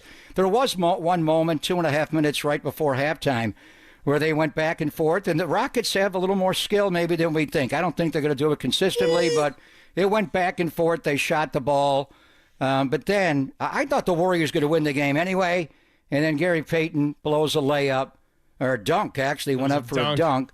And then Steph blew a layup. It could have been a 10-point game at halftime. So Amen Thompson's play, and we'll see how people react. He's from the Bay Area. His mom and dad were in the crowd last night. Well, you know what?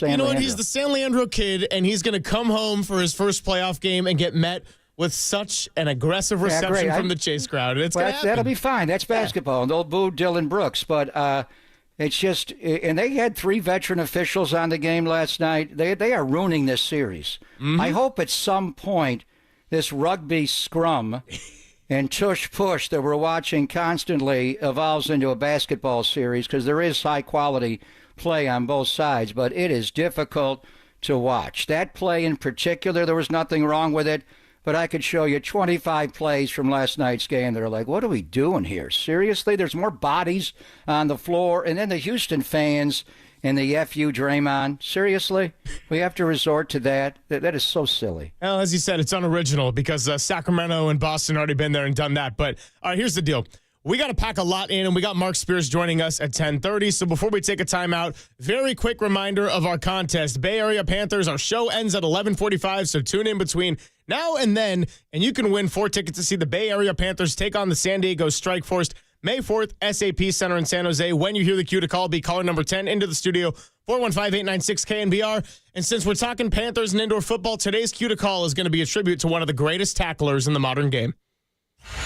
Drop step, spin, and hard foul. The contact to the head was unnecessary and excessive. Therefore, it meets the criteria for a flagrant foul penalty 2. Wow. Thompson is ejected. Giannis will be on the line for 2 shots, and Milwaukee will have possession of the ball. Is Amen Thompson tackling Giannis Antetokounmpo? Is he available for number 11 for the 49ers today? We'll get into that on the other side. We'll get ready for Mark Spears. Lots to jam in here. It's Pop and Silver on KNBR 104.5 and 680, the Sports Leader.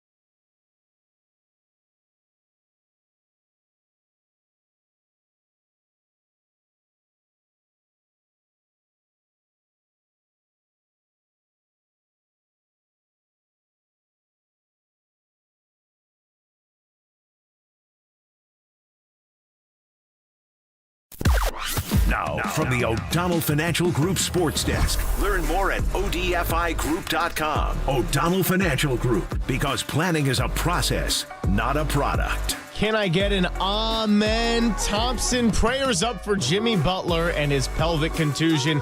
Wow, Houston evens the series last night. Jalen Green goes for 38. He plays great, and Jimmy Butler gets knocked out of the game after playing just 8 minutes. So what does this mean as the series comes back to the Bay? Well, we'll be monitoring the injury news, but in the meantime, we got to discuss that play in which Jimmy Butler went down. You calling it dirty? You calling it a byproduct of the officiating? You calling it totally clean, or are you even on the side of Draymond pushed him? Share your thoughts, 415-808-5627.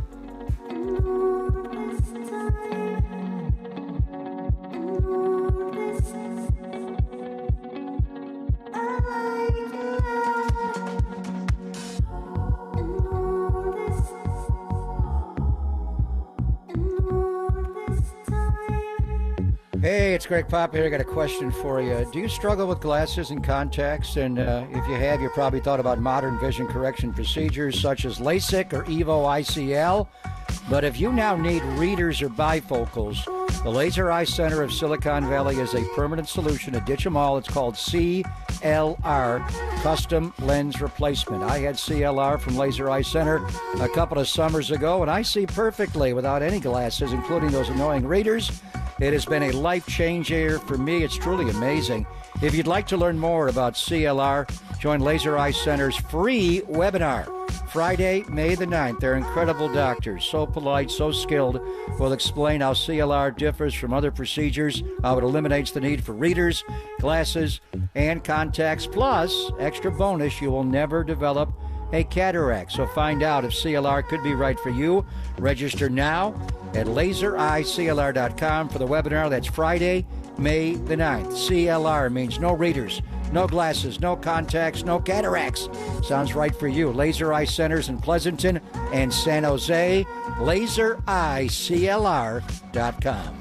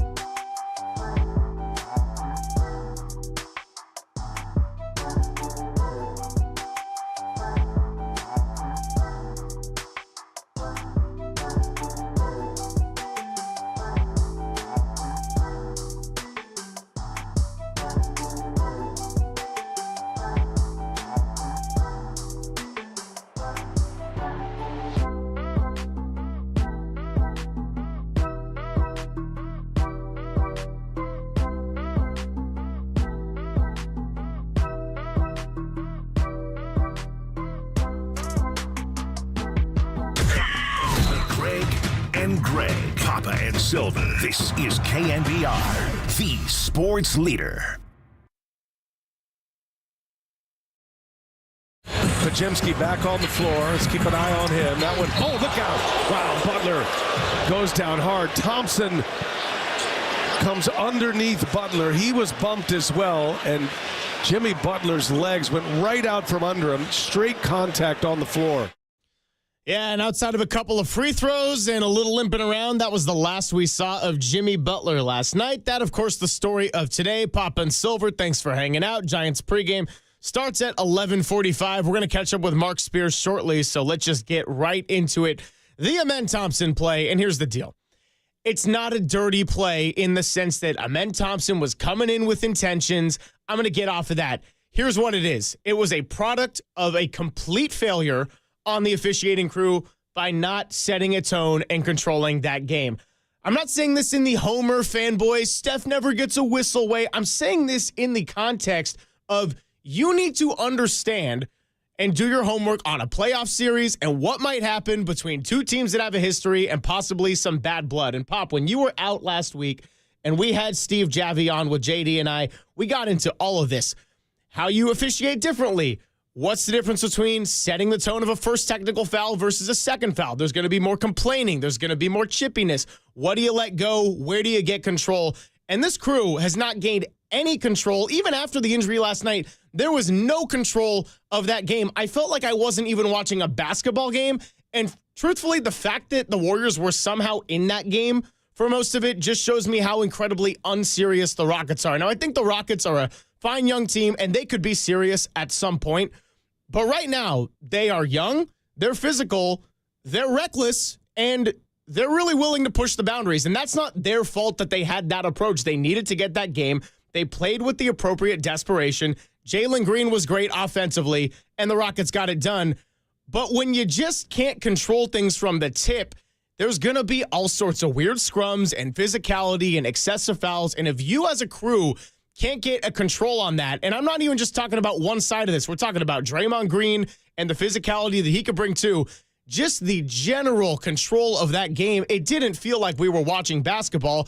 And if you don't set a tone and establish those boundaries very clearly early on, well, guess what's going to happen? This young team's going to listen to their coach who's in the huddle saying they're not going to call anything, just keep doing your thing. And guess what? Wild plays happen, and then somebody gets hurt, and that's what happened with Jimmy Butler. The NBA assigned the three most veteran officials they have to work the game last night. David Guthrie's been doing this forever. Courtney Kirkland, Sean Corbin, Andy Nagy. I mean, the way to tell is to add up the numerals of the officials, and you got some low numbers there. Guthrie's 16 and Corbin's 33. They've been around a long time. So I think it's more a product of the way the teams are playing. There were 6 technicals in the game.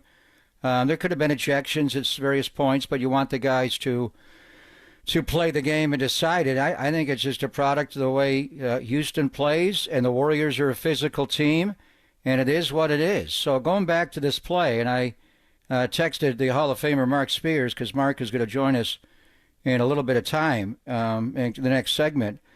And it's great to have his wisdom because he played the game. He was a rebounder at San Jose State and obviously a Hall of Famer. He's been covering the game forever. And I said, just do you think a man did anything too aggressive on Jimmy Fall? And his response right away was the word you just used about the whole Rockets team, reckless. So a lot of times it's not the intent of the player, it is the action of the player. I don't think Amen Thompson did anything but chase down his own missed shot, and he ducked around Draymond and he stumbled. He also hurt himself. He was down on the court for a period of time, but that's the way they play. They crash the offensive rebounds. They're not a very good shooting team, and Amen Thompson's not a good shooter. He's a great athlete, and he tried to get his own miss. I think it was a confluence of just a bad series of events there, and now we'll see. The word is now the Warriors did get an X-ray on Jimmy's back last night, but you couldn't tell. A lot of times with an X-ray, it's just a different imaging than a magnetic resonancing image, which is the MRI. I remember years ago, when Durant had that terrible, he planted his foot and Gortat of Washington, Marcin Gortat, rolled up into him. Yeah, that was the first year of KD. That was the end of February, and we thought he might be done. Well, that night, they X-rayed him in Washington, and they thought he fractured his kneecap. Bob Myers was epileptic. They were, what just happened?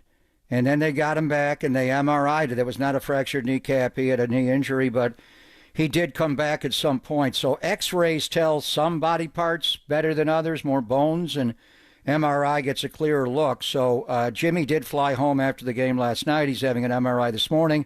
The Warriors will hopefully announce what it is.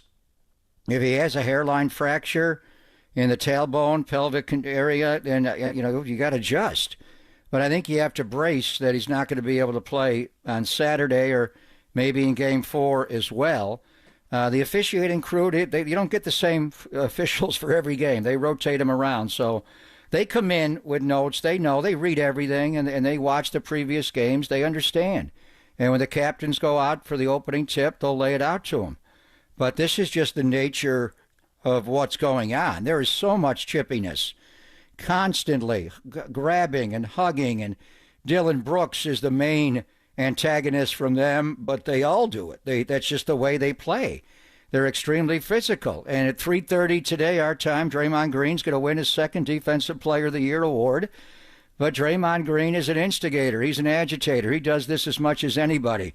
So I don't know what the officials can do. You want to throw everybody out of the game and make it a free throw contest? There were 6 technicals. At some point, we hope a basketball game will break out and we actually have a basketball series to be played. And I think the Warriors can win this series. They would have won the game last night if Jimmy had played. I thought there was a point they were going to win the game anyway.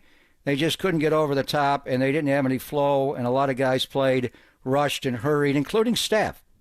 Steph got himself boxed into a lot of situations he couldn't get out of, and it is what it is. Jimmy is the guy that calms everything down. But they played without Jimmy before. They'll put together a plan and settle down. They can win this series, but at what cost? I mean, Jimmy Butler right now had to fly home early from his team. He's getting imaging done. He may be out for a while, and then, Steph Curry could be the next guy. Curry's the guy they're targeting. They're grabbing and pushing and knocking him around, and he's a tough little guy, but you fall at the wrong moment, everything just ends for you, just like that.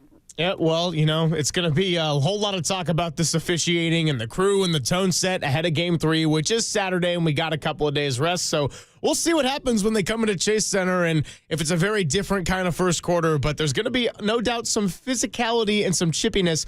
The question is, how much do they allow, and how does that dictate whether it's a game of basketball like we saw for most of Game 1, or if it's a game of, whatever that was last night? Let's talk to Mark Spears coming up on the other side. It is Pop and Silver on KNBR 104.5 and 680, the Sports Leader.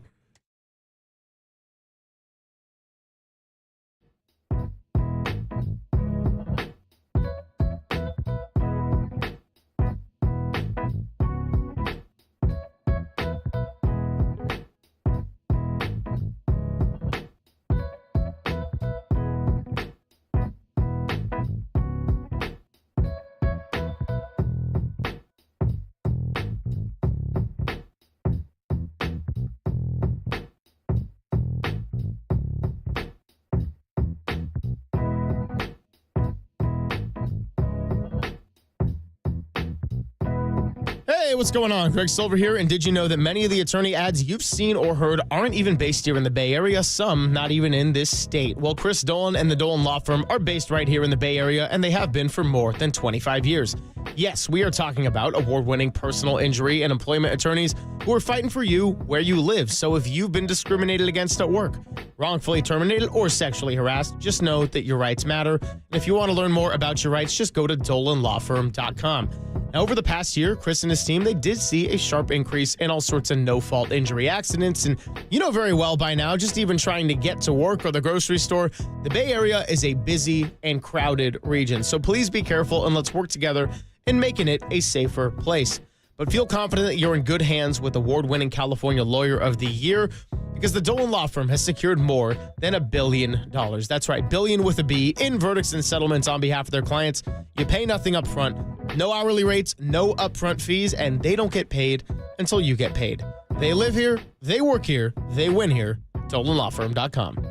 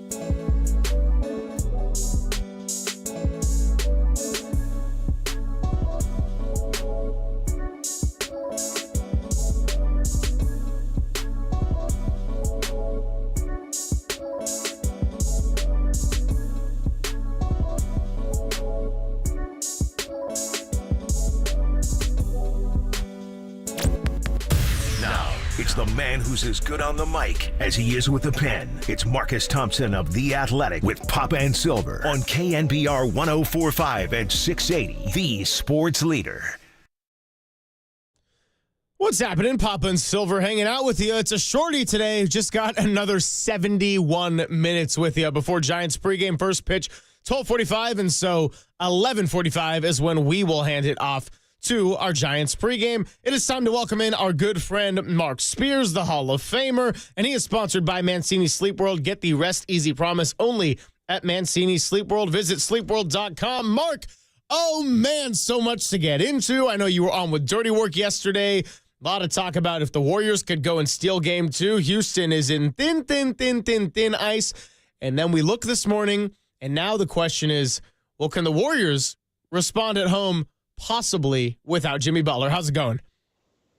Good, man. Just heading downtown LA for NBA Today show today. So plug, please watch. But yesterday was a nightmare for the Warriors. I mean, it's one thing for somebody to get injured. It's another to have a freak injury or I don't know. That to me was I looked at the replay a couple times, and that shouldn't have happened. That was just one of those things where the player was over-aggressive, kind of wild, not really controlling himself the way he needed to. And, to undercut a player like that. Like, and look, I'm a huge Amen Thompson fan. He's from Oakland. I know his family really well, but that was a very detrimental incident right there. It could have derailed the Warriors' entire season. Well, it may. Well, we're waiting on the MRI results for Jimmy, but I watch you every day, brother, on NBA Today whenever you're there. Happy birthday, by the way. They brought your birthday thanks, cake on the man. set the other day, Hall of Famer. Yeah, man, I'm excited about my 30s. You're going through them a second time, so you might as well be. Yeah, I was there for your baby. I was there for your birthday party when you turned a nice round number, and we had a lot of Yes, fun sir. that night. So Yeah, I know yeah, exactly yeah. how old you are, brother. Yeah. Good times. So just speak a little more, because we were going back and forth. I think Amen Thompson was just chasing down his own missed shot there, and he got to the bottom of the circle, and he missed it badly, and he tried to get in and get an offensive rebound because that's their game. Draymond tried to put a body on him to block him out, but he kind of swerved around him, and he stumbled forward and lost his balance. He got hit as well. For a moment, he was down. Jimmy was in the wrong place at the wrong time, but you used the word reckless when you and I were texting back and forth. Just elaborate more on what you saw from that Amen Thompson, Jimmy Butler play. Yeah, no, I don't think he did it on purpose, and perhaps Sengun pushed him a little bit, but you just have to have, better body control, man. Like that push underneath Jimmy to, like, have him fall like that. I had a friend that was at the game, and she was behind the bench, and she said she heard the thud, which was a terrible thud. And so how often do you see plays like that? You don't. Just really rare and odd. But I do think, and I'm not one to try to point fingers at the refs or dirty play, but I do think that some of these younger teams, the Pistons, the Magic, the Rockets, they're kind of being reckless in their play. The Rockets appear to be doing a lot of grabbing. The Canadian for the Rockets, he's been playing dirty for a long time. They had that one play in game one when Steph was going up for a layup, and he did that little turn your head, push him on the hip. That's dirty, man. He also hit GP2 in the backfield at the end of a dead ball. Yeah, like that stuff. And look, people certainly point fingers at Draymond for things that he's done in the past. Well, if he does something like that now, then Draymond should be receive punishment for that too. But it just seems like what the Pistons because they're playing like the Pistons. What the Rockets are doing, like they don't have to do that. Like, just play basketball. The grabbing, the pushing, the little underhanded stuff. Like, I just don't think it's necessary. And then it also becomes reckless, which led to what happened to Jimmy Butler. All right, Mark. So I will ask the Jonathan Kuminga question. I know the world's most triggering word in all of Bay Area fandom, but this is probably something we'll get deeper into tomorrow when we have a longer show. That said, I want to get your Hall of Famer's opinion on it. Okay, so with Kuminga, it is not the easiest position to get a few DNPs, then just come off the bench and play 26 minutes. I get that that's not the easiest position. I also think it's okay to just admit the fact that he came in and stunk it up. Not saying that's the reason they lost. Nobody was really good off of the Warriors bench except for like Pat Spencer. But if Jimmy Butler, has to miss time, Jonathan Kuminga is going to continue to get some opportunities and some run. So what'd you see from him last night, kind of coming in cold, and what's got to change if he's going to contribute in a positive way if there's no Jimmy Butler in Game 3 and possibly beyond? I mean, I'm not surprised, man. He was rusty, and it always sounds good and coach cliche, right, to say, hey, be ready to play.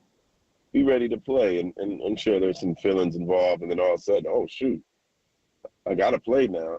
I think he'll certainly be much better the next game. If you look and see what he did against Houston in the regular season, he averaged 21 against them, shot the ball well, also made 2 threes. I think he'll be much better, knowing that there's going to be a role for him mentally, physically. The rust will be off. So, but he's not Jimmy Butler, right? I think the motivation for Kuminga now kind of feels to me like the writing's on the wall that he's in his last days. Well, if you want to enhance your free agency value, then have a great rest of the series, or beyond if they make it beyond. And also, if Jimmy's back, but he's going to be out for a little bit, this is a time for him to prove to Steve that he deserves to be playing with or without Jimmy. So certainly not the time to be in his feelings. This is truly next man up, and if you're going to be in a desperate situation, this is a good player to fill in. So let's, Kuminga wants a big contract. Here's a way he can prove he deserves it. So they did do some imaging, an X-ray. Shams Charania reported after the game last night in Houston on Jimmy's back, tailbone, pelvic area, whatever it was, and they just couldn't see it on the X-ray. A lot of times it's just too grainy. Yeah. So they flew him home. The team has just left about 40 minutes ago, but they flew Jimmy home last night for an MRI in the Bay Area today. They'll probably release the results later, we're hoping, before the end of the day. Have you heard anything on what we're looking at as far as the severity of Jimmy's injury and how long he might be out, Mark? No, I mean, I think that, like you said, the MRI kind of tells it all. You saw Jason Tatum's injury the other day. It was like, the X-ray said he was clean, so there was optimism that he was fine. MRI said different. So I think right now, Warriors fans and Warriors in the organization, hold your breath, that it's not that bad. Definitely, Steph had something similar, right? Didn't it happen in Houston as well? Yeah, when he had the hairline fracture a couple of years ago. Yeah, One this year was just a pelvic contusion at home against Toronto. He's had two of them. I mean, it's so hard to tell. Like, he was able to walk off, but he didn't come back, right? So I'd really hate for his season to end this way, especially with the way he's playing, especially kind of player he is. Definitely would be bad for the NBA. But, and if you watch the video, I think he had some words for Amen and the ref, on the way out. He did. And that's not Jimmy to react that way. So I'm sure if he watches the replay, if he feels like it, he'll probably be even more upset about what happened, and so will his teammates. But Boogie Cousins today mentioned something, and Boogie's a physical player. Even Boogie said he thought the Rockets were doing too much. Mentioned a play where I guess GP got hit going up for a dunk. I've seen some other stuff.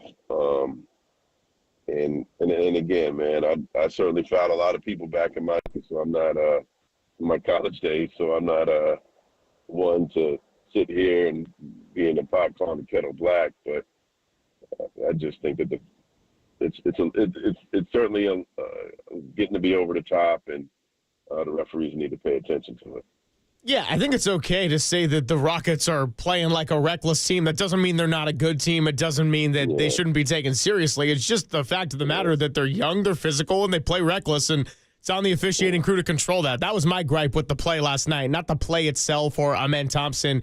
It was just the fact that tone was never controlled from the tip. So a couple more minutes here with Mark Spears, and look, I know a lot of what I'm about to ask you hinges on Jimmy Butler's availability, but in the sense of how these first two games have gone and the ways that Steph Curry is getting defended, and Ime Udoka is not shy at all about how he wants his team to play Steph Curry. I mean, what can the Warriors do to adjust to that? Maybe find some 4-on-3s, maybe, I don't know, have Steph just try to drive inside a little bit more and force the hand on the call, but what's the best way the Warriors can move forward with the way that Curry has been defended in the first couple in Houston?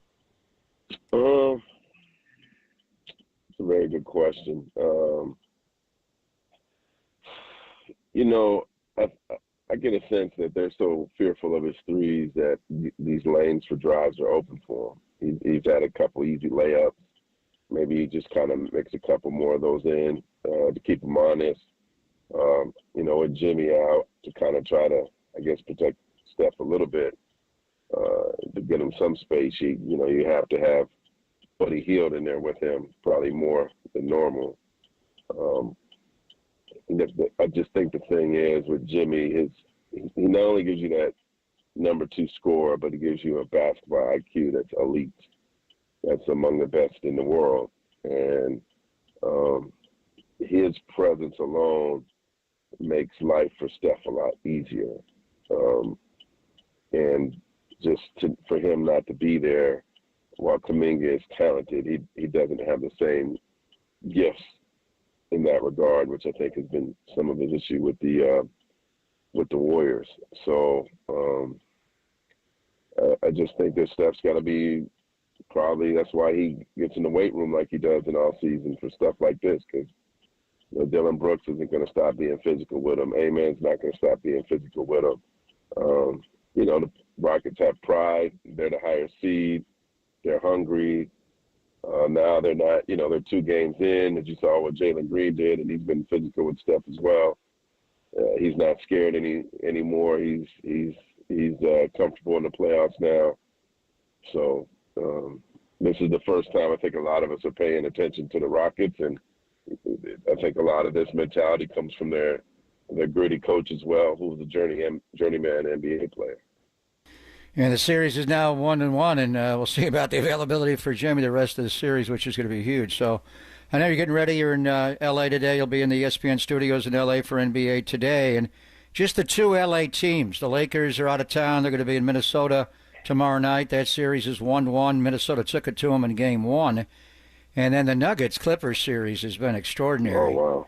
Game 1 was so good, overtime. And then Kawhi, 39 points on 19 shots. That one's going to L.A. and to a Dome. So just the 2 L.A. teams, Lakers, Timberwolves, Nuggets, Clippers. How do you see these first-round series, Mark?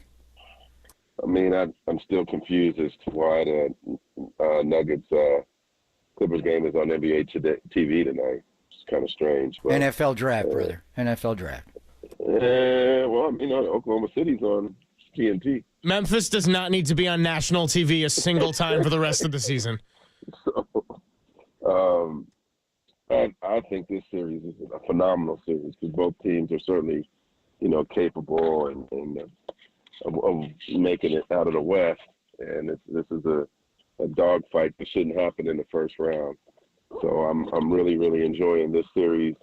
And in terms of the Lakers one, in both series, I do expect them both to be very long. I wouldn't be surprised if both went 7 games when it's all said and done. Mark, we appreciate you coming by with us as always. I'm sure we're going to have a lot more to react to. And again, it hinges on the Jimmy Butler MRI. So that's kind of a big what if on the series. But either way, we'll catch up with you soon and enjoy the playoffs. I'm sorry that. Quick, call me back. Was that? Exactly. Something gets revealed pretty soon. Call me back. Oh, yeah. We'll let you know. Absolutely. Happy 30th birthday, Spears. You're getting younger. You, Benjamin Button. I'm glad you're at the 20th one. Yeah, I know. Thanks, Mark. Later. Take care, Hall of Famer. He's already 30. I thought he was like 28, but I guess he's already 30. I mean, hey, still looking young. Good for Mark Spears. So coming up, we'll get into the Giants because we got all 3 children to give some love to today. Susan Slusser is going to join us. Normally it's on Tuesdays. We did a little schedule change. She'll be coming up, and we'll talk about the Giants as they have a chance to take 3 out of 4 against the Milwaukee Brewers. It's Poppin' Silver on the Sports Leader. KNBR, the Sports Leader.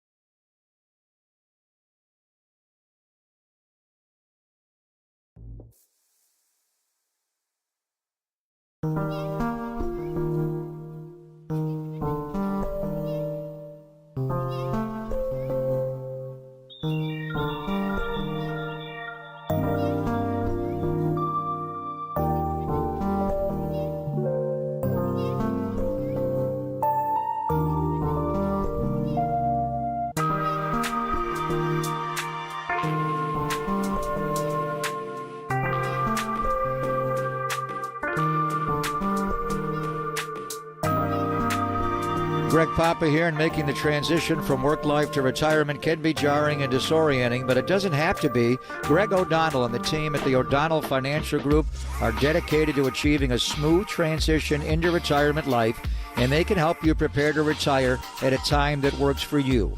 Sooner than you'd think, you may have an entirely different lifestyle, but it doesn't have to be in one giant leap. The experts at O'Donnell Financial Group will help you craft a plan tailored to your desired timeline. Transition into retirement confidently and on your own terms. So don't wait. Contact Greg O'Donnell today. He's the CEO and founder of O'Donnell Financial Group for a free review of your financial situation. Call him right now, 866-496-2300. That's 866-496-2300. Or visit him online at odfigroup.com. That's odfigroup.com.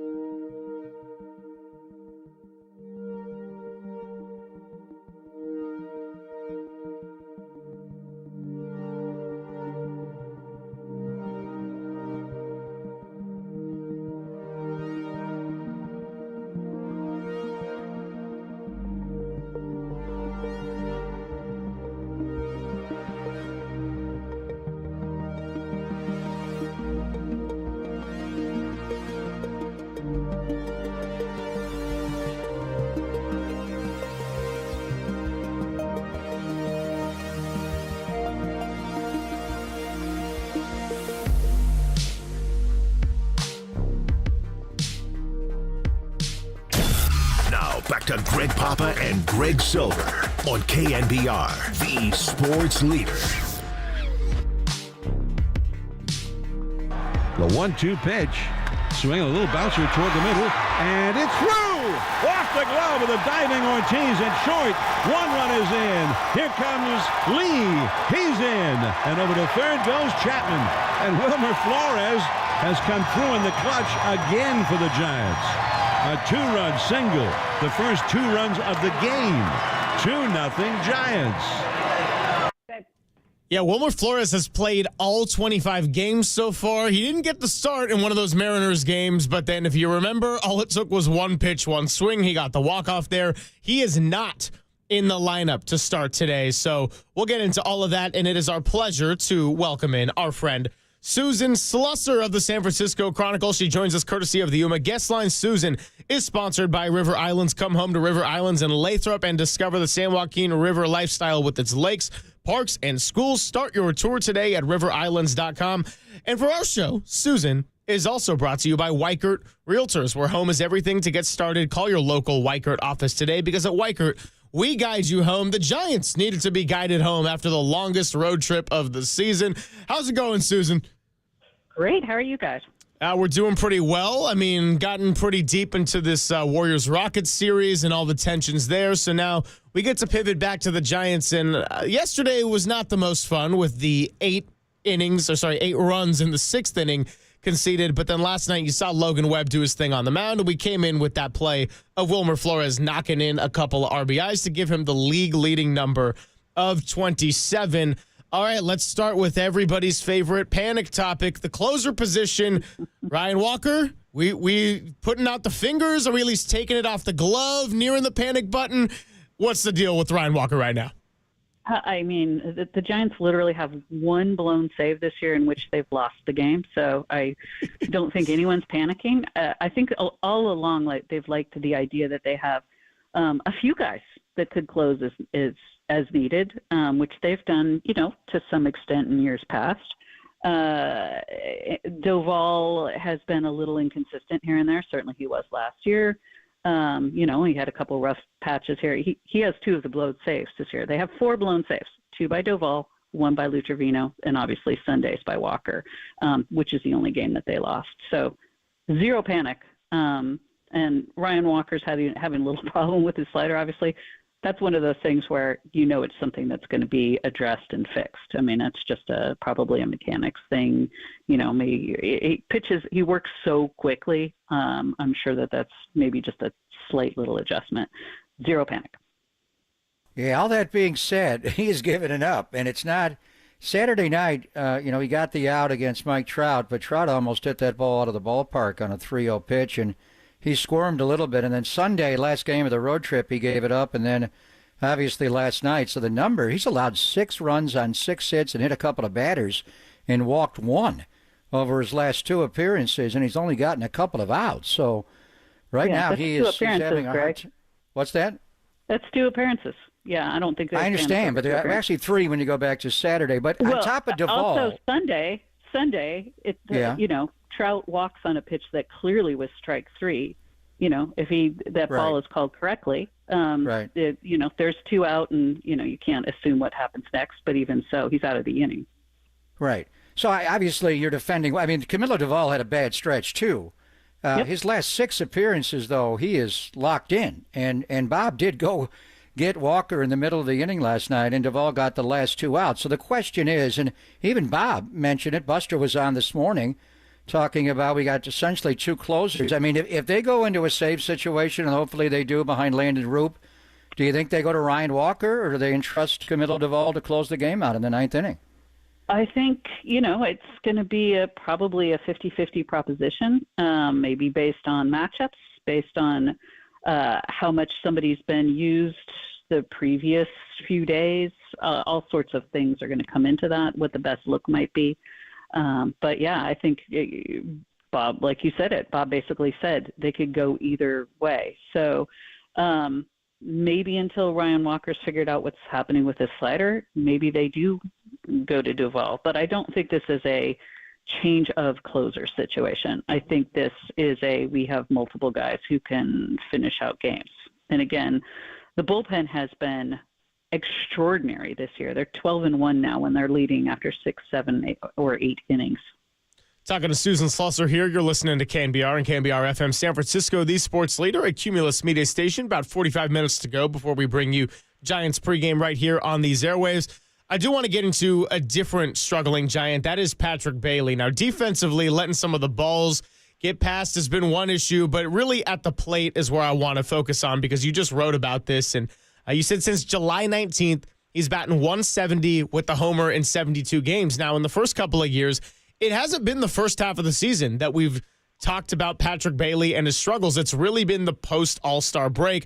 That, of course, not the case right here in 2025. And I know it's a small sample size, but, what is going on with Patrick Bailey that's making him kind of struggle early in the season?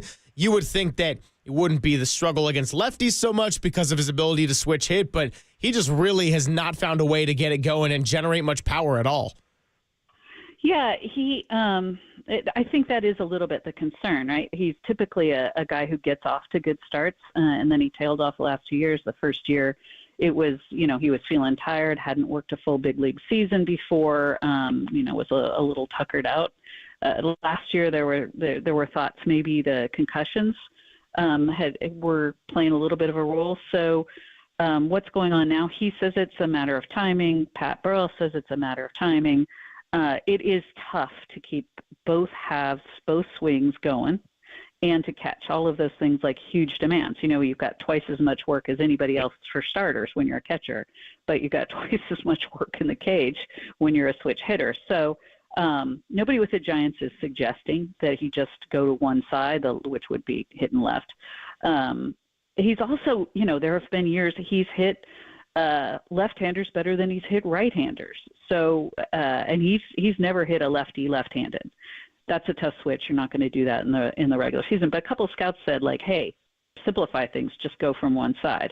I can't see it. He needs to get it together. He doesn't have to be a 280 hitter. If the Giants, I think, would be very happy with 230, 240, a few bombs, getting on base regularly.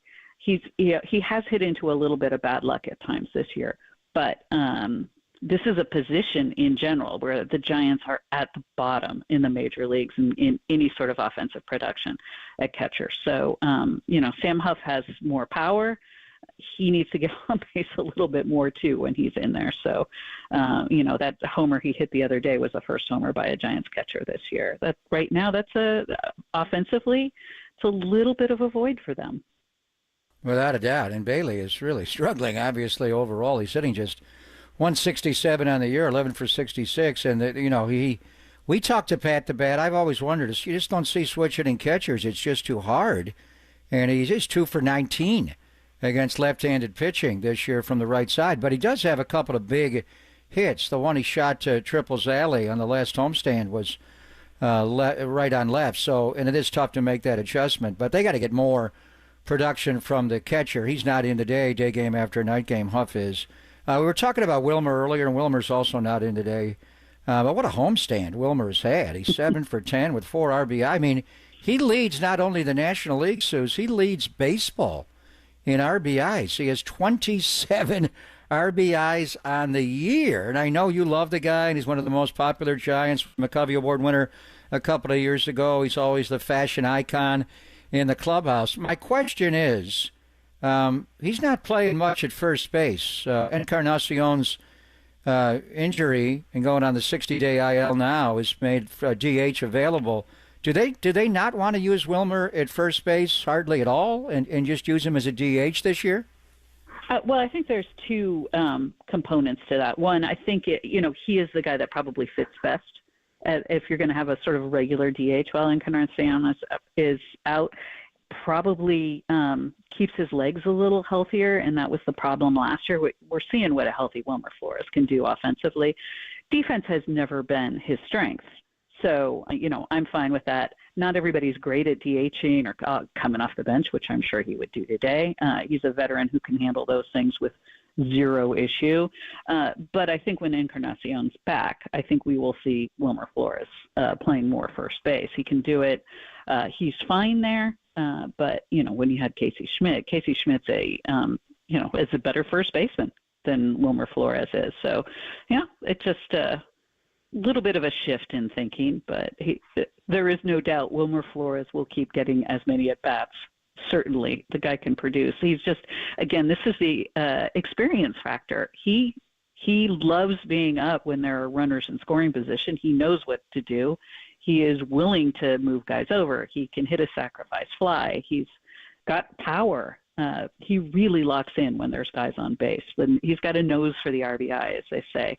The other guy in the lineup who typically in past years has had that is Willy Adames, and we've seen that in some situations. He does tend to hit best when there's runners in scoring position, but as we've talked about before, he really just needs to pick it up overall in all areas offensively. But Wilmer is doing it with runners in scoring position, and that's the best time. Talking to Susan Slusser here on the UMA guest line. All right, so we got Landon Roop on the mound today. It's going to be his second start at Oracle Park this year. If you were to do a hierarchy of ranking the Giants starting pitching just from the small sample size so far, where would Landon Roop fall on that list? Oh, don't make me. He's obviously got the least experience of all of them, but his stuff is great. I love his sort of bulldog mentality. He's just not going to back down no matter how young he is. And that curveball is a thing of beauty. He's young. He's going to have some inconsistent results. He's facing a lot of teams he hasn't before. He's working with a catcher he doesn't work with quite as much today. But wow, the stuff is just great. If you asked me where he was in the hierarchy of their young starters, he and Hayden Birdsong, that was a coin flip who was going to get that fifth spot. And Birdsong's been so great. The two of them have really just been a big positive for this team. And there's more coming.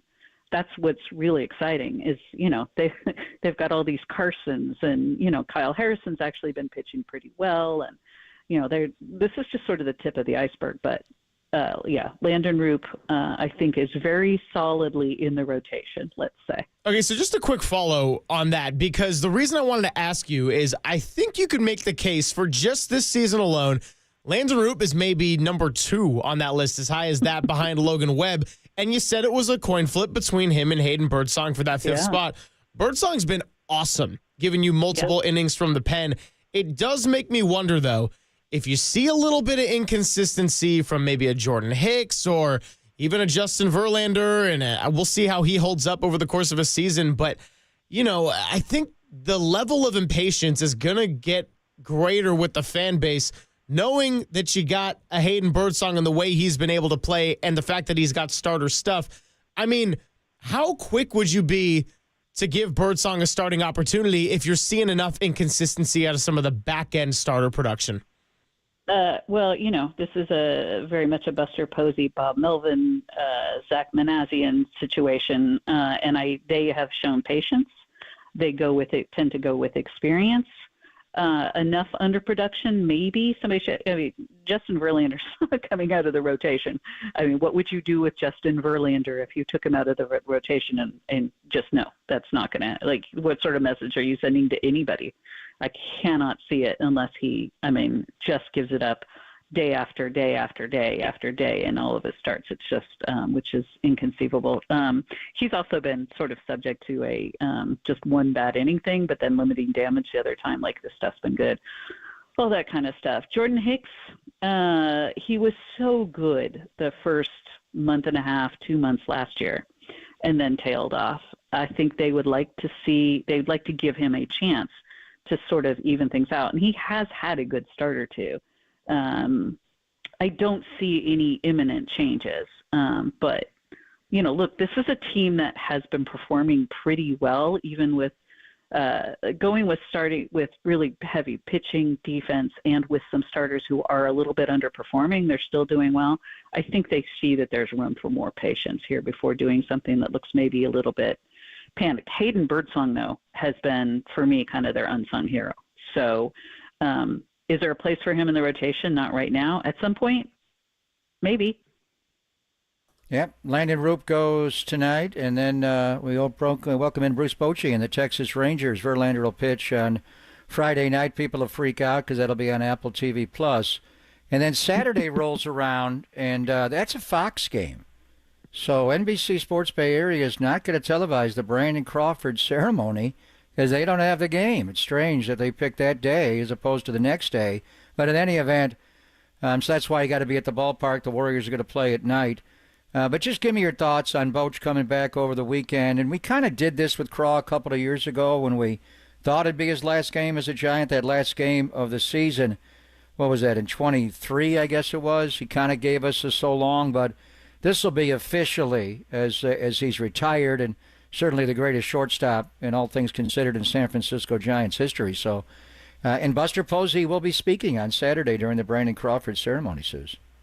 That's great. Players like Brandon Crawford, special, local, you can't honor them too much. For me, I used to joke. I felt like after Dan Wilson retired in Seattle, for some reason it seemed like they had Dan Wilson Day every year for years after that, and now he's their manager. I had no problem with that. Why not? Somebody that's been important to a fan base, to an organization, and Crawford really, captured fans. I think everybody remembers the baby Brandon Crawford photo with the "Don't Leave" sign, and it's just he really, he was a Giants fan and then a Giants icon. It's all just so great. So yeah, if you're going to honor somebody sort of repeatedly, it's him. I think that's going to be a great day. You're right. It's a shame it's not going to be local TV, but there will be, I think, a lot of ways to see some of it either via the Giants social media or other people's social media. And, I would hope NBC Sports Bay Area also includes some clips for their next broadcast, which would be very nice. Yeah, and I'm just happy that the Giants have a weekend series finally at home after it felt like they were on the road for 7 weeks. But Susan, as always, we appreciate you coming by. Glad to know you're feeling a bit better. Glad we were able to make it work and get some flexibility here, and enjoy the game. We'll talk to you next Tuesday. Fabulous. Thanks, guys. Thank you, Susan. She is Susan Slusser. You can read her in the San Francisco Chronicle. Just wrote that piece about Patrick Bailey, which I referenced in the middle of that interview. Giants pregame coming up at 11:45. Got into the Warriors and Jimmy Butler, and we can get into that and unpack everything a little bit more tomorrow when we know these Jimmy Butler MRI results, in which, I'm going to say it, the Warriors season hinges on these results. Coming up, we still got to finish an activity, though, because you are just beginning your day, my friend. As am I. I'm going to go out to San Jose for the KNBR draft party. You're going to be at 4949 with Todd Husak and John Dickinson. That means only one thing. We got to finish the mock draft simulation. On the other side, the 10th and final pick before the 49ers. It's going to be Jeff Joniak, our buddy play-by-play voice for the Chicago Bears. It's all coming up on KNBR 104.5 and 680, and the Chicago Bears are on the clock.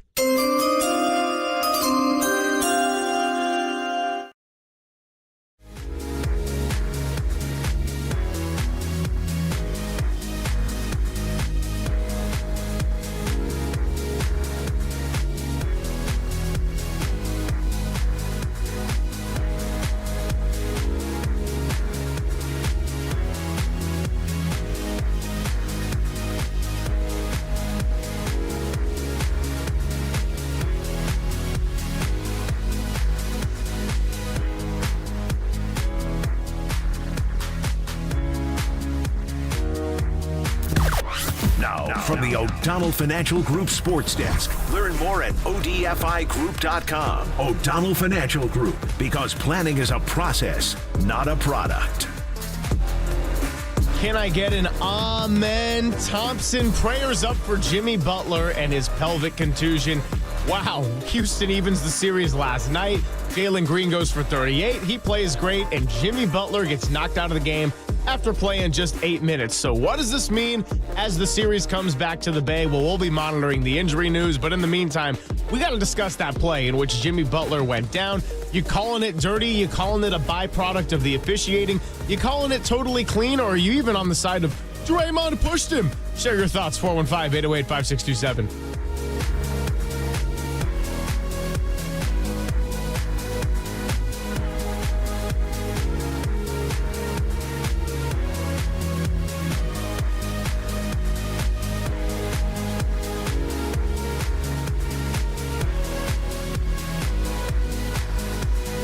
Papa here. What's going on with the stock market? One good thing is interest rates have plummeted. It's time to call Loan Pronto if you're looking to get cash out of your home equity, refinance out of a higher rate, or do a home improvement project. Loan Pronto can make it happen in a matter of days. Take advantage of this opportunity and get tens or even hundreds of thousands out of your home equity. Pay off all your credit cards, pay off your car loans. The average homeowner cuts their monthly bills by $1,000. So that is big time. So get more info at loanpronto.com.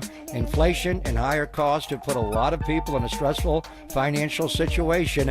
But if you own a home, there's a way out. Loan Pronto has multiple options that can help you get the financial freedom you deserve. Most homeowners get their cash in less than 2 weeks, and most don't even need an appraisal. Do the smart thing. Stop paying insane rates on those credit cards. Wipe them all out. Get a lower mortgage rate. Get some money for that home improvement project. It all starts by getting in contact with the experts at Loan Pronto. That's loanpronto.com, 415-808-5721, Pronto.com.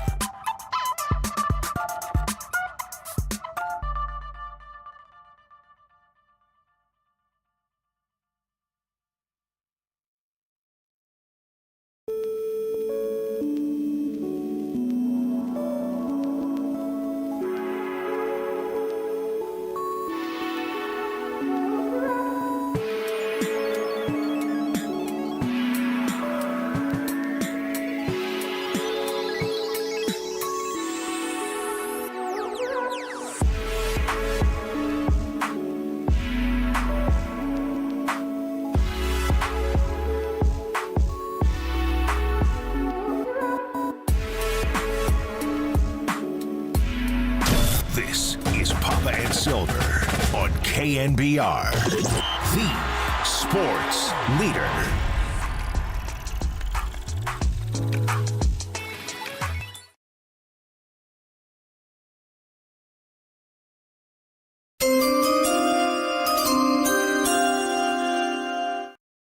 Yeah, you're going to be hearing that music a lot tonight. If you checked out the Digital Team's SNL-style sketch, you also learned that that was the musical guest, the ESPN NFL Draft Time. But our guest right now on the Yuma guest line to help us wrap up this activity of our NFL Greg's mock draft is our good friend from the NFL Combine. We talked about a handful of players on the air. At the table at the convention center, we did so even more at St. Elmo's, and we are glad to have him join us. He is Jeff Joniak, the play-by-play voice for the Chicago Bears. Jeff, my friend, how are you? I'm doing great, Greg. How you doing? Exciting. We're excited, man. Yeah, this is big, and obviously a lot can happen in terms of trades up and down and all sorts of directions. But just to give you a sense of where we've been for the last couple of days, going down the list, we had the Titans and Taylor Zarzour, their new voice, started off by taking Cam Ward. Travis Hunter went to the Browns at number 2. Abdul Carter, number 3. Will Campbell, number 4 to the Patriots. Ashton Genty, number 5 to the Jacksonville Jaguars. We'll see if that comes to real life in a few hours here. Mason Graham went number 6 to the Raiders. Armand Membu, the tackle of Missouri, went to the Jets. Then Jalen Walker to the Panthers. And Teteroa McMillan to the New Orleans Saints at number 9, first receiver off the board.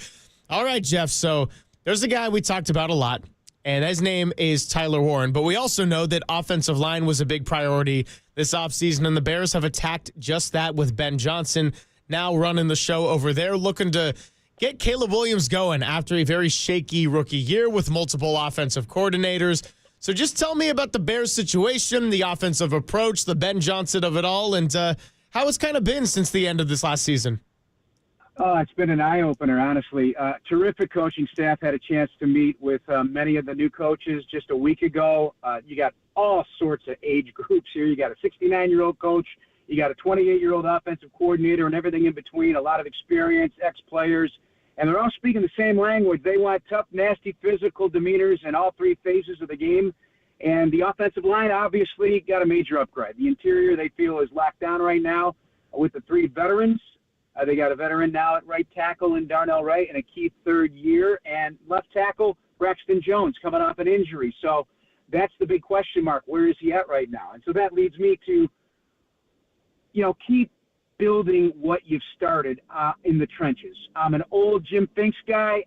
He started in 1975, drafted a bunch of offensive linemen. He also drafted Walter Payton in that draft. He drafted Roland Harper in the 17th round as a fullback. So much like Ben Johnson, who likes to run the ball, it appears, Jim Finks liked to run the ball, and he started building an offensive line that later became Super Bowl champions and the best offensive line, arguably, in the NFL and in Bears history for sure. So I'm ready to make my pick. I'm tantalized by the tight ends, both of them. Also, the young man from Michigan. I'm intrigued by some of the defensive talent up front, both the tackle and edge, but I think there's a deeper collection of those versus offensive line. So, with the 10th pick in the 2025 NFL Draft, the Chicago Bears select Texas tackle Kelvin Banks Jr. There you go. Nice selection. So obviously they fortified the interior of the line. When we saw you at the combine, we wondered about Trey Smith, but KC franchise tagged him, and he added Tooney and Jonah Jackson and then signed Drew Dahlman. So the interior is solid. Why Banks? And he's a good player, obviously, at Texas. He was a 3-year starter there and really is a left tackle. You got Josh Simmons from Ohio State is also there. Had some injury concerns. Josh Connerly Jr., the 2-year starter from Oregon, who had a really impressive scouting combine and Senior Bowl as well, and a few others as well. Why is the choice Kelvin Banks among the remaining tackles? Will Campbell's gone, Armand Membu gone. Yeah, and I love both of those players. Membu, he's a bad man. He's a bad man, but I don't know if it's going to be right tackle only, but who cares, because I think he's going to be an outstanding player. I like the versatility of Banks, either at tackle or at guard. Obviously, 3 years a starter and a multiple run scheme there with Sarkisian, and I think there's a big value to what he brings in the run department, not to mention the fact that he was thrown to the Wolves as a freshman and started playing against some of the best defensive players in America, and he stood up to the task. So I think I keep hearing, if you're going to draft in the top 10, you got to have a rare trait, and that's my opinion. If you don't have a rare trait, what are you really drafting that guy for? So I think enough scouts have told me that he's got rare patience in pass protection. So he's able to wait things out, let these guys run their arc, meet him at the point where you have to protect in the passing game, and then he's a pretty nasty run blocker. So there's a lot to like about him. We don't know what Braxton Jones' situation is. He's also in the last year of his contract. So let them compete for a left tackle job.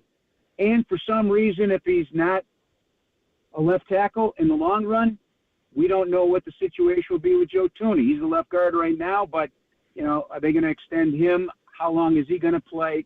So I'm looking in the big picture as well as a smaller frame, immediate benefits.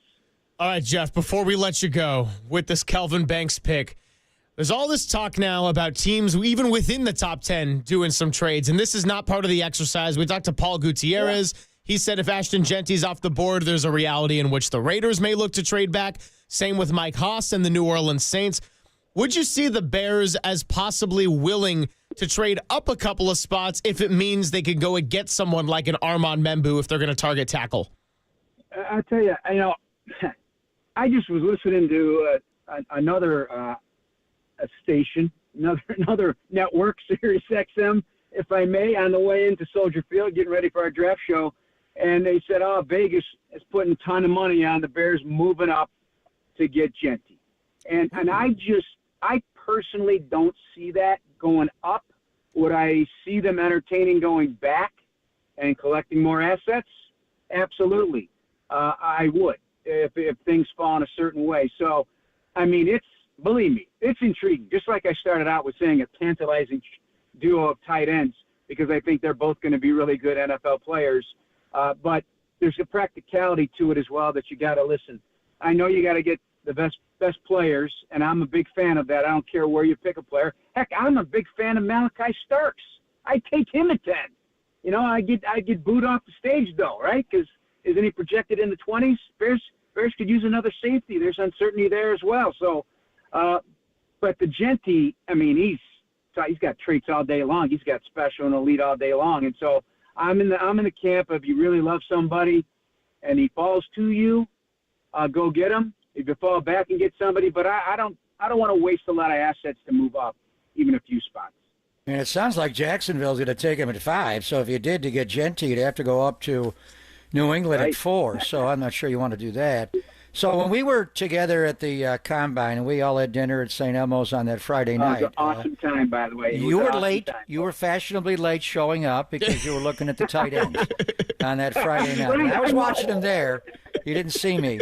But we were kidding back and forth about Tyler Warren. I know you like Colston Loveland as well.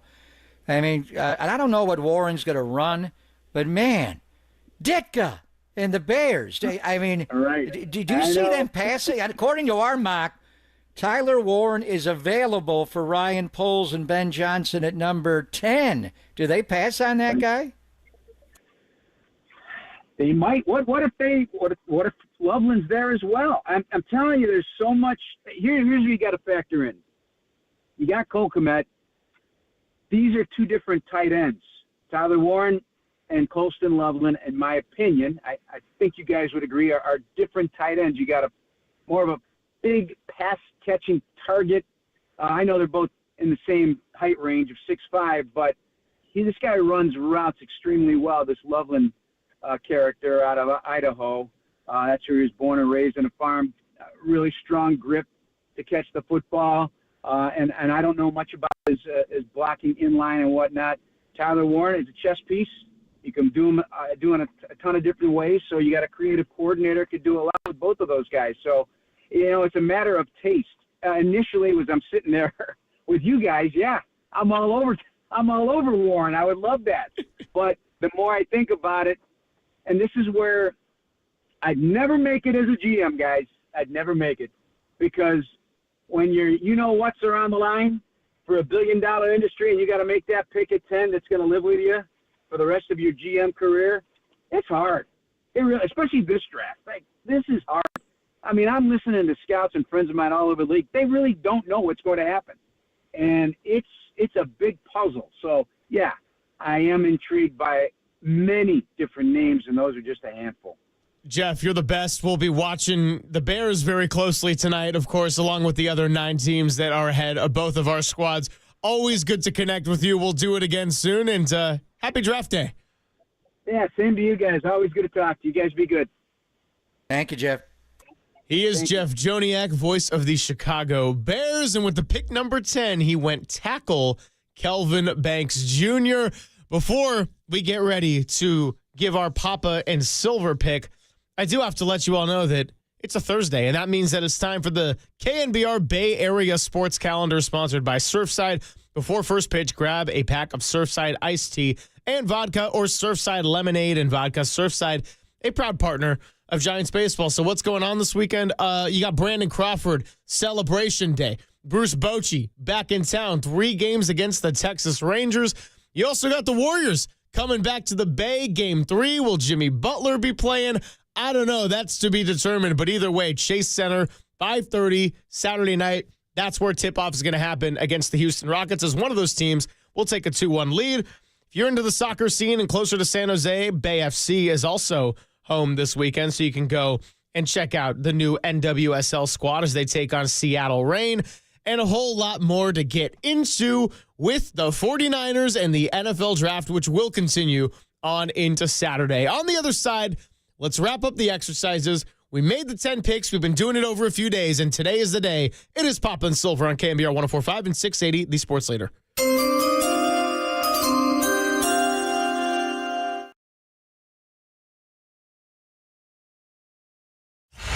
Drop step, spin, and hard foul. The contact to the head was unnecessary and excessive. Therefore, it meets the criteria for a flagrant foul penalty 2. Wow. Thompson is ejected. Giannis will be on the line for 2 shots, and Milwaukee will have possession of the ball. Hey, it's Greg Papa here. You know, when it comes to pizza, there's one place that I always will recommend among any others, above any others, and it's Tony's Pizza Napolitana in the North Beach. Tony Gemignani and his team have been ranked #1 in the world, and once you taste it, you will see why. You will taste why. From Neapolitan to New York, Detroit, Sicilian, and Grandma-style pizzas, every slice is crafted with the finest ingredients and baked to perfection. But Tony's is more than just pizza. Their fresh pastas are out of this world, and I encourage you to try their spicy bucatini, one of my all-time favorites. And while you're in the North Beach, don't miss Capo's for deep dish pizza lovers and Toscano Brothers Bakery for their luscious breads. Plus, Tony has Slice House locations throughout the Bay Area, including at Chase Center and at Levi Stadium.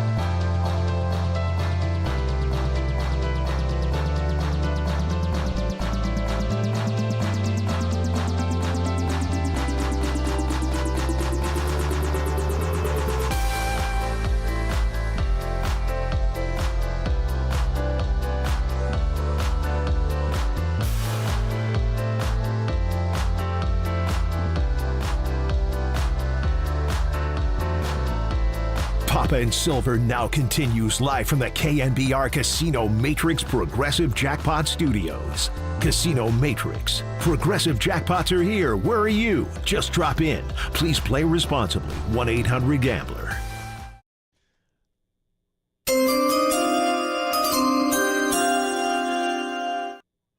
You know, that chime hits different when it's the San Francisco 49ers on the clock in this Greg Solent simulation. 10 picks down In the exercise, the 49ers would now be on the clock with number 11. Cam Ward, Travis Hunter, Abdul Carter, Will Campbell, Ashton Genty, Mason Graham, Armand Membu, Jalen Walker, Teteroa McMillan, and Kelvin Banks Jr. off the board. My, oh my, Papa, if this is how it goes down tonight, I'm a little bit overwhelmed with decisions here. Yeah, I think they're going to have a choice of some good football players. So the whole thing is interesting. And I think our actual mock draft, we did solicit almost all NFL radio voices, so they are connected with the teams. You know, Bob Wischusen does Stanley Cup, so we couldn't get him. Stanley Cup playoffs with the Jets, so we got Rich Cimini, and the Raiders aren't going to give us their guys. So we couldn't get JT the Brick or Lincoln or Jason Horowitz. But we got he now does work for the dark side. Paul Gutierrez has left ESPN. He does work for Raiders.com. So he made the pick. It's interesting how accurate it's going to be. There are a couple of pivot points here. I don't know if Teteroa McMillan's going to go that high at number 9, but you never know. The Cowboys may take him at 12. They may take Tyler Booker, the big lineman from Alabama, the left guard. But when you look at Daniel Jeremiah's mock draft from last night, and you look at his top 10, Cam Ward, we got that. Travis Hunter, we got that. Abdul Carter, we got that. Will Campbell, we got that. Ashton Genty, we got that. Then Mason Graham. Paul took Mason Graham. Daniel Jeremiah DJ took Calvin Banks Jr. from Texas, who's a good player. He does have short arms. Do you want him to play at guard or can he play outside? He played, 3-year starter at tackle in Austin, so that was the one change. But we just took him. Our guy Joniak took him in the 10th. So as far as the 49er perspective, he's off the board. Armand Membu, DJ, like Rich Cimini with the Jets, took him there at number 7. Did not take Tyler Warren. Mason Graham by DJ did go later in the draft to Jacksonville, Carolina. He was actually off the board at 6. So as far as who's coming off the board, and then Tyler Warren did go to the Bears. Michael Williams also went to New Orleans in DJ's draft. So really a lot of similarities there. The one would be Tyler Warren would be available for the Niners at 11 if they really want to do that, which would be really interesting. The one, and DJ, he's not exactly Mike Mayock, but DJ does have a good handle on this. No one works harder at this than him, obviously, and he's going to be anchoring the NFL Network's coverage, and he's been doing, obviously, all the different combine events. We saw him in Indianapolis and all the pro days and Senior Bowl. He had the Niners last night in his mock draft, and he only does one, going Grace Zabel from North Dakota State, Trey Lance's school. Yeah, PTSD, man. Yeah, different player, obviously. Nothing like him. Cody Mock also came out of that program. They produced some good NFL linemen, and Cody's now a really good guard in the NFL for Tampa Bay. Again, once you get past the 10 here, and you get from 11 to 32 from where the Niners pick to the end of the first round, I think everybody's going to have a different evaluation. So I think the top 10 are going to be pretty close, maybe a few changes here and there.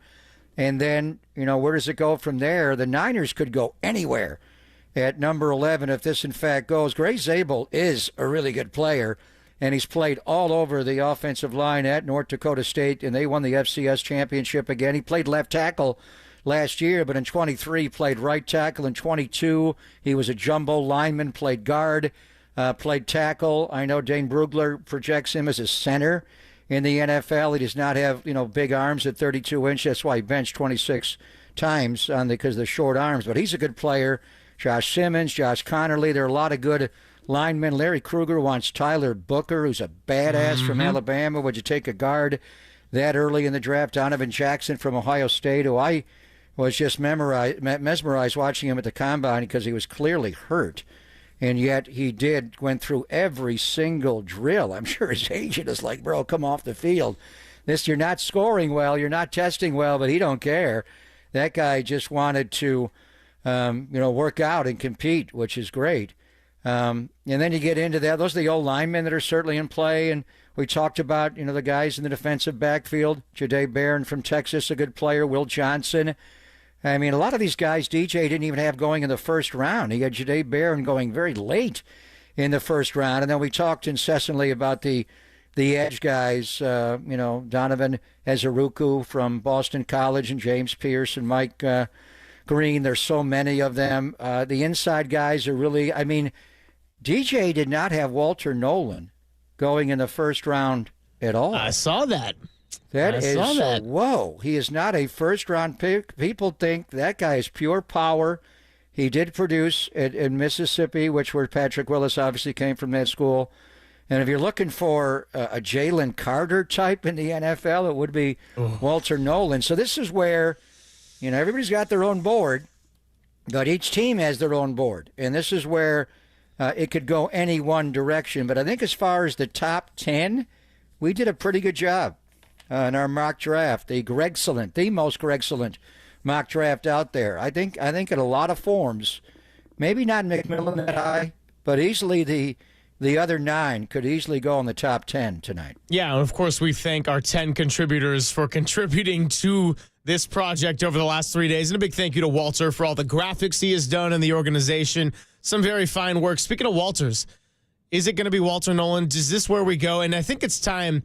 We can't do this whole thing without making a Gregsolent selection at number 11. And, as the representative deemed by Walter for this whole exercise, so many directions that the 49ers can go, assuming this is how it is, and they keep pick number 11 because this is a no-trade simulation.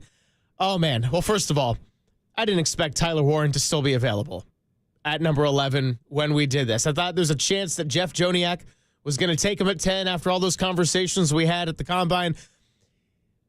If he's the 49er by the end of the night, I will be very intrigued. That said, I am thinking about keeping the main thing, and that's the fact that your front 7 and your front 4 really struggled last year. This 49ers defense just was not that good. So we can get into Brock Purdy and the contract extension and Ayuk's injury and all that. But really, you got to fix the defense, and there's going to be some good players there. So I thought about a guy like a Walter Nolan as a defensive tackle. You use the Jalen Carter comparison, and here's the thing. In 2024 at Ole Miss, he joined Patrick Willis as the only consensus All-Americans from the front 7 in program history. You know where Patrick Willis was selected? Round 1, pick number 11. So I'm like, do I get romantic about history repeating itself? But for the sake of it all, the selection on the Gregsolent mock draft is going to be Georgia Bulldogs' very own edge Mykel Williams. And that's where you're going. I will go. Okay. And Mykel Williams is a guy that certainly sets the edge, and John Lynch was identifying guys that could set the edge in the draft. And Mykel Williams, along with Shamar Stewart, are guys that can do that as well. We've talked a lot about Shamar and the lack of production for him. Mykel Williams from Georgia, and it's a great program, obviously, going to the University of Georgia and playing for Kirby. He has had more production. They could easily go there. The War Daddies are really going to be interesting. We've talked a lot about Walter Nolan and the Ole Miss ties. Derek Harmon from Oregon is really intriguing. Mm-hmm. That guy, and again, when you look at stats, it's hard. Even with Shamar Stewart, because he's close a lot. He only had a sack and a half last year. What was it? Trayvon Walker, what was his first name? That Trent Baalke took in Jacksonville. That guy's a force inside. He just, or on the edge for Jacksonville, he just doesn't get a lot of sacks. The other guys do that there. But Harmon does. 5 quarterback sacks inside. He had 55 pressures, which is by far the most. The thing with him, though, is that there's a shoulder problem. There's a medical flag on Derek Harmon coming up. So they could go a lot of different ways, obviously, with Kenneth Grant. But the only pick I'm going to make today, we'll actually do it when the Niners are on the clock during our draft coverage, and you got 10 minutes in round 1 per pick. So, I don't know, a couple of hours, hour and a half, 110 minutes into it, we'll give you our pick when they're on the clock. We don't want to give it away now and have it get out there. The only pick I'm going to give you is I'm going to pick up John Dickinson. His flight is late from Houston. He lands at 3:10. I will get him at Southwest Airlines at 3:30. Take him right over to 4949, put a headset on him, JD can do everything, and we'll start our draft coverage at 5 o'clock. So we'll see you then. Well, have a great time. I'll be out at San Jose. Big thank you to Mark Spears, Susan Slusser, Jeff Joniak, and our draft contributors. And it's time to get you ready for Game 4 Giants Brewers as pregame starts now. Bye.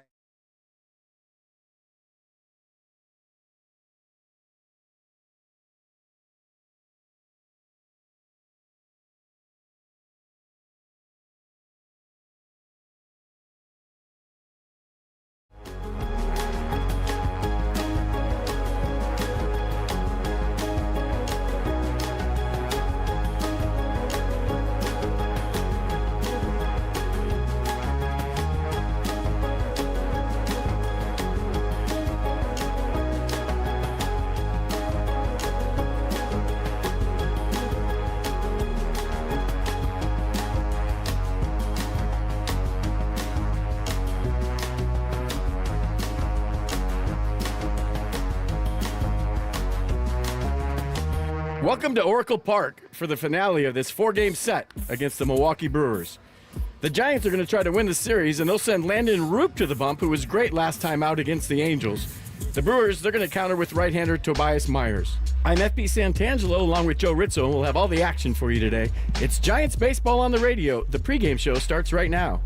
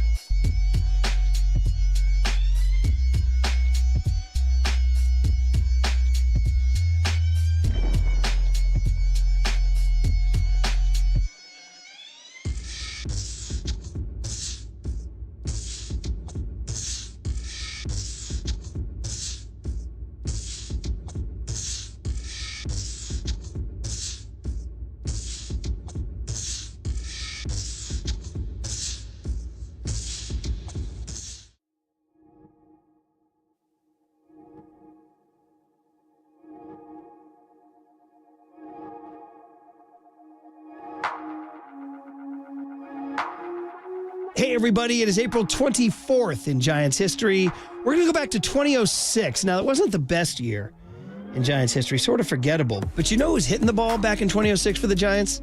Moises Alou. Yeah, the son of Felipe Alou, Giants legend. He could hit. Go look at his career numbers.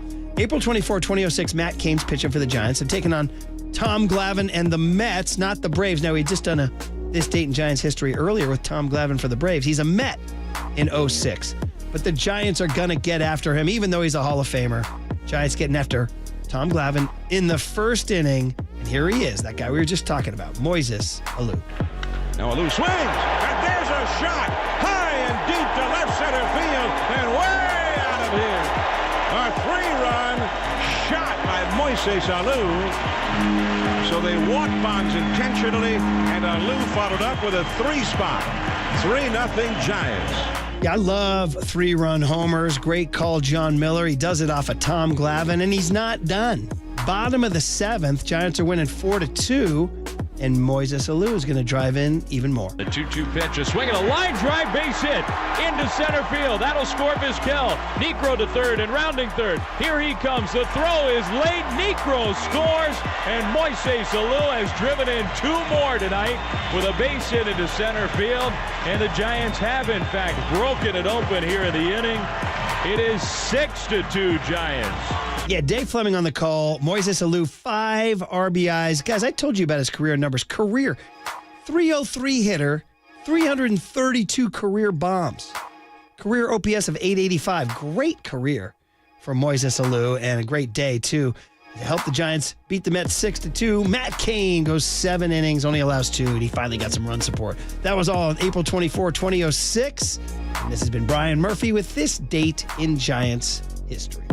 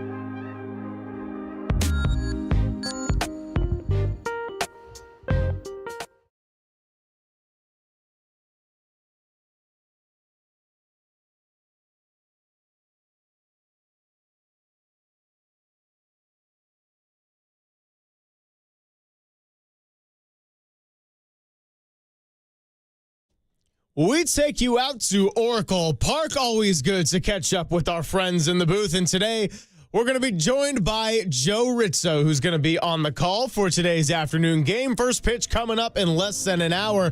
Joe, how's it going? You bring a couple extra layers for this one? Yeah, we kind of brought the cool East Coast weather back home this week. It's been chilly here at the ballpark for these night games. Hopefully it gets a little warmer here for the day game today, but still pretty gray and cloudy, but a notable game for the Giants. Chance to win another series against a very good team. Well, you said it right there. I mean, look, for as disastrous as the loss on Sunday was, and as rough as that 6th inning on Tuesday was, the Giants have a chance to grab 3 out of 4 from a Brewers team that no matter what the circumstances or the roster, they kind of always seem to be competitive and finding ways to win more games than you'd expect. Yeah, the Brewers, they're kind of that team where we show up to spring training. We always see the Brewers every spring down in Arizona. There's always doubts around their team. You know, they're not one of the highest payroll clubs. They often lose a big name, either to free agency or a trade every year.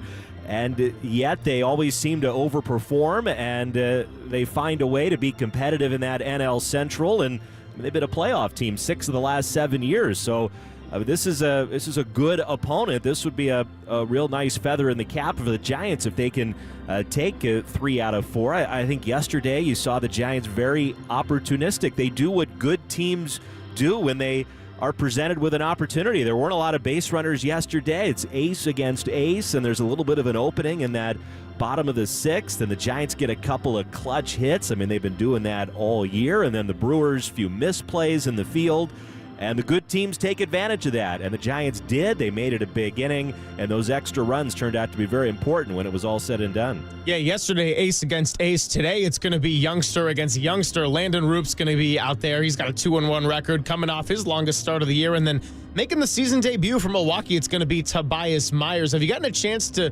scout up this young man? Pitched a good amount of innings last year, but was on the 15-day IL to start this one, and it'll be his first chance at 2025.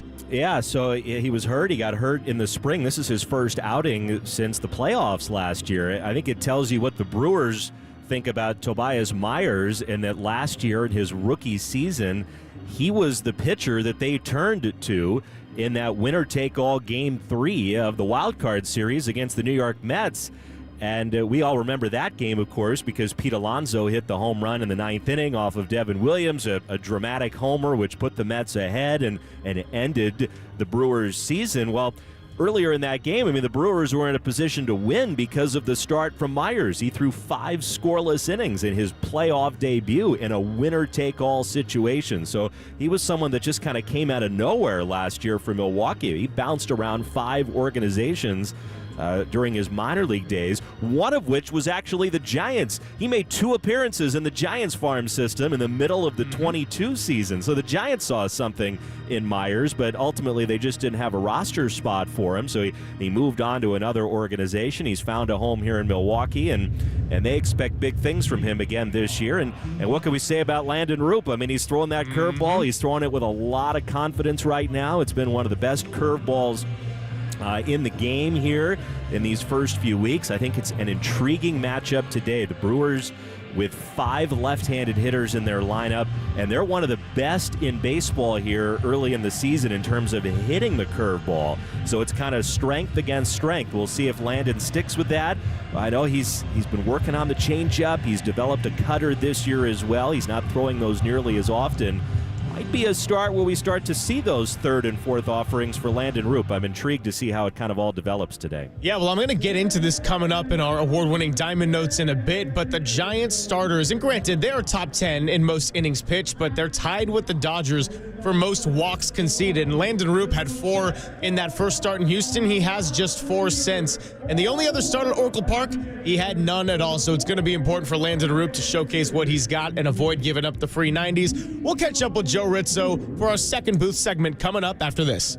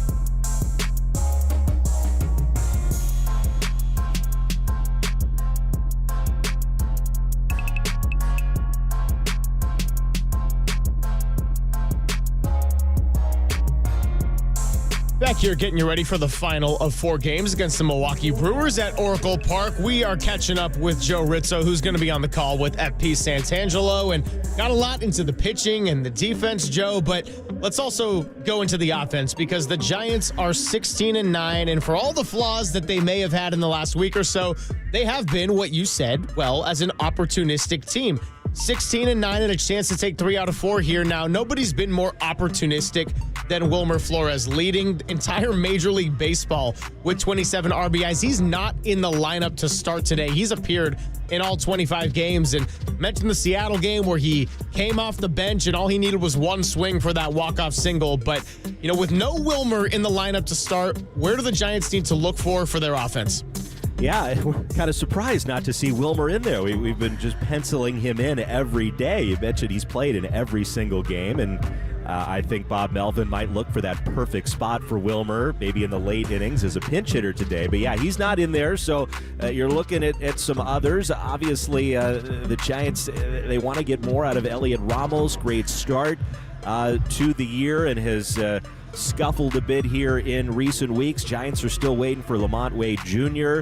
To break out. You feel like maybe just one real good game from Lamont, and maybe he can take off. He knows that he's better than what he's shown. He's had a track record of success here for the Giants in recent seasons. I think it's interesting that Luis Matos is getting a chance to start here today against a right-handed pitcher. That hasn't happened much here early in the season, and there's some confidence there that's being shown by Bob Melvin to slide Matos in. But he didn't get a hit the entire road trip, albeit in limited playing time. But with Flores not in there, a chance to put Ramos in as the DH, get him off of his feet, and it opens up left field for Luis Matos. So maybe he can take advantage of the opportunity. He's in that ninth spot today, so when Matos is batting ninth, he kind of acts as that second leadoff man. And then finally, I'll point to Willy Adames. I'm sure Willie's had this series circled ever since he signed with the Giants,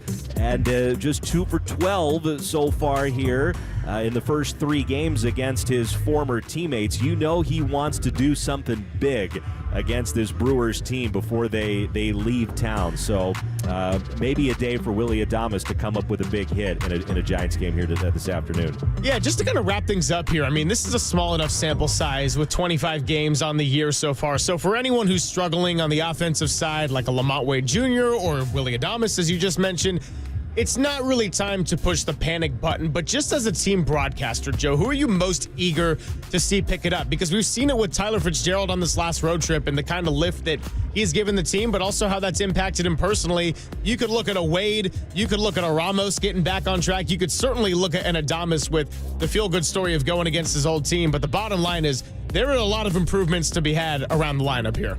There are, and I think that's what has a lot of people really optimistic about where the Giants might go this season, that they have the 3rd best record in baseball, and they feel like there are a lot of guys in this lineup that have yet to really find their groove. I mean, for me, it's Willy Adames. Of course, he signed the big contract. He's off of a 30-homer, 100 RBI season. Giants know, I mean, he may not replicate those numbers this year, going from Milwaukee, a pretty good hitter's park, to obviously a great pitcher's park here in San Francisco. But he's very, very talented. He wants to play every day. He's played every day for the Giants.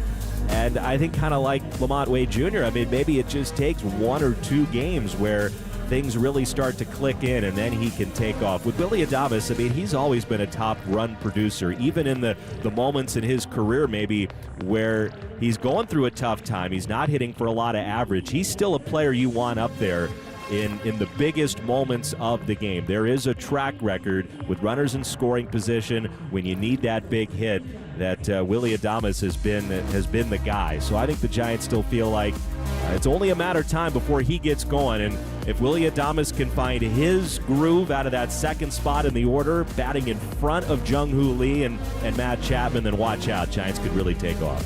Joe, as always, appreciate you coming by as part of the Giants pregame. Have a fantastic call, and we'll be listening. All right, thank you, Greg. He is Joe Ritzo. Coming up on the other side, your award-winning Diamond Notes on KNBR, the sports leader.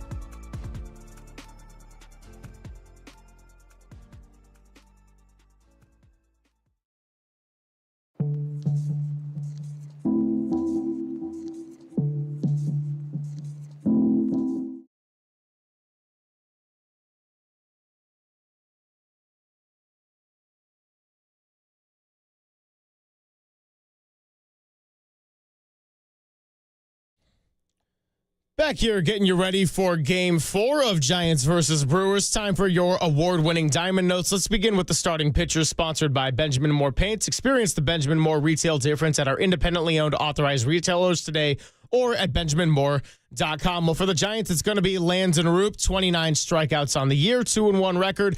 And he's coming off his longest start of the year on Saturday in Anaheim, where he gave the Giants 7 innings and had a season-high 9 strikeouts with just 1 walk. He picked up the win, his second of the year, and now sees a Brewers team looking to bounce back from facing Logan Webb last night. For Milwaukee, it's going to be making his season debut. Fresh off of the 15-day IL, the 26-year-old right-hander from Winter Haven, Florida, Tobias Myers. He's heading into his second year with the Brewers, and last year he made 25 starts, finished with a 9-6 record and an ERA of 3 even. Myers relies primarily on his four-seam fastball and cutter, but he'll mix in the slider and changeup some too. And every so often, he'll throw you the curveball. Now, Matt Chapman homered off of Myers last August, but for the most part, he'll be a new arm for the bulk of this Giants lineup. Let's go to Keys of the Game, sponsored exclusively by Stevens Creek Lincoln. Experience luxury on your terms at Stevens Creek Lincoln. Buckle up and drive safely. It's cutting down on the walks. I mentioned it to Joe Ritzo. The Giants are tied with the Dodgers in something that's not the kind of tie you will like. Both starting pitching staffs have allowed 60 walks on the season. That is the most in the MLB. Now, the Giants have pitched the 10th most innings, but as the morning show likes to say, no free 90s. Landon Roop had 4 walks in his first start of the year back on April 2nd, but since then has just 4 in his 3 other starts combined. The only start with no walks, his one and only here at Oracle Park against the Reds. It's time for Hitting the Lumber, sponsored by Golden State. When you succeed, we succeed. Visit us today at goldenstatelumber.com. Well, not starting but hitting the lumber has been Wilmer Flores. Last night, 2 RBIs, 2 for 4, and now has an MLB leading 27 RBIs on the season. He became the first Giant with as many runs batted in through 25 games since Matt Williams, and he had 29 through 29 games back in 1995. Matt Williams, that is. The only other Giants to do so since the move to San Francisco are Willie Mays, Orlando Cepeda, and Willie McCovey. Not bad company at all. Jung-Hoo Lee also added 3 more hits last night to make his total 31. That is tied for 9th most in all of Major League Baseball. As for Who's Hot, sponsored by Valley Heating, Cooling, Electrical, and Solar, locally and family owned for 63 years. Well, how about this? Camilo Doval coming in for Ryan Walker last night to get his 4th save of the year. And despite some of the inconsistencies over the past year and losing his closer role in 2024, Camilo Doval has now held opponents hitless in the last 7 appearances, where he's amassed a full 6 innings at the mound. Also hot for the Milwaukee Brewers is Bryce Terang, 3 for 5 last night with a double and a pair of RBIs. That's his 4th game of the season with 3 or more hits. He ranks top 10 in Major League Baseball in runs, hits, stolen bases, batting average, extra base hits, and RBIs. So time to be cooling him down. We'll be coming back on the other side with the rest of your award-winning Diamond Notes after these messages.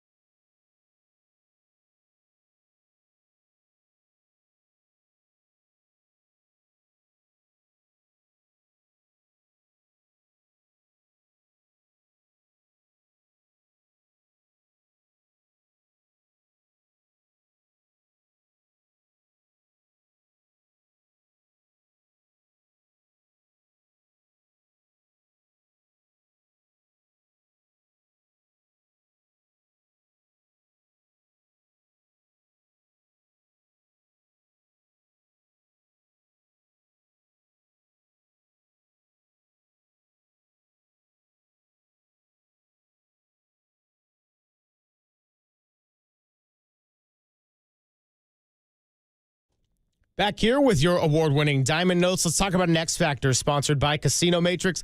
Casino Matrix progressive jackpots are here. Where are you? Just drop in 1-800-GAMBLER. Well, it's got to be enough run support to create a lead with breathing room.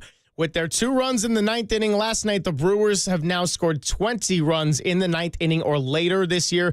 That's the 3rd most in Major League Baseball. And we know from the last few games, the Giants have had a little bit of shakiness with their closers. The collapse in Anaheim, losing the 4-1 lead. And then last night, getting the lead cut from 4-2. The Giants would like to have a little bit of breathing room for their closers as they work through some of these kinks.